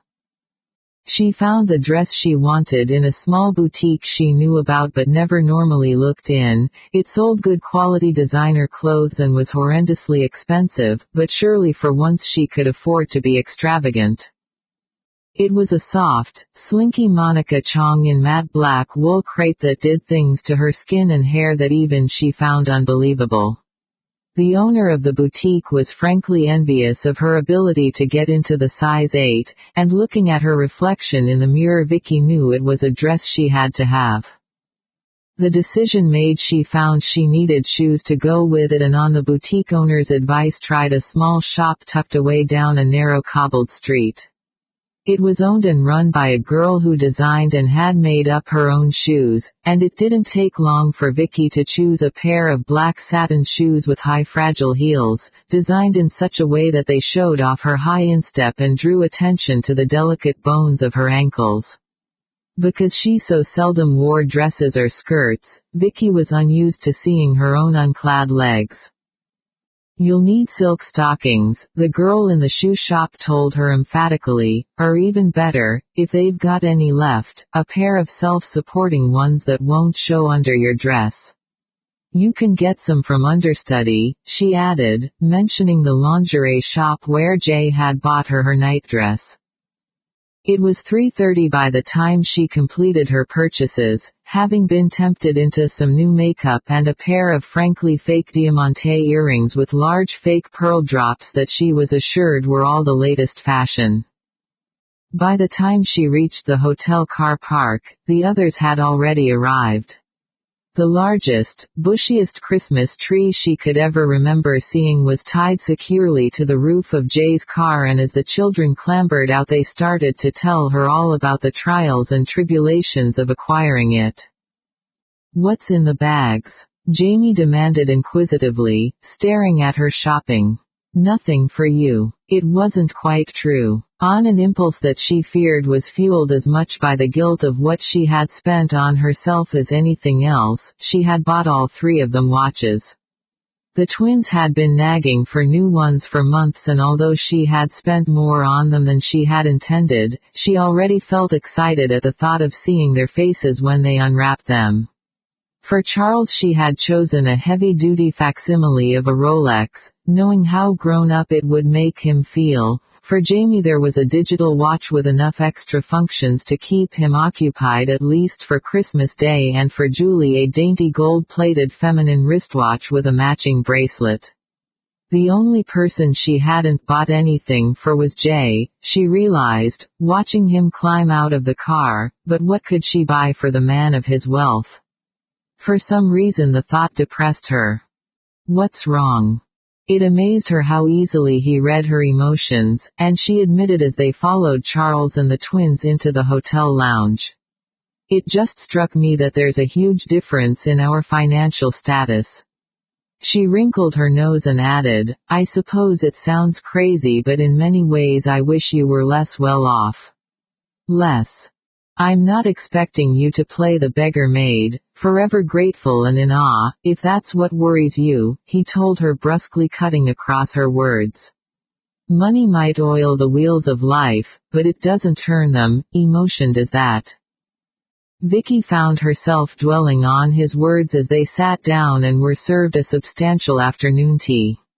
It was true that seen through her eyes Jay's life had been a bleak one, but he had chosen it. She was not naive enough to believe that no other woman before her had wanted to share her life with him. So what did she have that they did not? But hadn't he already told her that? That was great, Julie sighed, sitting back replete and dragging Vicky's attention away from her thoughts. You know, she commented, looking at her mother with serious gray eyes, it makes me feel really good inside that you and Jay are getting married and he's going to be our father. She blushed a bright red and lapsed into sudden silence, ignoring Jamie's brotherly, "You're soppy." It was late that night before she got the children off to bed. After their evening meal had come all the excitement of putting up the tree.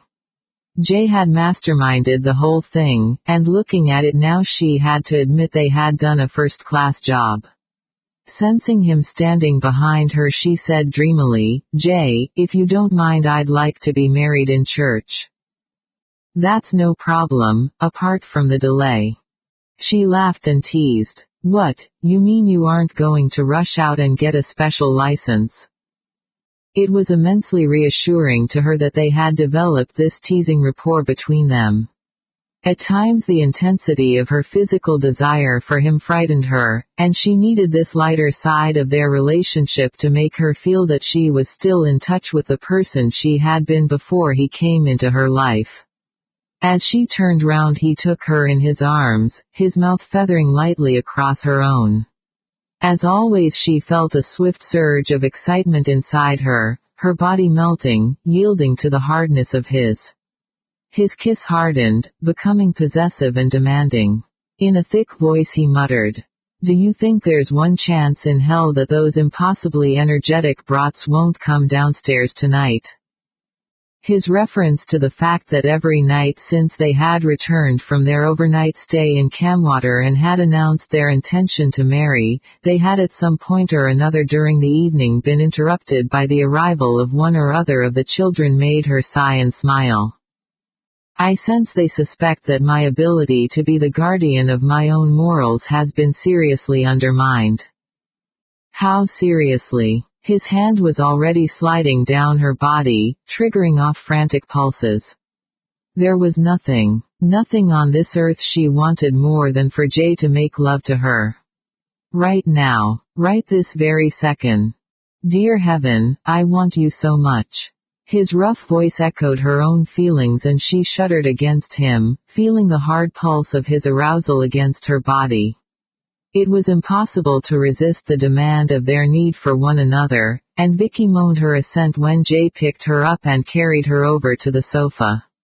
Impatiently she tugged at the buttons on his shirt, her head falling back under the scorching pressure of his mouth on her throat, roaming fiercely over her skin, finding and devouring the aching fullness of her breasts, while her fingers struggled with his belt and zip. her body one long silent scream of frustration until she felt the glorious male weight of him pressing her down into the cushions. They made love quickly, thirstily, desperately hungry for one another. The moment his body touched hers, Vicky cried out as the frantic spiraling pleasure built up inside her, and immediately he was within her, filling her, making her writhe and twist beneath him as his mouth burned her skin and her nails raked fiercely over his back. It was only his mouth on hers that silenced the wild cry of pleasure that rose to her lips, the sledgehammer thud of his heart mirroring the excitement of her own as his body moved fiercely within her, and the rising need for fulfillment made her cling and incite a semi-violence within him as she responded to his urgent thrusts. It was over all too quickly, her body quiescent only briefly, his thick, muttered, "I know. I know," soothing something of the ache that still throbbed through her body. She shuddered as his mouth touched her breasts and pulled away from him, hurriedly pulling on her clothes. It seemed unbearably cruel that tonight she could not lie next to him, able to turn to him. "If that's what abstaining for a couple of weeks does to us," he grimaced ruefully as he dressed, "then God knows what state I'm going to be in by the time we marry." "No," Vicky agreed, suppressing a sudden stab of pain. "Somehow you don't strike me as a man who would enjoy celibacy." "Then you'd be wrong." He looked at her quite seriously. "There've been times when I've gone months without a woman and scarcely even been aware of it. It's you who makes me like this. Turns me on to such an extent that I'm in a constant state of arousal, not sex." It was one of the most flattering things he'd said to her, and quite unexpectedly tears stung her eyes. That he should be able to affect her emotionally so much frightened her, but then she told herself she was being foolish. They were going to be married and there was no reason for her to hide her feelings from him. Going up to him, she placed her mouth against his and kissed him lingeringly, withdrawing to murmur softly in his ear, "Jay Brentford, I think I love you." "I hope you always will," Jay responded huskily, kissing her back, and releasing her slowly. She could sense the controlled tension in his body, and rejoiced in his desire for her. "I can see no reason why not." And although she did not know it, they were the most foolishly trusting words she had ever uttered. "Let me look at you." Suppressing a grin at the bossy tone of her daughter's voice, Vicky duly stood up for her and did a slow twirl. Her newly washed hair hung down to her shoulders in soft curls, the makeup she had bought highlighting the unusual color of her eyes and the delicacy of her bone structure. In the light of her bedside lamp, her earrings glittered as though they were real, and the sensation of the pure silk stockings against her skin reminded her in some ways of the sensual touch of Jay's fingers. "What do you think? You look like a picture out of a magazine," Julie breathed, plainly impressed. Vicky laughed and hugged her. "Now promise me you'll be good for your babysitter and no staying up too late." Jay was waiting for her downstairs, and his brief silence when she walked into the room, coupled with the glinting appreciation that darkened his eyes, made her extravagance well worthwhile. "You were undeniably attractive before," he told her, while he helped her on with her jacket. "But like this, are you sure you want to go to this dinner party? And waste all my finery if we don't?" she mocked. The blaze of desire in his eyes had already excited her, and she knew that he was aware of it. Under cover of helping her with her jacket, his hands found and cupped her breasts, and she could feel her nipples grow tight and hard. When he stepped away from her, his was the smile that was mocking. "We won't be too late," he assured their babysitter. Vicky was well aware of Mrs. Mai's speculative curiosity about them, and was amused by it. Tonight they were going to tell Philip and his wife about their plans, and no doubt by Christmas Eve it would be all over the village. Philip himself opened the door to them, and Vicky could see that he was surprised to see Jay, but he covered it well. "Go into the drawing room," he told them. Mary is in there, but Christine is still upstairs. She won't be long, though. Christine and I were at university at the same time, Vicky explained to Jay, although we weren't in the same year. She's been living in the States for some time now. Vicky, my dear, how lovely you look, Mary greeted her, and Jay Brentford, Mrs. Stern. Jay introduced himself smoothly, Vicky's fiancé.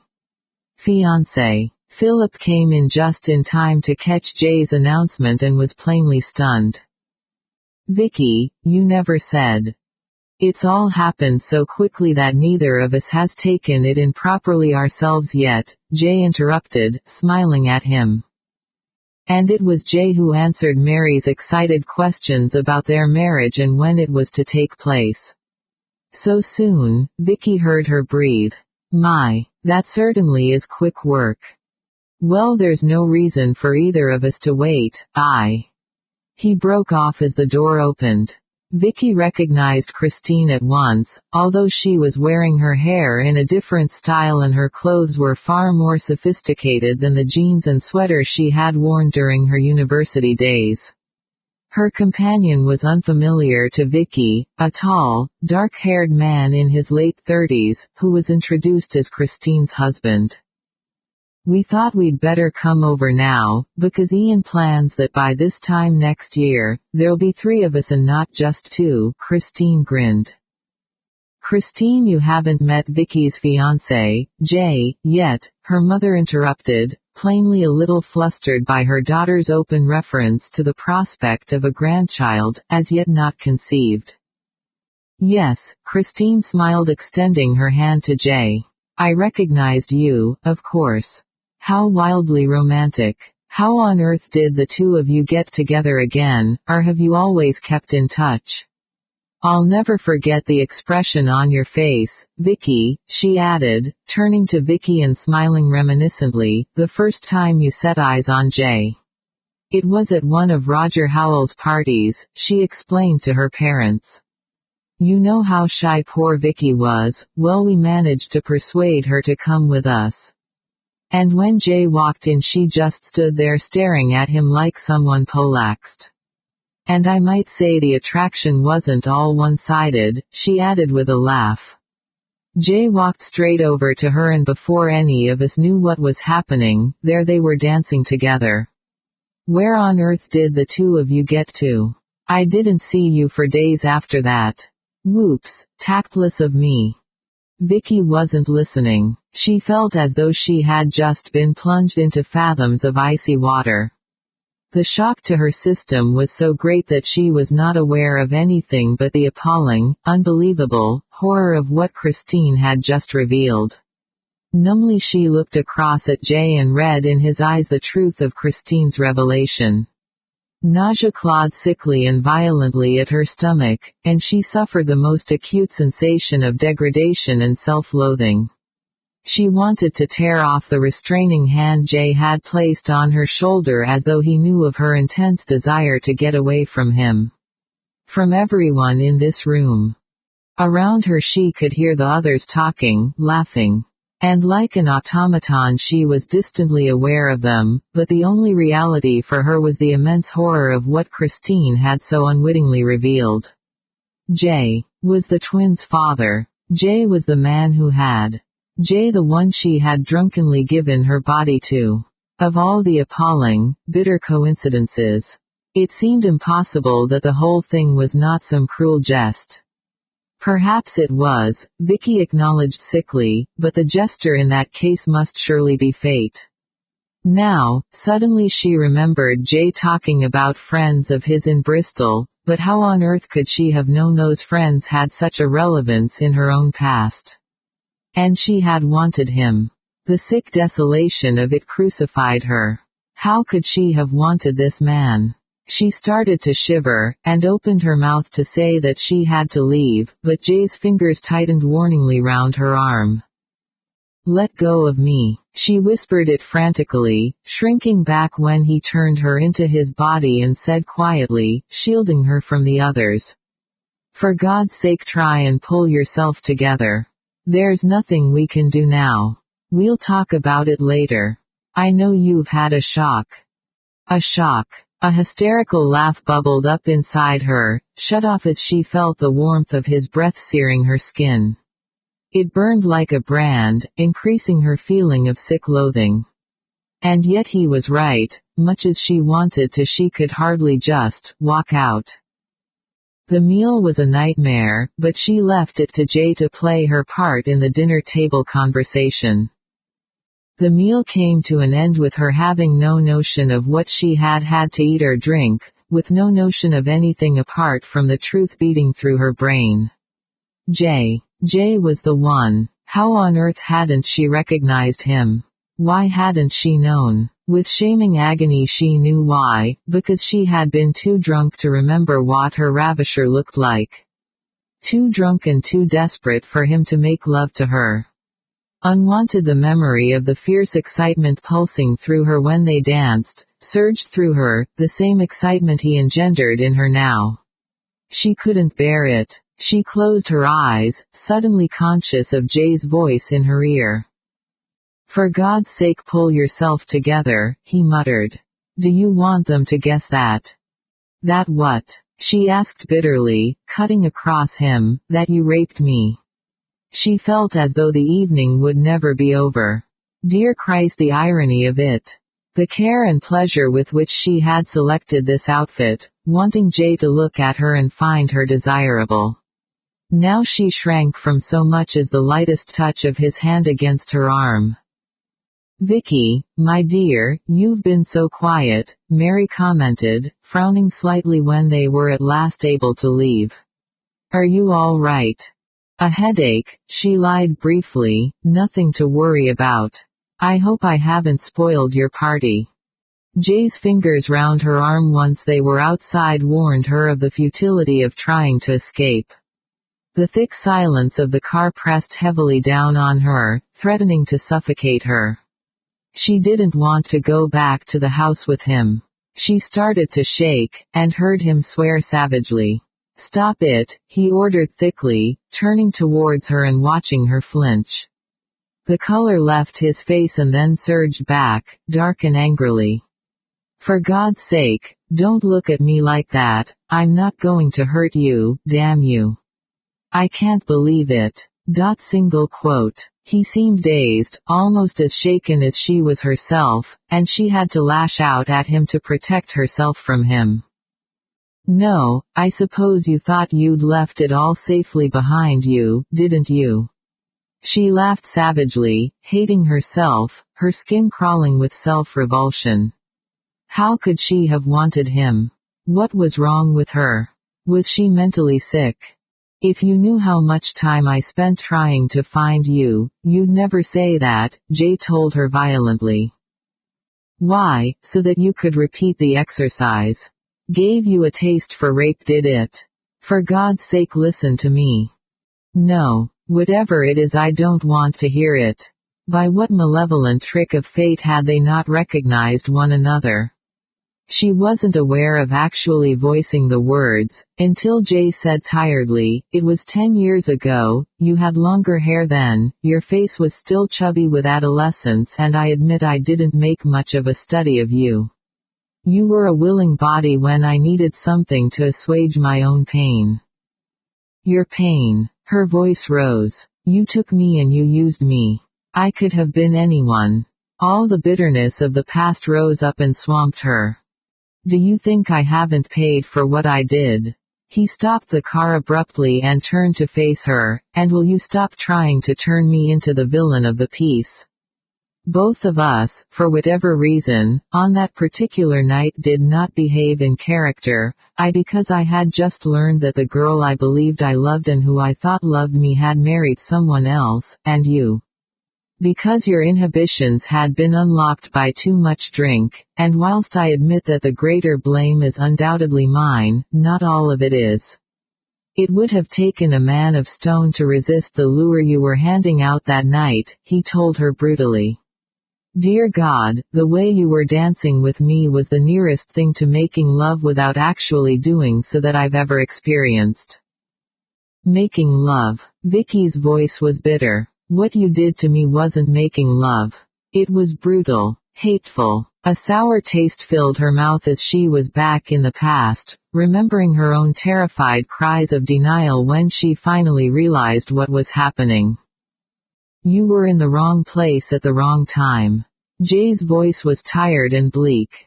And I admit that I was punishing you for another woman's betrayal. I've no defense against that. I mistook you for an eager little wanton, and I used you accordingly. By the time I found out the truth, it was too late to do anything about it. The next day I made inquiries about you, but Roger knew nothing about you. He thought you must have come with friends of his brother's. When she remained silent, he restarted the car, not speaking until they were back at the vicarage once again. He had to take the babysitter home, and while he did so, Vicky went upstairs and prepared for bed, locking her door against him. Tomorrow was Christmas Eve and he was going to London. She never wanted him to come back. Unable to sleep, she got up and pulled on her old thick dressing gown, padding down the corridor to his suite. He opened the door the moment she knocked. He was still dressed, his face compressed into hard lines of weariness. I just came to tell you that after this I never want to set eyes on you again, Vicky told him emotionlessly. She saw his mouth thin and stepped away from him. Don't touch me, Jay, if you do I think I'll be sick. Her composure broke as she threw at him bitterly. Have you any idea what it did to me to know what I'd done? Given myself to a man who used me like a whore, and all because I was too naive to realize exactly what the innocuous punch I was drinking really was. His face was shuttered as he looked at her. You're too overwrought for us to discuss this now, Vicky, we'll talk about it when I get back from London.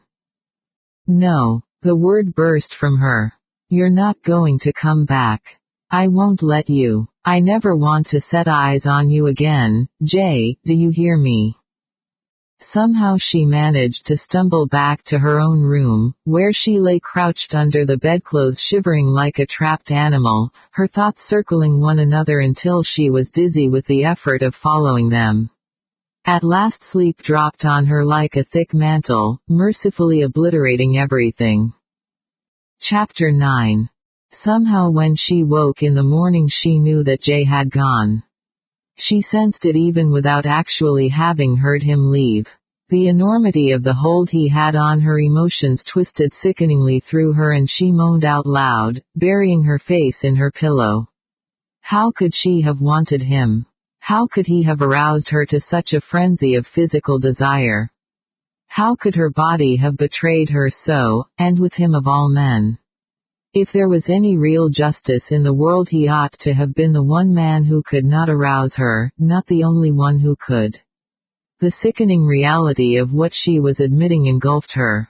She should loathe him, not herself.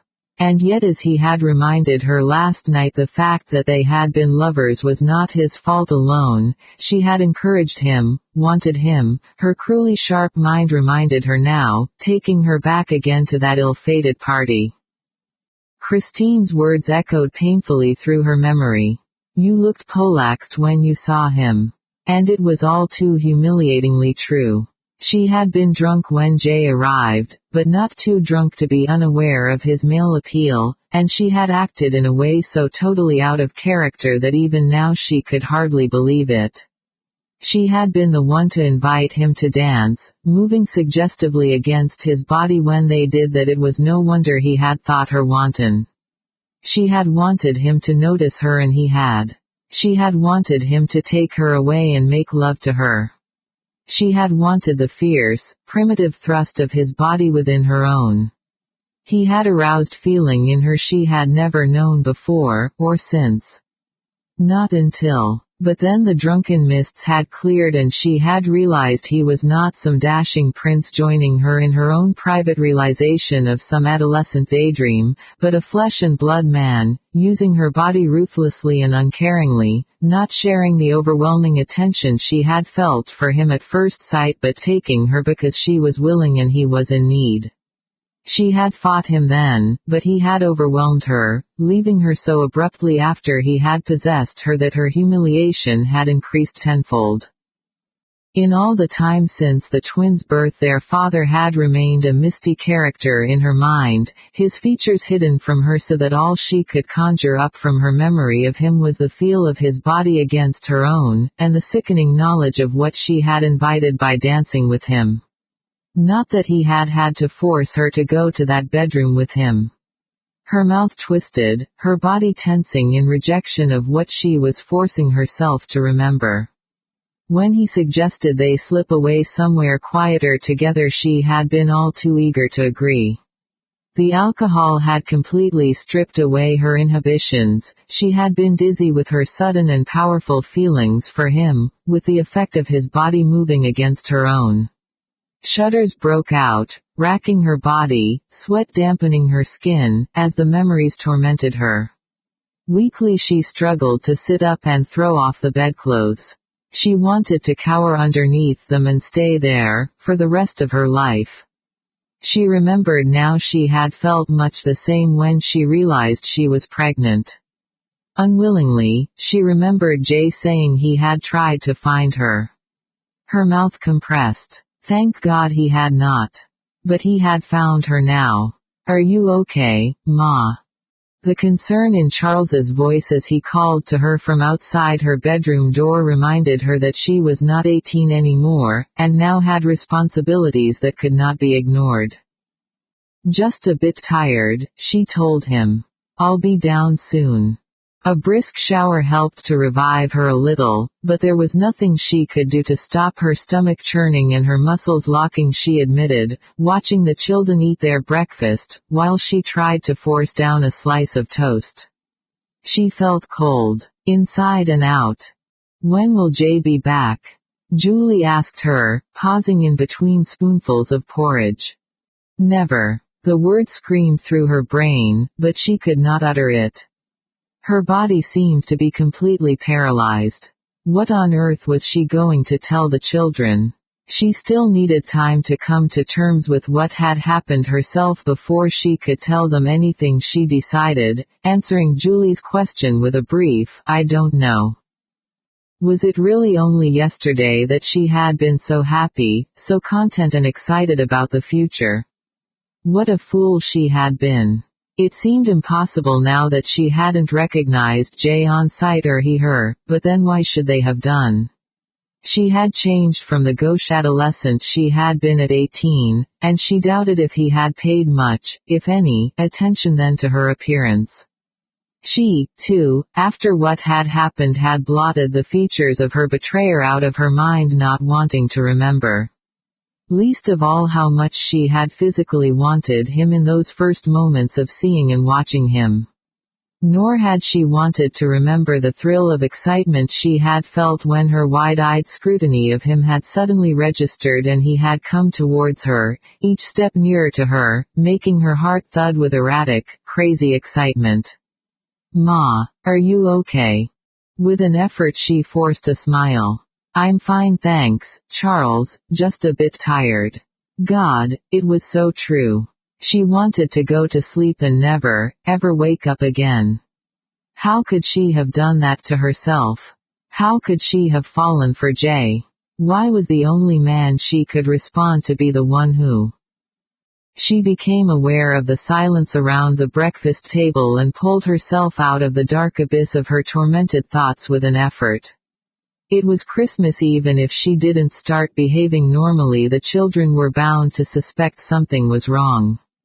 Time enough for them to learn the truth tomorrow when Jay did not appear. Are we going to midnight mass tonight? Charles asked her excitedly as he helped her clear away the breakfast things.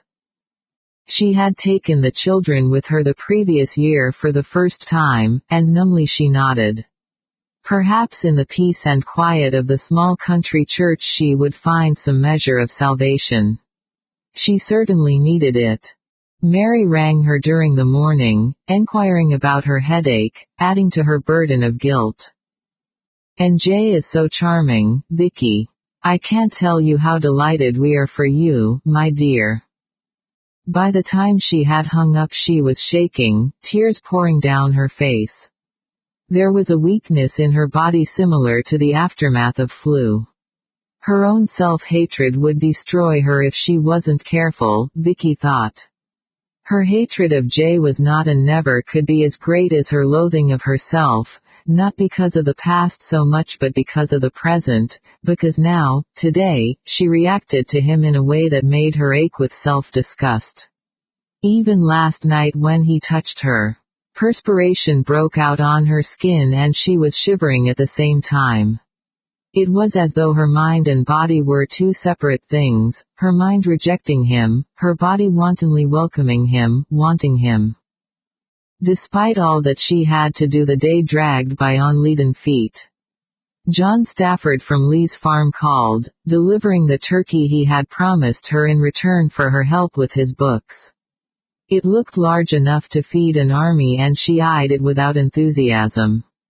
Charles's dog, who he had called Hero, barked sharply when John arrived, yapping at his heels, until she managed to quiet him down. Jay had taken the puppy for a checkup and his injections a week or so ago.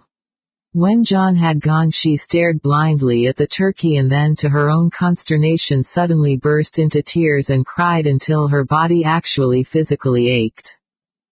PMT blues, she told herself angrily, drying her eyes. Jay was not worth crying over, she ought to be thanking her lucky stars that she had found out in time. What manner of man was he to have done what he had to her?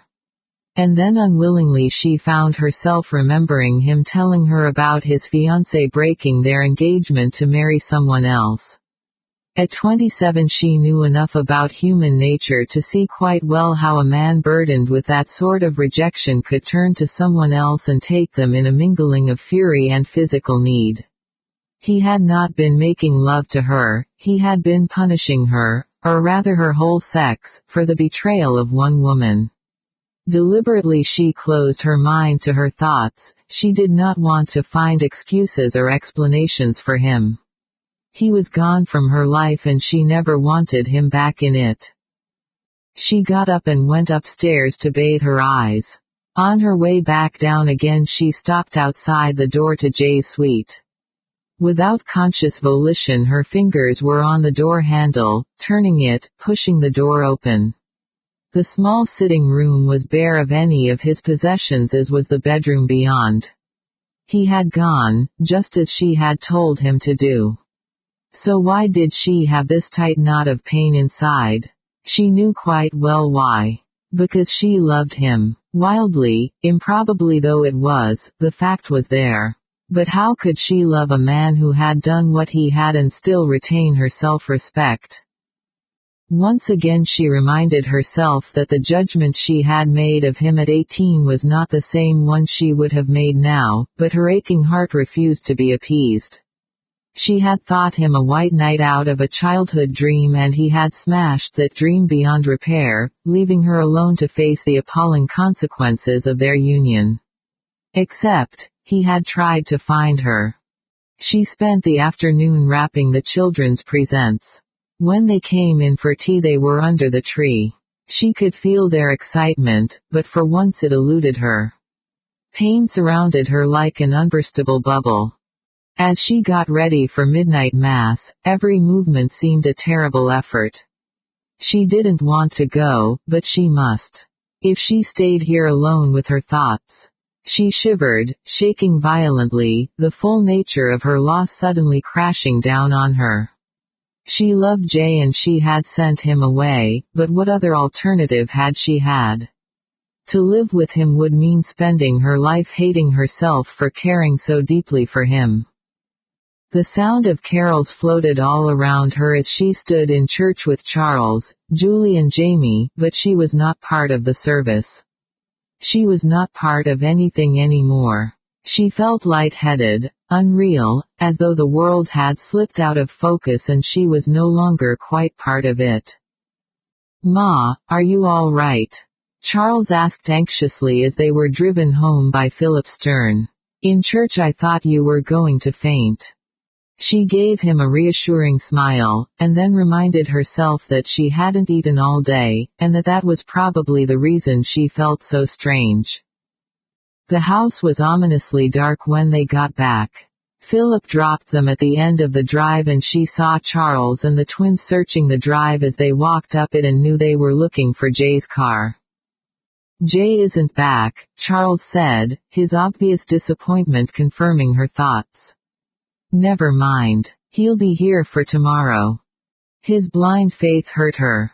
She had seen the burdens of worry slip off his shoulders since they had told him they were going to get married. He was becoming a teenage boy instead of a miniature adult. Now. Surprisingly, she actually slept and was woken by Jamie jumping on her bed, with the stocking she had placed at the end of his. "Happy Christmas, Ma." Julie joined him and their combined weight warmed her. Her children. Jay's children, she thought, her heart almost stopping beating. She looked at them with new eyes, seeing him clearly in them now. They had his strong dark hair and his gray eyes. "Aren't you going to get up?" Julie demanded plaintively. "I'm hungry." What point was there in staying in bed? The twins were noisily exuberant over breakfast, playing with the puzzles she had put in their stockings, while Charles read the computer book she had bought him on the performance of the BBC Micro. After they had cleared everything away and washed up, Vicky walked towards the sitting room, checked by Julie, who said suddenly, "Ma, we can't open our other presents now, Jay isn't here yet." The hall swayed blackly around her, and she took a deep breath. Now. She would have to tell them now. She opened her mouth and then the words were suspended in frozen disbelief in her brain as Julie shrieked out. "Here he is now. I can hear the car." She couldn't believe it. All three children charged to the front door while she hung back. It couldn't be Jay. He wouldn't. Not after what had happened. But it was. In a dream she watched him emerge from the car, brushing snowflakes from his face as the promise of snow forecast that morning became reality. The children besieged him, the twins dancing round him like exuberant puppies. He picked Julie up, swinging her into his arms until her face was level with his, and then kissed her. Across the few yards that separated them his eyes met hers and Vicky saw quite clearly in them the message. "Mine," he was telling her. "They're mine." Unwittingly she shrank, back, aware as she had been last night in church of a sense of being cut off. Apart from the rest of mankind. Jay was opening the boot of his car, pulling out a suitcase. "Hurry, hurry," Julie exhorted excitedly. "We haven't opened our presents yet, we've been waiting for you." And as he came into the hall suddenly the house seemed alive, as though it, too, had been waiting. "I'll go and make some coffee, the rest of you go into the sitting room." She turned quickly, shivering with nerves and shock. She knew without turning round that he was behind her. As he closed the kitchen door she heard him say to the children, "If you look in the boot you'll find a parcel for each of you. Your mother and I will be with you in a moment. I told you not to come back." She said it without emotion, busying herself with the task of making coffee. It gave her something to do with her hands and an excuse not to look at him. "But surely you didn't think I wouldn't. I suppose I ought to have known." Her voice was thick with anger. "You never were a man who paid any attention to someone else's wishes when they differed from your own." She had to turn round to reach the coffee beans, and the stark pallor of his face shocked her, breaking through her own aching pain briefly. "I know what you're getting at," he told her flatly. "Look, Vicky, I was as shocked as you were the other night, but I tried to tell you then. What happened between us, what I did, was completely out of character for me. I had only just that afternoon heard from Jenny that she was marrying someone else. I'd been invited to the party that morning by John. He worked for the firm of solicitors I'd been dealing with. I was still in shock. Half out of my mind with it. I used you because of Jenny, I can't deny that, but neither can I wrap it in pretty ribbon and make it acceptable, and I'm not going to try. But what you can believe is that when sanity reasserted itself, I looked high and low for you. I asked John if he knew who you were, but he didn't. The university crowd you'd been with had all dispersed and gone their various ways. That much had been true. The party had been by way of an end-of-term celebration, combined with a birthday party for their host's elder brother, Jay's acquaintance no doubt. John was curious enough as it was when I asked about you. I could hardly tell him why I wanted to find you. Not because of myself, he added harshly when he saw her face, I was thinking of you. I didn't think you would want it bandied around that you'd been to bed with a complete stranger. You see, by then it had occurred to me that since you had been a virgin. Oh hell, he exploded, don't look at me like that. You came on pretty strong to me, you can't deny that. And so it was all my fault, Vicky countered evenly. Against her will she was forced to accept the logic of what he was saying. To see herself and what had happened through his eyes instead of her own, but she didn't want to let herself. Can't you understand that even now I'm finding it hard to take it all in? The twins are mine, of course. Don't worry, I'm not about to ask you for maintenance for them. His mouth went grim. You won't have to, he told her silkily. When you're my wife I shall support them as a matter of course. His wife. Did he think she was mad? She was just about to demand an explanation when the door burst open and Jamie rushed in, his hair ruffled into spikes, his eyes sparkling with excited disbelief. Jay's bought me a BMX, he told Vicky, half stammering in his pleasure. Come and look at it. She had little alternative but to follow him into the sitting room, the floor already strewn with torn paper.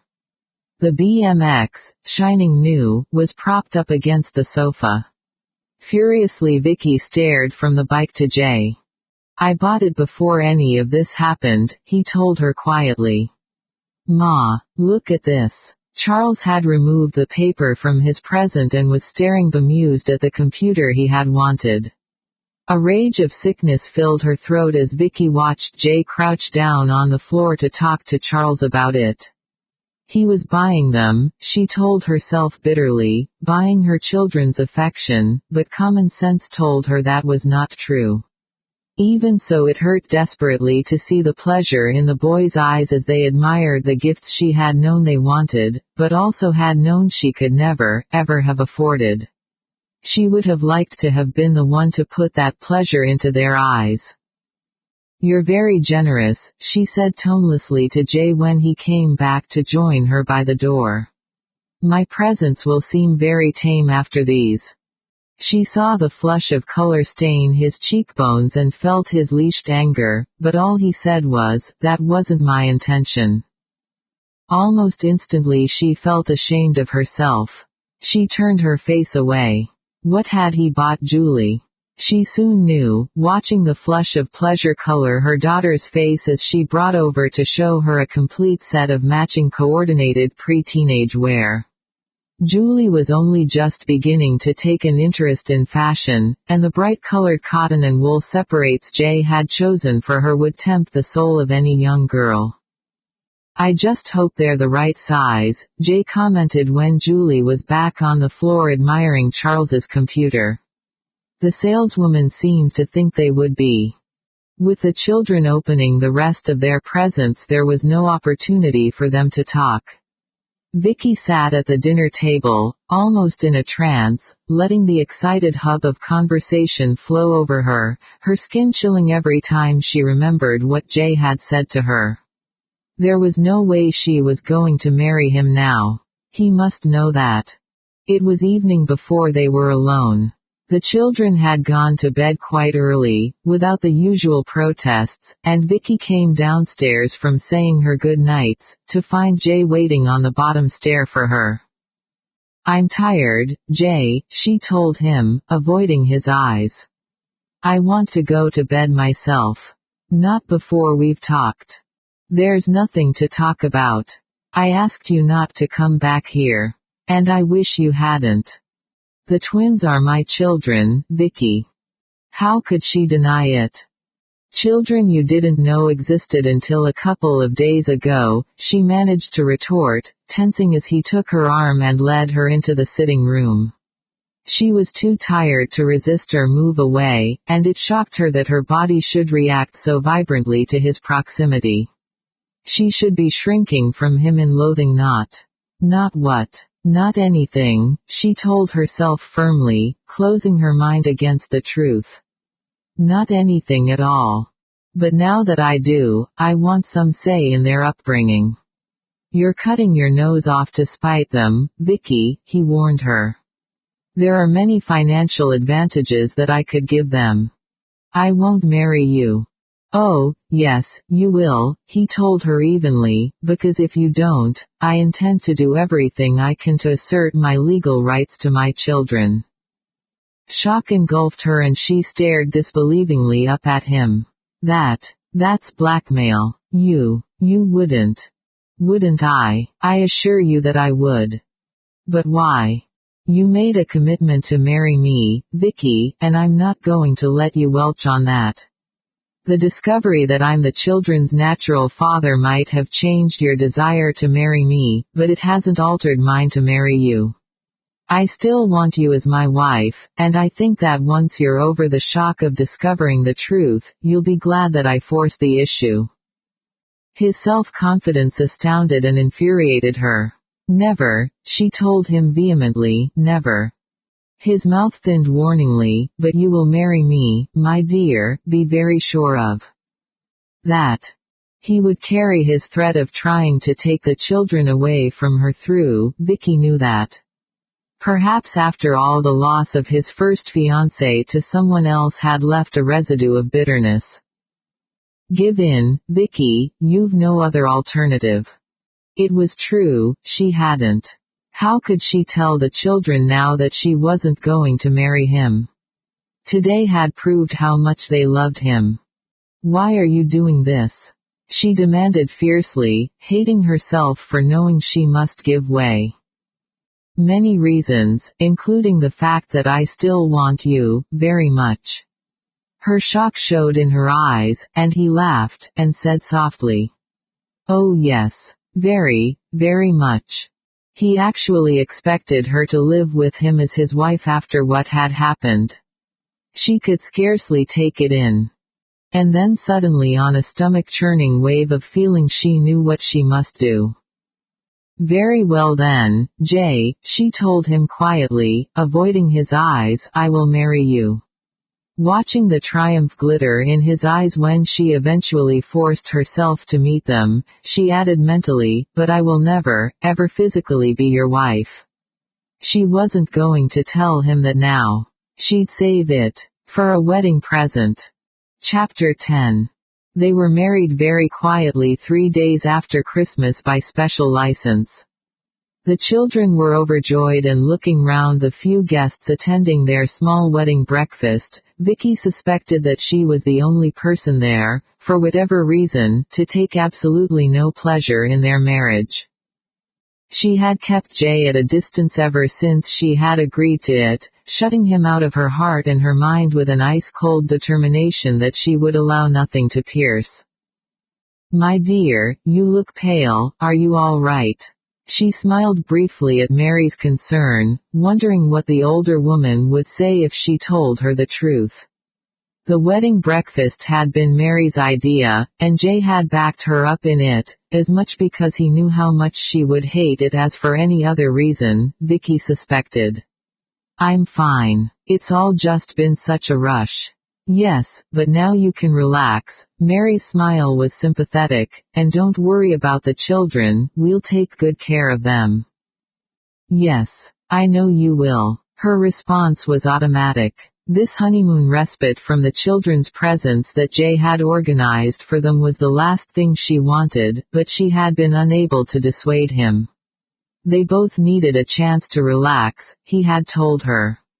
In the new year they would start looking for another house. There was a great deal for both of them to do. Having got his own way in forcing her to marry him, he seemed to have put the reason for her reluctance right out of his mind, and behaved towards her just as he had done before they had learned the truth about the past.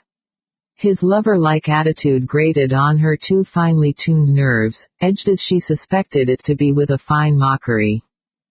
Ready to go. Although she had not acknowledged him, she had been well aware that Jay had come to stand behind her. It gave her a perverse kind of pleasure to pretend that she was unaware of him, a way of punishing herself as well as him for the fact that she was. And it was that very awareness that kept the shadows in her eyes and her appetite non-existent, her nerves strung so tight she was sometimes afraid they might actually snap. No matter how much she tried to evade or escape the truth, it kept on returning to torment her. And it was that weakness that she hated so much in herself that she needed to punish Jay for being the one to reveal it. It lacerated her self-respect to ribbons to know the truth, and she hated herself for it. She smiled thinly at him now, knowing he would see the hatred burning in her eyes, even if no one else did. Why not? She said goodbye to the twins and Charles, warning them to behave themselves while they were in Mary's care. They were only going away for a few days. Jay had booked them a suite at the Dorchester, and Mary had sighed enviously when he explained that he wanted Vicky to enjoy a few days spoiling before they set about house hunting. They left in a shower of goodbye cries, the twins' beaming faces the last ones to disappear as Jay's car turned the corner of the drive. This was the moment she had been dreading since he had forced her into agreeing to marry him.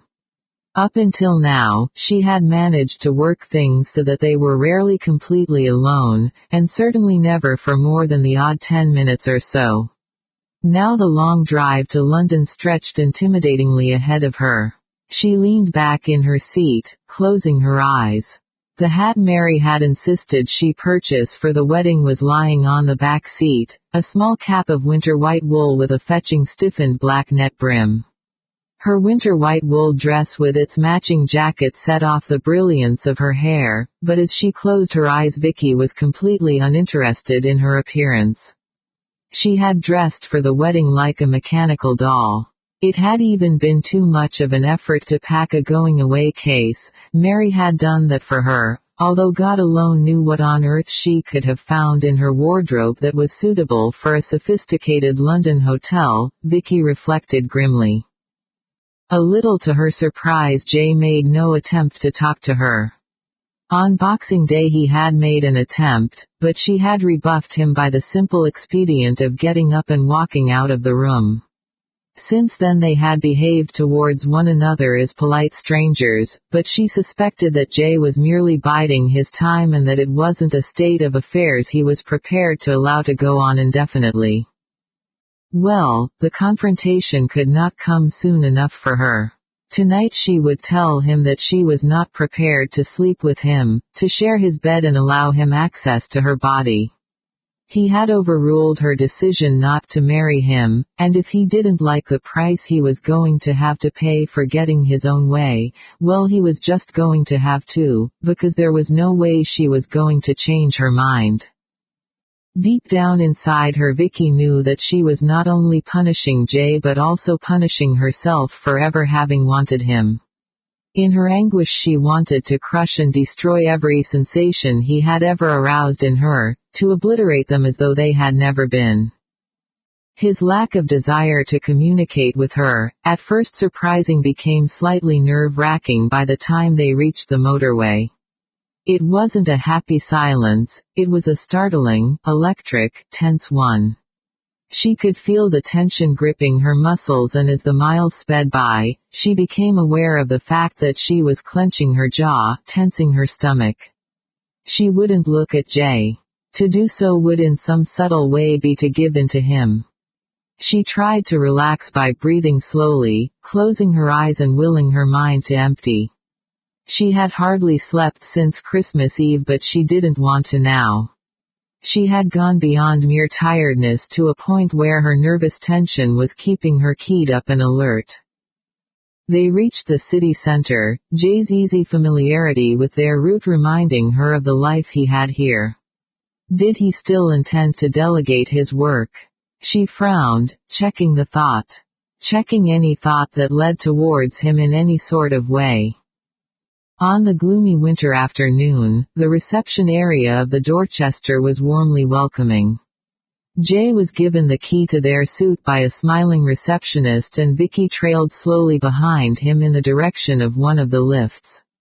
He had obviously made previous arrangements about the garaging of his car, because a member of the hotel staff had driven it away after the uniformed commissionaire had escorted them from it. They weren't the only ones to step into the lift. It purred swiftly upward, stopping abruptly. Vicky rocked slightly on her heels, tensing in rejection as Jay's hand came out to steady her, her eyes flashing bitter sparks of dislike. "This is our floor." Mutely she followed him out of the lift and down what seemed like miles of thickly carpeted corridor. Outside one of the doors Jay stopped and inserted the key, holding back to allow her to precede him. As she did so her jacket brushed against his and she grimaced in distaste. Fleetingly she was aware of a dark burning anger in his eyes as they meshed with hers. It gave her a heady feeling of pleasure. So she had pierced his arrogant armor. Good, she thought savagely, let him suffer a little. The sitting room of their suite overlooked the park. It was elegantly furnished with classic taste. The walls were painted a soft blue, the panel moldings picked out in white. A softly hued Chinese rug covered the polished floor, with two settees and a chair, upholstered in toning polished cotton, to relax in. In front of one of the windows was a writing desk, and opposite a television. A fireplace decorated one wall, flanked by shelves. In spite of herself Vicky was impressed by the room's elegance, but she wasn't going to say so. On the furthest wall was a door and Jay strode over to it. Opening it, Vicky could see into a small corridor with another door off it. A brief tap on the door signaled the arrival of their luggage. While Jay went to tip the porter, Vicky examined the bedroom. The bed was huge, the headboard and other furniture gilded in a French Empire style.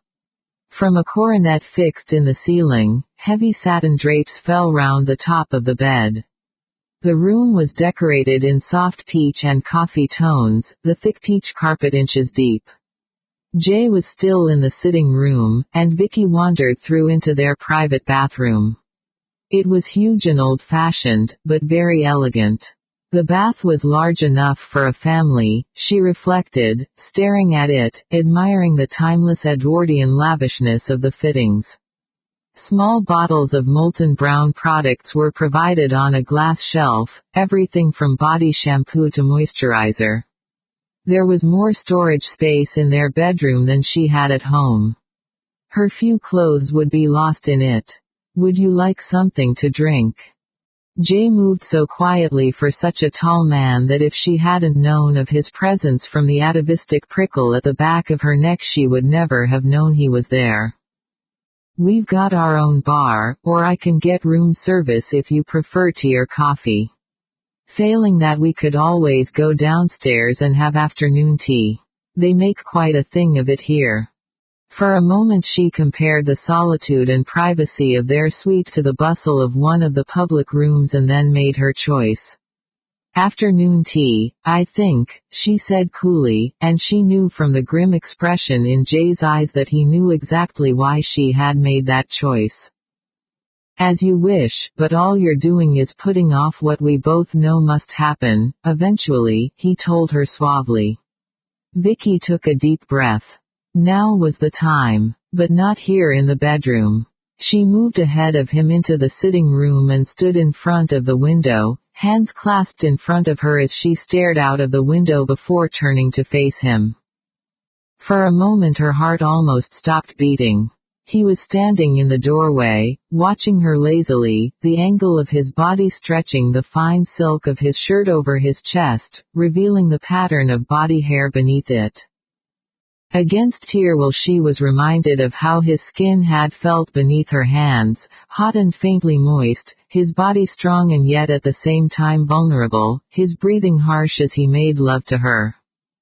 Forcing down the too intrusive memory, she said coolly, "Jay, I married you because I had no alternative, but I want you to know that although I may be your wife in name, I will never be so in body." For a moment there was silence, and then he said pleasantly, "How very predictable you are, Vicky. Somehow I thought you might come up with something like this." He looked at her and laughed cynically. "My dear, how can you stand there and tell me that when we both know how you respond to me?"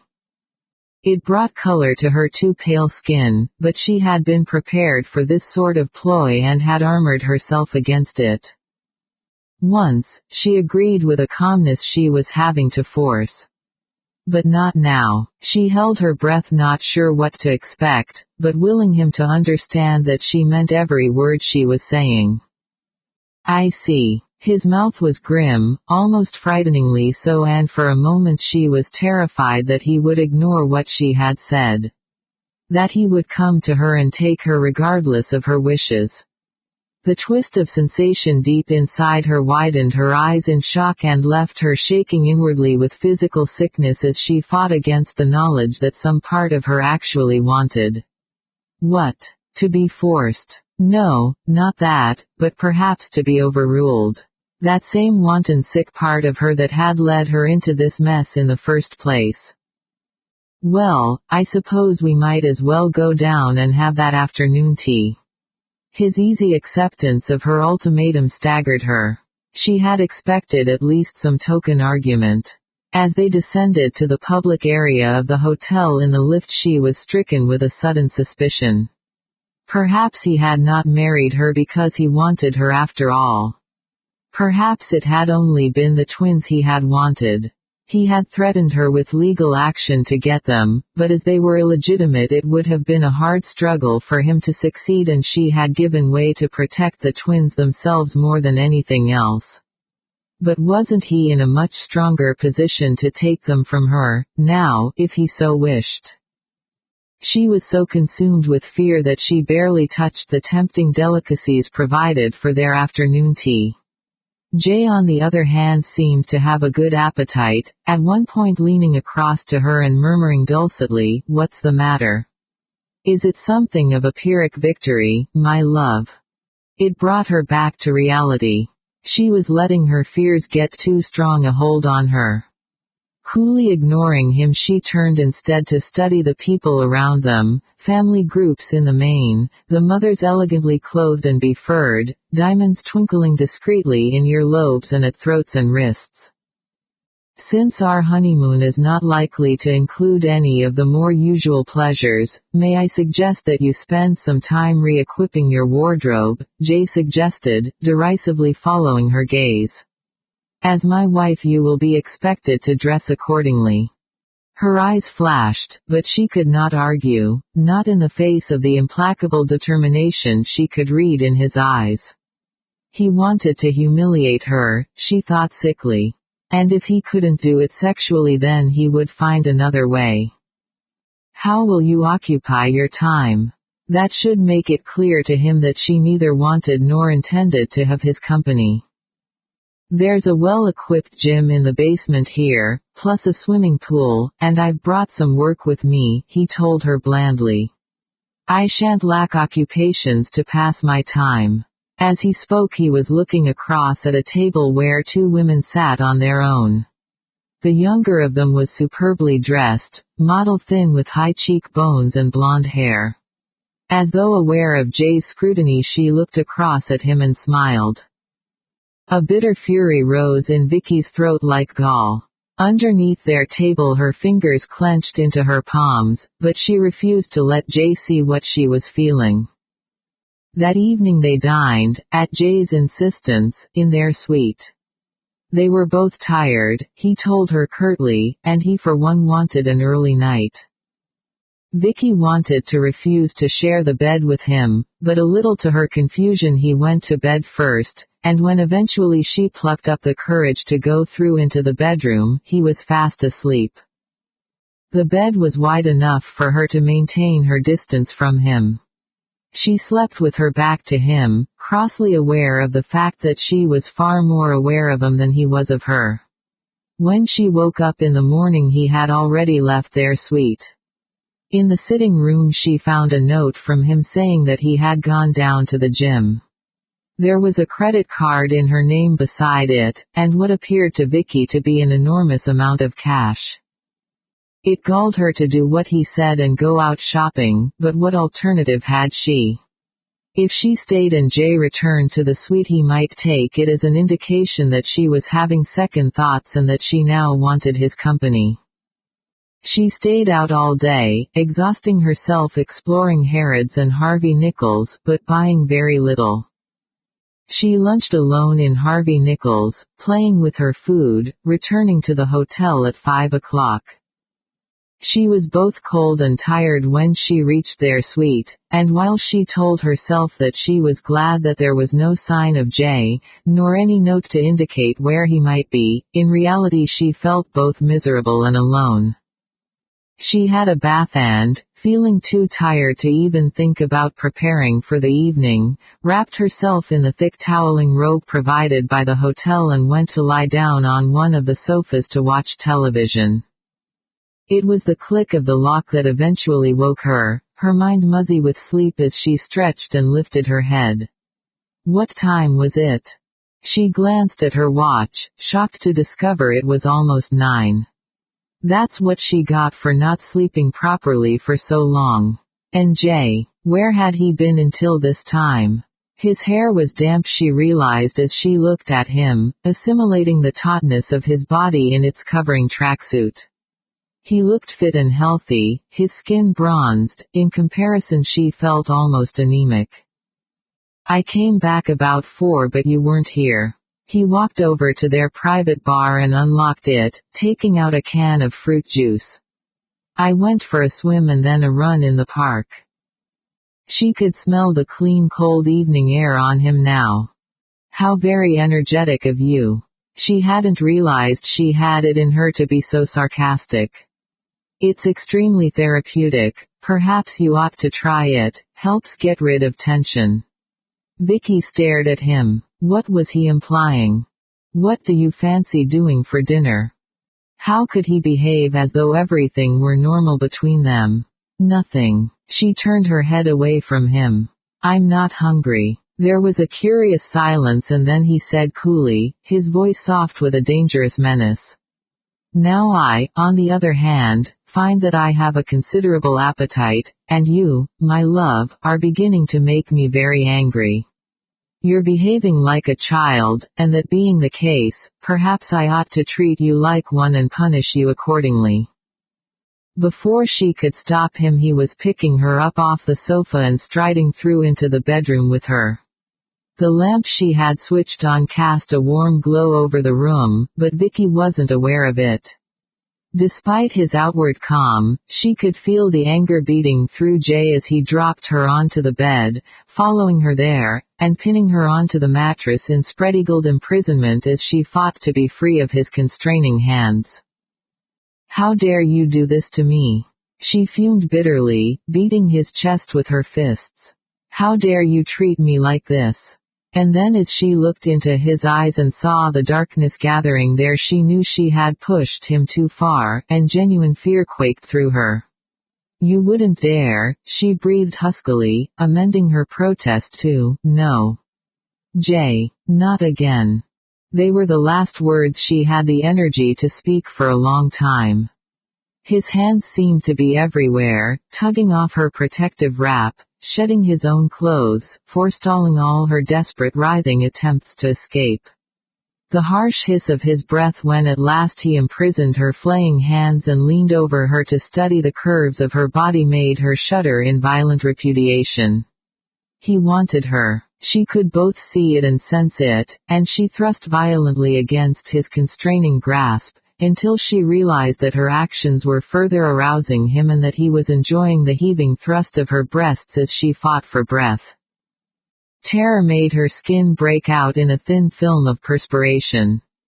Jay bent towards her, and she closed her eyes, tensing against him, already anticipating the sensation of his mouth against her breast. Anticipating and rejecting it while inside she shuddered on the exquisitely fine line that divides pain and pleasure. But it wasn't her breast that felt the warm moistness of his mouth, but the valley between, his tongue capturing the tiny dot of sweat that had gathered there. Vicky shuddered in violent reaction despite her determination not to do so, her eyes wild with hatred and pain as he smiled into them. "You want me," he said it softly, without expression. She shook her head, vehemently denying it, hating the soft, soundless laugh that escaped him as he slid his hand along one quivering thigh and then bent his head. She cried out in anguish and humiliation as his tongue invaded, stroked, aroused, and finally conquered the most intimate part of her, her shuttered mind springing open, unleashing against her her own love for him. Before she knew it, she was gasping his name between sobbing breaths, powerless to stop her body's overriding demand for satisfaction. As unstoppable as one of nature's most violent storms, sensation gathered and coalesced inside her, driving her, possessing her. She reached out and touched him, hungering for his maleness, feeling the fierce surge of pleasure rock him as she found him.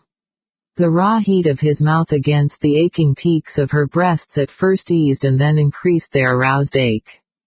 Beneath his supporting arm her body arched, her throat constricting on husky whimpers of pleasure as his mouth scorched her skin. Their bodies clung damply together, the rapid thud of his heart echoing the pulsing of his body against her. Her body was slick with sweat, aching and shivering as though she were in the grip of a fever, but she couldn't move away from him. She craved his touch, ached for the sensation of his mouth against her body, even where it already throbbed with pain from the savagery of his passion. She was hopelessly, completely out of control, touching him, wanting him, her bottom lip almost bitten through in her effort to stop herself from crying out to him to possess her, torn apart by the sensual storm he was forcing her to share with him. It seemed no part of her body was untouched by his mouth and hands, no part of her soul inviolate from the fires he had caused to rage inside her. His breathing sounded harsh and unsteady in her ear, his tongue sending shooting flares of ecstasy along her nerve endings as it caressed the delicate convolutions of her ear. He was breathing hard, his chest crushing her breasts as it rose and fell spasmodically. Her body shuddered, mindlessly voluptuous as his mouth touched her throat, the swollen sensitivity of her aching nipples, the flat smoothness of her stomach and then beyond, making her explode with singing pleasure and reach for him to rake her nails across his flat belly and sink her teeth into his skin. The harsh sound that left his throat echoed her own feelings, her body eagerly accommodating him as he pulled her beneath him, entering her fiercely and deeply until her flesh contracted and expanded rhythmically around him, matching the increasing desperation of the breath exhaled from her tortured lungs. Jay's mouth locked on hers, his body dominating the feverish convulsions that tormented her. It was too much, far too much for anyone to bear. Her nails raked his skin, her body arching to the command of his, her senses absorbing the brilliant explosion of mutual pleasure, registering the harsh sob of Jay's breath as he buried his face in her shoulder. She still ached, but now it was with the heaviness of physical satiation, too exhausted to even murmur a protest when Jay moved, pulling her body into his arms, reaching past her to switch off the lamp and pull the covers up over them. It was still dark when she woke up, but she remembered exactly what had happened. She tried to move and found she couldn't. Jay's arm lay against her waist, his fingers tightening into her skin. "No." His voice was crisp and firm. "No, Vicky, now we're going to talk. What about your undeniable physical powers?" Your ability to reduce me to mindless begging. Her voice rose as she spoke, her body trembling in agitation. She tensed as Jay moved and switched on the lamp. His face was pale, his mouth thinning slightly as he looked down at her, and then he said quietly, "And don't you know yet that you have exactly the same effect on me? That your lightest touch can send me almost mindless with wanting." "No," she whispered rather than spoke her denial. "Yes," he told her fiercely. "Yes. Vicky, listen to me. I can't wipe out the past for you. It makes me sick to even think about it," she told him thickly. "I hate myself for the way I respond to you, for wanting you and loving you. I know. You treated me like..." His fingers closed her lips. "Don't say it, please. I've tried to explain to you why I behaved as I did." "Oh, yes." Her voice was bitter. "You can rationalize your behavior, Jay, but how can I rationalize mine? It was bad enough that I let you make love to me in the first place, but to feel about you the way I do now. Why, she cried out in despair. Why do I have to want you? There must be something wrong with me. I must be sick. The sort of woman who likes to be abused. Who wants. No. Now his voice was savage with suppressed pain and it silenced her. His hands cupped her face and looking at him Vicky could see her own pain mirrored in his eyes. Dear God, no, you mustn't think that about yourself. Then what am I supposed to think, Jay? She asked him tiredly. You know I want you, when you touch me, and not just physically but emotionally. She was too exhausted to keep the truth from him any longer. I love you, she told him with painful honesty, and it's tearing me apart. Vicky, I think I have an explanation if you're prepared to listen to it. He smiled faintly. I admit it's not very logical, but we're both human beings, not machines. Not everything can be explained by logic. I think that subconsciously we were attracted to one another right from the start. Maybe that attraction was too deep-rooted for either of us to register it properly at the time, but it was there. I'd swear to it. Perhaps if I hadn't been so furiously angry about Jenny. So caught up in my anger, I might have recognized it. I don't know. Certainly I was aware of you, but then it was all swept away when I remembered Jenny and what she'd done to me. You were just a female body to punish, Vicky supplied for him. Yes, I'm afraid so. You were all womankind and what I'd been made to suffer. I've never reacted to any other woman the way I have to you. From the moment we met again I wanted you, overwhelmingly so, and not just in my bed but in my life. It was almost as though there was a subconscious recognition, and I think you felt it, too. She acknowledged now. His words seemed to be soothing away her pain, making her see that whatever had motivated their actions had not really been important. If she had not been drunk and he had not been so savagely hurt and they had met at that party, the history of their relationship would have been a different one, but she would still have been attracted to him, Vicky recognized. What happened in the past isn't something you should feel ashamed of, Vicky. I know you suffered dreadfully for it, and I can't tell you what it does to me to know how much of the twins' life I have already missed. Last night, I thought perhaps it was them you wanted after all and not me, she confessed huskily. I want it all, he told her rawly. You. The children we already have and those that hopefully we will have, but most of all I want your love. Deep inside Vicky felt herself tremble. What Jay had said to her made sense. She did love him, and perhaps he was right in suggesting that all those years ago they had subconsciously reached out to one another. The sickening sense of shame that had possessed her since she realized who he was had gone, burned away in the fires of passion.